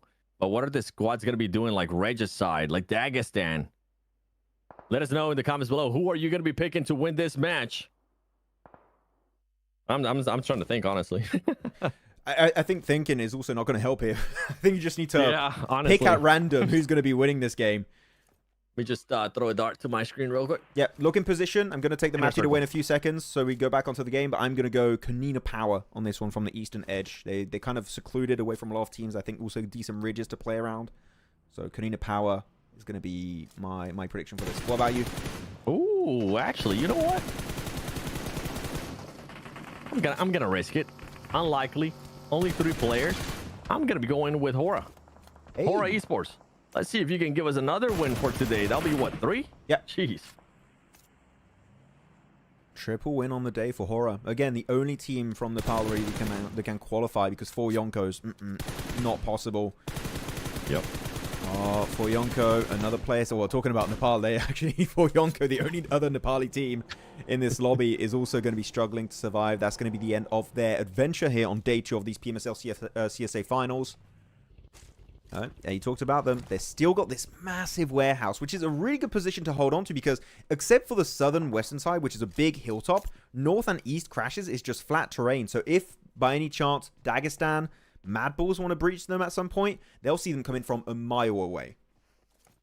Yeah, and I think right now with APG being alive, with BP being out, we go back talking about those PMGC points, how the standings were working out, and this is perfect scenario for APG. Hopefully, they'll be able to confirm it on some points, even more points. Good nade. Because the nades are going to be coming in here for Goat. Goat's going to be looking to take Regicide out. Earlier, when we were talking about performances, when we were talking about PMGC points, this is also a squad that's at stake. Regicide trying to see if they can maybe catch up Inner Circle, as Inner Circle has slowed down massively in this grand finals. Regicide can't afford to have a bad game here because Inner Circle... Yep. One player got knocked. They can get the res, hopefully. But Regicide, keep in mind, currently directly competing with Inner Circle for the one single Pakistani PMGC regional slot. Regicide still had double-digit points to try and overtake their position. They need to stay alive if they want to make it to the biggest tournament of the year. Though, third party, it seems Dagestan, big send here onto these 2 teams at once. And Goat, Regicide just completely cornered. One nade could result in a squad wipe. These dips are not safe to be in. They're not, in Regicide just thinking about it. They know they got knocked earlier, but at this point, I mean, that player ended up getting picked up. Nates are going to be coming through. Can they connect with anything? Kanina Power, your pick, Max. Getting some action there on the elimination feed. Oh, yeah. And let's see where this circle is going to end up going, because this circle is going to decide. If it goes north, I mean, it's going to be looking great for Hora. If it goes south, all those squads in San Martin. Away. It's away from the city. They're just going to be chilling. It moved out. Oh my goodness. So, Kanina, Hora, Mad Bulls could be looking great. All of these southern teams are in hell. This is a horrendous shift for all of the lobby zone. I don't know. I don't know what the hell's going to be happening down there, but San Martin is not a safe place to be in right now. I can tell you that much. The nade is good. How does he tank that? What? That was point blank nade almost. Doc died. Oh, he's gone too? Oh. What the heck? At least VP are gone too, right? So they're not going to be losing too big a lead if they do get eliminated regardless. In a circle, getting fully breached upon. Fowler knocked. T24 IQ. Can they hold down the fort? As of right now, it's not looking super obvious versus the side of Skyforce. Yeah, I'm not sure about that 2-2 split with Inner Circle. They have been doing a lot of crazy 2-2 splits lately in situations where maybe they might not be equipped to be able to take those 2-2 splits. Because those players were a bit far out. Even though it might not seem like that much of a 2-2 split, it is. Because of the terrain that they had to work with.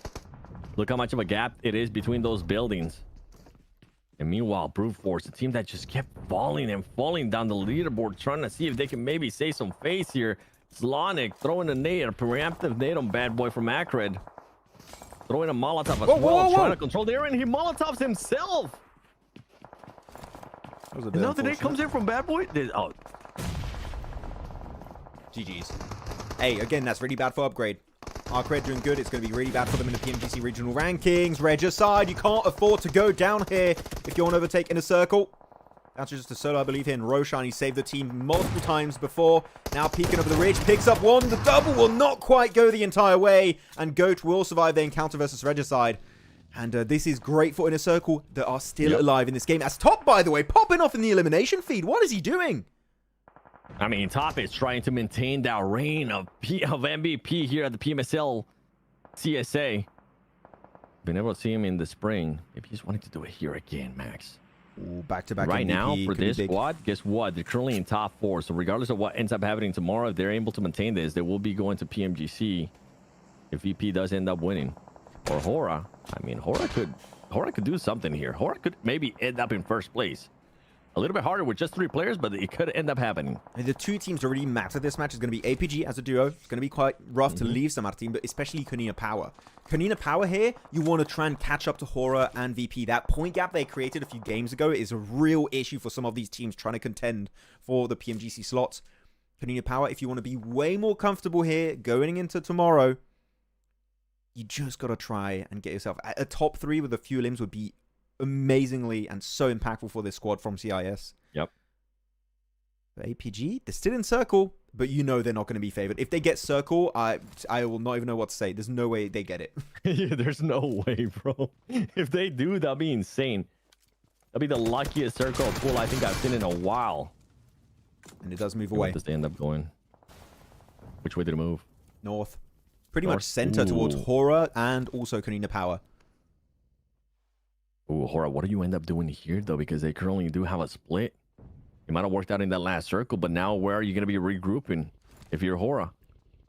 Because this is just awful. This is going to be insane. I mean, the terrain, I don't know what the terrain is actually going to be looking like in that area, but it could be allowing some of the other teams to just have straight line of sight.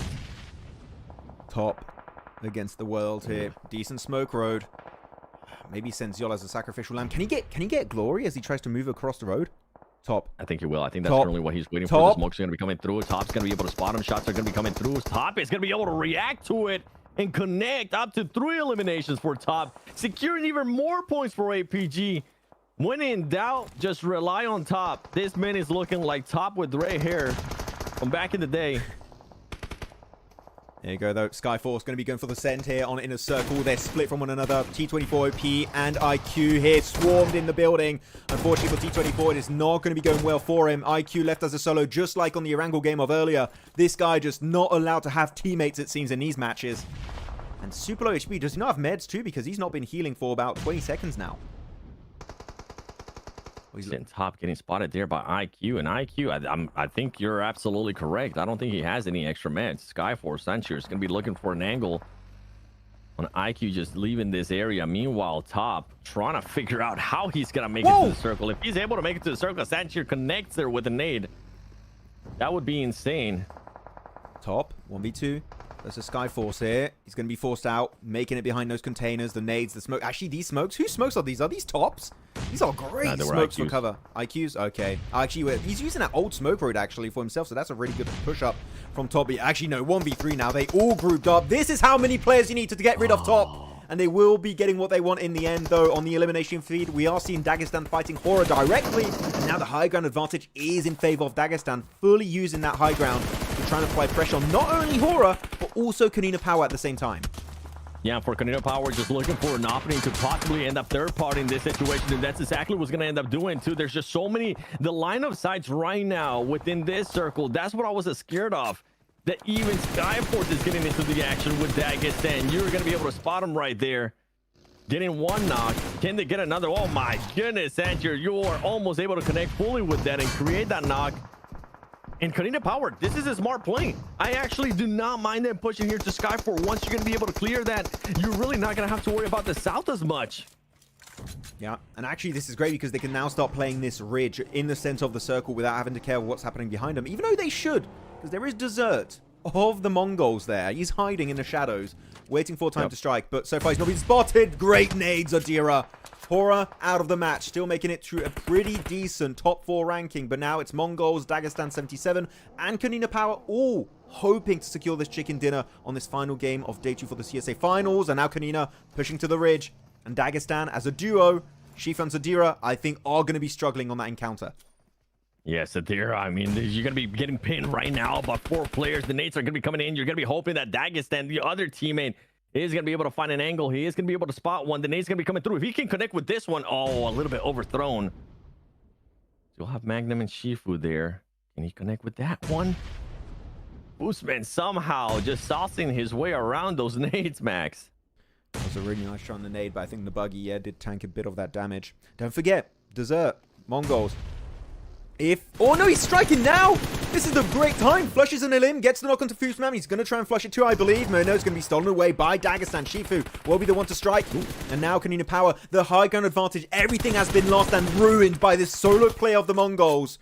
Shifu will also fall. But Desert now, actually the man advantage, not looking all that scary anymore. Maybe there's a chance for him to do well as he does find Obli and flushes it. 3 eliminations for free, but the nades are coming in his way. I mean, the Desert does not discriminate. It doesn't matter if you're from the team Dagestan. It doesn't matter if you're from Canino Power. He's just looking to get some extra points and extra eliminations. That nade is going to be coming in. I think he's going to end up going out there to the place on the 9, an extra point for some of these squads. Once they realize it was Canino Power, Dagestan going to be going in here to a 2v1, and it's Dagestan that's going to be able to come out on top here in the final match. But overall, what a performance for Canino Power in this 2 Miramar, securing a first place and then securing a second place finish. That overall is going to be looking spicy. VP went out early too. Was that enough for Hora Esports to maybe push towards that first place finish? So many questions. I can't wait to see the overall. Yeah, you can see already the players of Dagestan relieved after a game like that, making themselves believe there's hope. Maybe there's hope for tomorrow for us to make it to PMGC. Yep. But yeah, as you said, Canino Power, great match here, able to get himself a lot of really needed points on their side. And keep in mind, the fact that Hora don't go the entire way for that win, don't even make in top 3, Virtus.pro going out very early, it opens up that door of opportunities for teams to close that gap and maybe have a time to strike tomorrow on the last day of our CSA finals. Here, looking at the stats, Magnum gets 4, Zadira gets 2, Shifu gets 5, actually big game for him, and Tixi also doing well with 3 eliminations for himself. So everyone on Dagestan here putting up the numbers, 7. Yeah, 14 squads, 14 eliminations there for the squad. This is what I'm saying. Like, they're going to be able to push themselves up even higher in the leaderboard. Now, that situation that we're talking about, top 3, is going to become even tighter. Luckily, I got to mention this again. Luckily for APG, they were able to get lucky with the crazy push that they ended up doing. Shifu ends up getting player of the match, 5 LM, 753 damage. But going back to APG, they're making sure they close the gap in regards to PMGC points, maintaining that lead, hopefully, over VP, which I think they will be able to maintain it. But by how many points going into tomorrow? Because VP, we've seen them being able to be strong right off the bat. They've been consistent. They just, sadly, things didn't end up working out here in this last Miramar. Sadly for VP, but a lot of the teams that were chasing them to be in that first place are going to be happy. Yeah, I'm seeing someone in chat, Mayor, saying, Tixi Supremacy, Max. Hell yes. We're back to the Tixi Supremacy days. Shifu getting himself 5 elims, followed by Icy. Hey, we are seeing some players of Skyforce every once in a while making on this list. That was way too fast. But you know what? We'll look at the interesting rankings here of this match. Of course, 24 points going over to Dagestan. Kanina getting 14. That is literally, you couldn't ask for a better timing to get a big double-digit game. Yep. Absolutely right. By the way, coming into this match, I'm trying to pull this up real quick. Dagestan was in 9th place with 69 points. So the jump up that this squad's going to be doing, I think they might have put themselves there into top 3. Let's take a look at it. Dagestan actually 4th place, pushes out APG. APG currently with 84 points, 113 points there, still towards the top. That means that we do have this smash rule threshold for tomorrow, which is going to be 123 max. 123. I mean, in a Rondo game, realistically, I'm looking at it. Hora, Kunina Power, Dagestan. These teams could make it, but you would need a win for when you're looking at Kunina Power and Dagestan, right? When you want to reach 123 in one game alone. But Rondo is making it possible. So currently on the first game, we could have some teams make it up there. APG, though, they are also a little bit behind. Was that 9 point behind the side of Dagestan? And second page, this is a rough one. If you're on the second page, smash rule, not happening. You're done. Yep. I mean, if anything, what I'm going to be looking at some of the squads here in the second page, it comes down to what kind of spoiler role can you do tomorrow for those teams there towards the top. Daily MVP. Tricks. 2,400 damage, 18 eliminations. Okay. That's a surprise. I was not expecting him to be the MVP. I thought it was going to be maybe top. That survival time is crazy, though. Elementrix. Yeah. All of our Kazuya, again, I think they play their way around the map really well and able to do quite a lot. Okay. Hey, MVP rankings so far. So this is day 1 and day 2 combined, guys. No fear, no surprise for me. He's going to be currently your #1 player in the tournament. MVP rating of almost 3, which is very high. 2 usually is good. 3 is crazy. And he's going to have 27 elims. Survival time also kind of almost going into the 23-minute mark, followed up by Top, then Aragon, Senior, and Voston. So 2 of VP, 1 of APG, 1 of Regicide, and 1 of Hora. Any one of these players could be MVP at the end of tomorrow.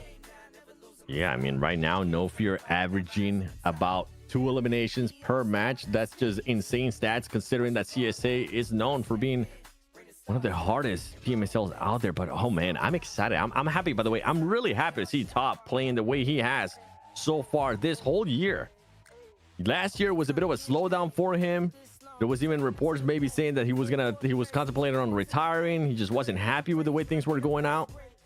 He was able to regroup over that off time between PMGC and PMGO, bringing the heat, putting up an MVP performance in spring, and now putting up another MVP performance. What could end up being another MVP performance here in the fall split? So, I do know the PMGC regional rankings point. So, guys, stick around. It's been updated already by the amazing Wikipedia team. So, thank you very much, whoever's doing that.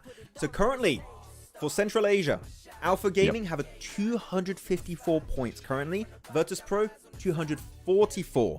That's a 10-point difference between these two teams. So it's going to be down to the wire tomorrow. And again, if it smashes, who knows who's going to be on top. So between those two teams, it's quite close. Kunina Power could also, by the way, make it. They got 224. So that's going to be a 30-point difference. So Kunina Power, bless you, 7. Thank you. Could also make it. So Kunina Power in the race. 40 points needed for Alcazia. That seems a bit more unrealistic, but we'll have to see. So yeah, Kunina Power, Virtus Pro, Alpha Gaming. We'll keep an eye out for those teams tomorrow for Central Asia. Have you got the rankings open right now? Yep. Yep. It's close for Arcred and Upgrade though. 64 to 45. I mean, great bounce back. Great bounce back from Alpha Gaming. At one point, they weren't even in the lead in regards to PMGC points. We were starting to see APG's not going to make it to PMGC. I was seeing those comments. Yeah, I was seeing them. All right. It's still a chance, honestly. We don't know what's going to happen tomorrow. All we know that is with VP now having that threshold, tomorrow, what I expect to see out of VP, give me that 3-1 split, VP. Go aggressive at the start of Rondo. Use that to possibly get those 10 points. They could even get those 10 points, Max, via just honestly, via eliminations. Yeah. And then go into the second match and put up a good performance like we've been seeing out of them today when it comes down to Erangel. Just to go over all the regions then, for Pakistan, Inner Circle, still #1. They got 176. Regicide have 141. That's a 35-point difference. So, yeah, if Inner Circle have a similar day to what we had today or even yesterday, Regicide could be the Pakistani team to qualify to PMGC. So, Inner Circle, we need to see the aggressive Inner Circle come back here, 7. The passive, scared Inner Circle, I'm not enjoying what I'm seeing. I want to see group stage Inner Circle back in the fold, you know, popping off like they used to do. And a confident team, hopefully. But 35 points, man. Again, when you have a Rondo right away, if Inner Circle don't do good on that map, that gap could close instantly. Yep. And what's going to be happening tomorrow within the roster too, because we saw some changes. We saw Sunflower being able to come in, replace Naki as well. Is that going to continue on tomorrow? And then talking about Uzbekistan, PMGC rankings, upgrade 64 points, Arcred with only 45. That would be insane if Upgrade is able to make it to PMGC without even playing the full split. That is just such a lackluster performance so far from Arcred here in the finals, with how hyped they were being, with the performances that they were able to put up the league stage. Oh, I can't wait for tomorrow, Max. I mean, Or matches. If That's what I was thinking. Arcred maintain their consistent results, I think it would be barely enough to get Upgrade. It's going to be close between these two teams, Upgrade and Arcred, as to who makes it for Uzbekistan. But yeah, man, tomorrow is going to be crazy. The fact that we could be losing Inner Circle, we could be losing the side of APG, we could be losing Horror if they just fall off big time, which I think is a bit unrealistic. I like how Horror are playing. I think they're consistent enough. I think it's... If they do what they did on day 1, day 2 combined, they do it again in day 3, I think top 3, definitely possible for them. And of course, Virtus Pro, could they be the first team since spring 2024 to actually take the title away from 4MV/APG? Because don't forget, they've won it 3 times back to back to back for some of the players.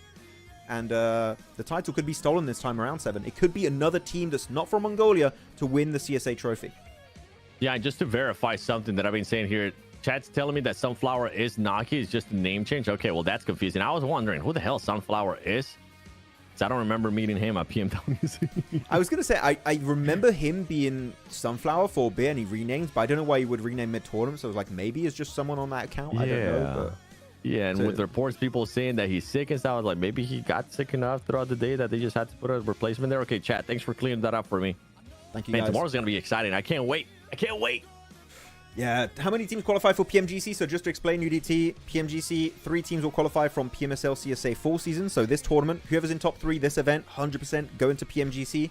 And then it's the regional PMGC ranking between Uzbekistan, Pakistan, and Central Asia. Which Central Asia is like mix of different like regions. You have CIS, you have also Mongolia and different stuff. Yep. So they're all included there. But yeah, you know what? Before we wrap up the stream, how do we do a little quick prediction game with the chat as to who we think is going to be champions tomorrow? I think that's a fun one. Want to do that? Yeah, okay. I'm down. Chat, who will be crowned your PMSL CSA Fall 2025 Grand Champions after tomorrow? Are you saying Horror? Okay, you were speaking so low we couldn't hear you. I know. I didn't want to fully influence it. So you're on Horror hype train right now. I am. With the way that they were able to play today. I mean, no fear, bro. You got me on the no fear hype train. Wait, I should have let you pick first. Why am I picking first? You messed up, boy. I didn't think this one through. You messed up, boy. You went too Please far, don't pick Horror. too quickly. Max, please don't pick Horror. I'm picking Virtus Pro. Hey, Horror's winning, ladies and gentlemen. Let's go! Horror fans, we got this, baby. I'm kind of happy Hell to see yeah. a CIS come back. So I'm like, hey, if any team's going to do it, Virtus Pro show potential. I think Alcadzia also played really well at some moment. Kanina Power maybe a bit more inconsistent. But Virtus Pro, maybe to do it. So I'm going that direction. Okay. So I dig it. I respect it. Thank you so much for not picking Horror. You're welcome, guys. I haven't been this happy in a while. Wait, CR7 messaged me. Thank you so much, Maxman. Oh, you're welcome. No, I think VP might be good. Yeah, VP's been playing great. Especially they've done decent going into Rondos, which again, Rondos there. They're currently the point leaders, so they could get into the Smash Zone the quickest out of anyone. So that is my prediction. Dagestan? Oh, DG7 picks in the chat from Chipsy and also some other people I'm seeing in chat. Very nice. Dagestan. A lot of Dagestans, actually. Oh, wow. This Dagestan's getting spammed by a few people. Dagestan did put up some numbers there towards the end of the day. I'm just saying. That team was hella surprising with what they were able to do. I got to go back to Rondo real quick. I got to see what VP was able to do. Yeah, go back. Okay, based on what I'm seeing here from BP, from the past 2 rondos that we played, they've only gotten 4 eliminations, so I don't think BP will cross that threshold. How many placement points? None? 0? 0. Zero. Zero Okay, on both. Yeah. The Rondo's so, like, all over the place sometimes. So, and also we only have it twice, so it's not big sample size. So I'm not gonna use that as like they're gonna not make it in. Right? Yeah, I'm just putting it out there. I'm just saying. I get it. I'm hoping I'm wrong. But Hora, on the other hand, if you average both of their matches, they ended up with a total of 16 points, 8 points a match. Hora might be able to. How many points behind where was Hora? I gotta go back and check. Check. It wasn't that match, right? It was like, chat, how long was the gap? Let me check. PMSL CSA 4, into the finals. 3 points. So Hora Yep. needs 13 points to get into Smash Zone. That's a good. That's not even a good rondo. That's an average rondo if you're towards the top.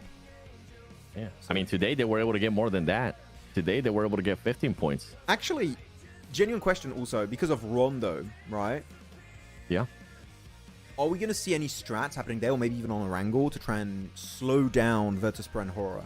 Because they have such a lead that they're going to feel very comfortable going into tomorrow. Do you do something about it or not? There's one team I'm going to be looking at, and this is actually serious. Okay. APG. Are you going to be fully committing 4 again?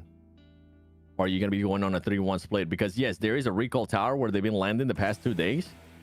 But we saw what happened in the first day. They got eliminated. Big O Donut, today at least they were able to save some phase, put up some points under their belt when it came down to Rondo. But you don't... The thing here is, with so many teams that are going to be out, you kind of don't want to leave it up to chance in regards to, okay, we're going to be end up performing on the other matches. It's okay if we just kind of take a seat back in Rondo. By the way, somebody kept asking, if VP qualify from top 3, can APG qualify from PMGC points? I mean, yeah, APG is currently in the lead, so it just comes down to what's the gap between those PMGC points. Yeah, let's see. Do you think Dagestan could qualify? I mean, currently, Chipsy, if you're looking at the results, they're in 4th position, 93. They're 2 points behind Kanina Power, which currently that's going to be the entry point into PMGC. Is 3rd place. So, technically, point-wise, yes, it's definitely possible. And we saw that they're feeling a little bit more confident. There was a very good push-up at the end of this last Miramar game. If they can follow up upon that win on Miramar, there's definitely a chance. So, yeah, Dagestan could make it in there.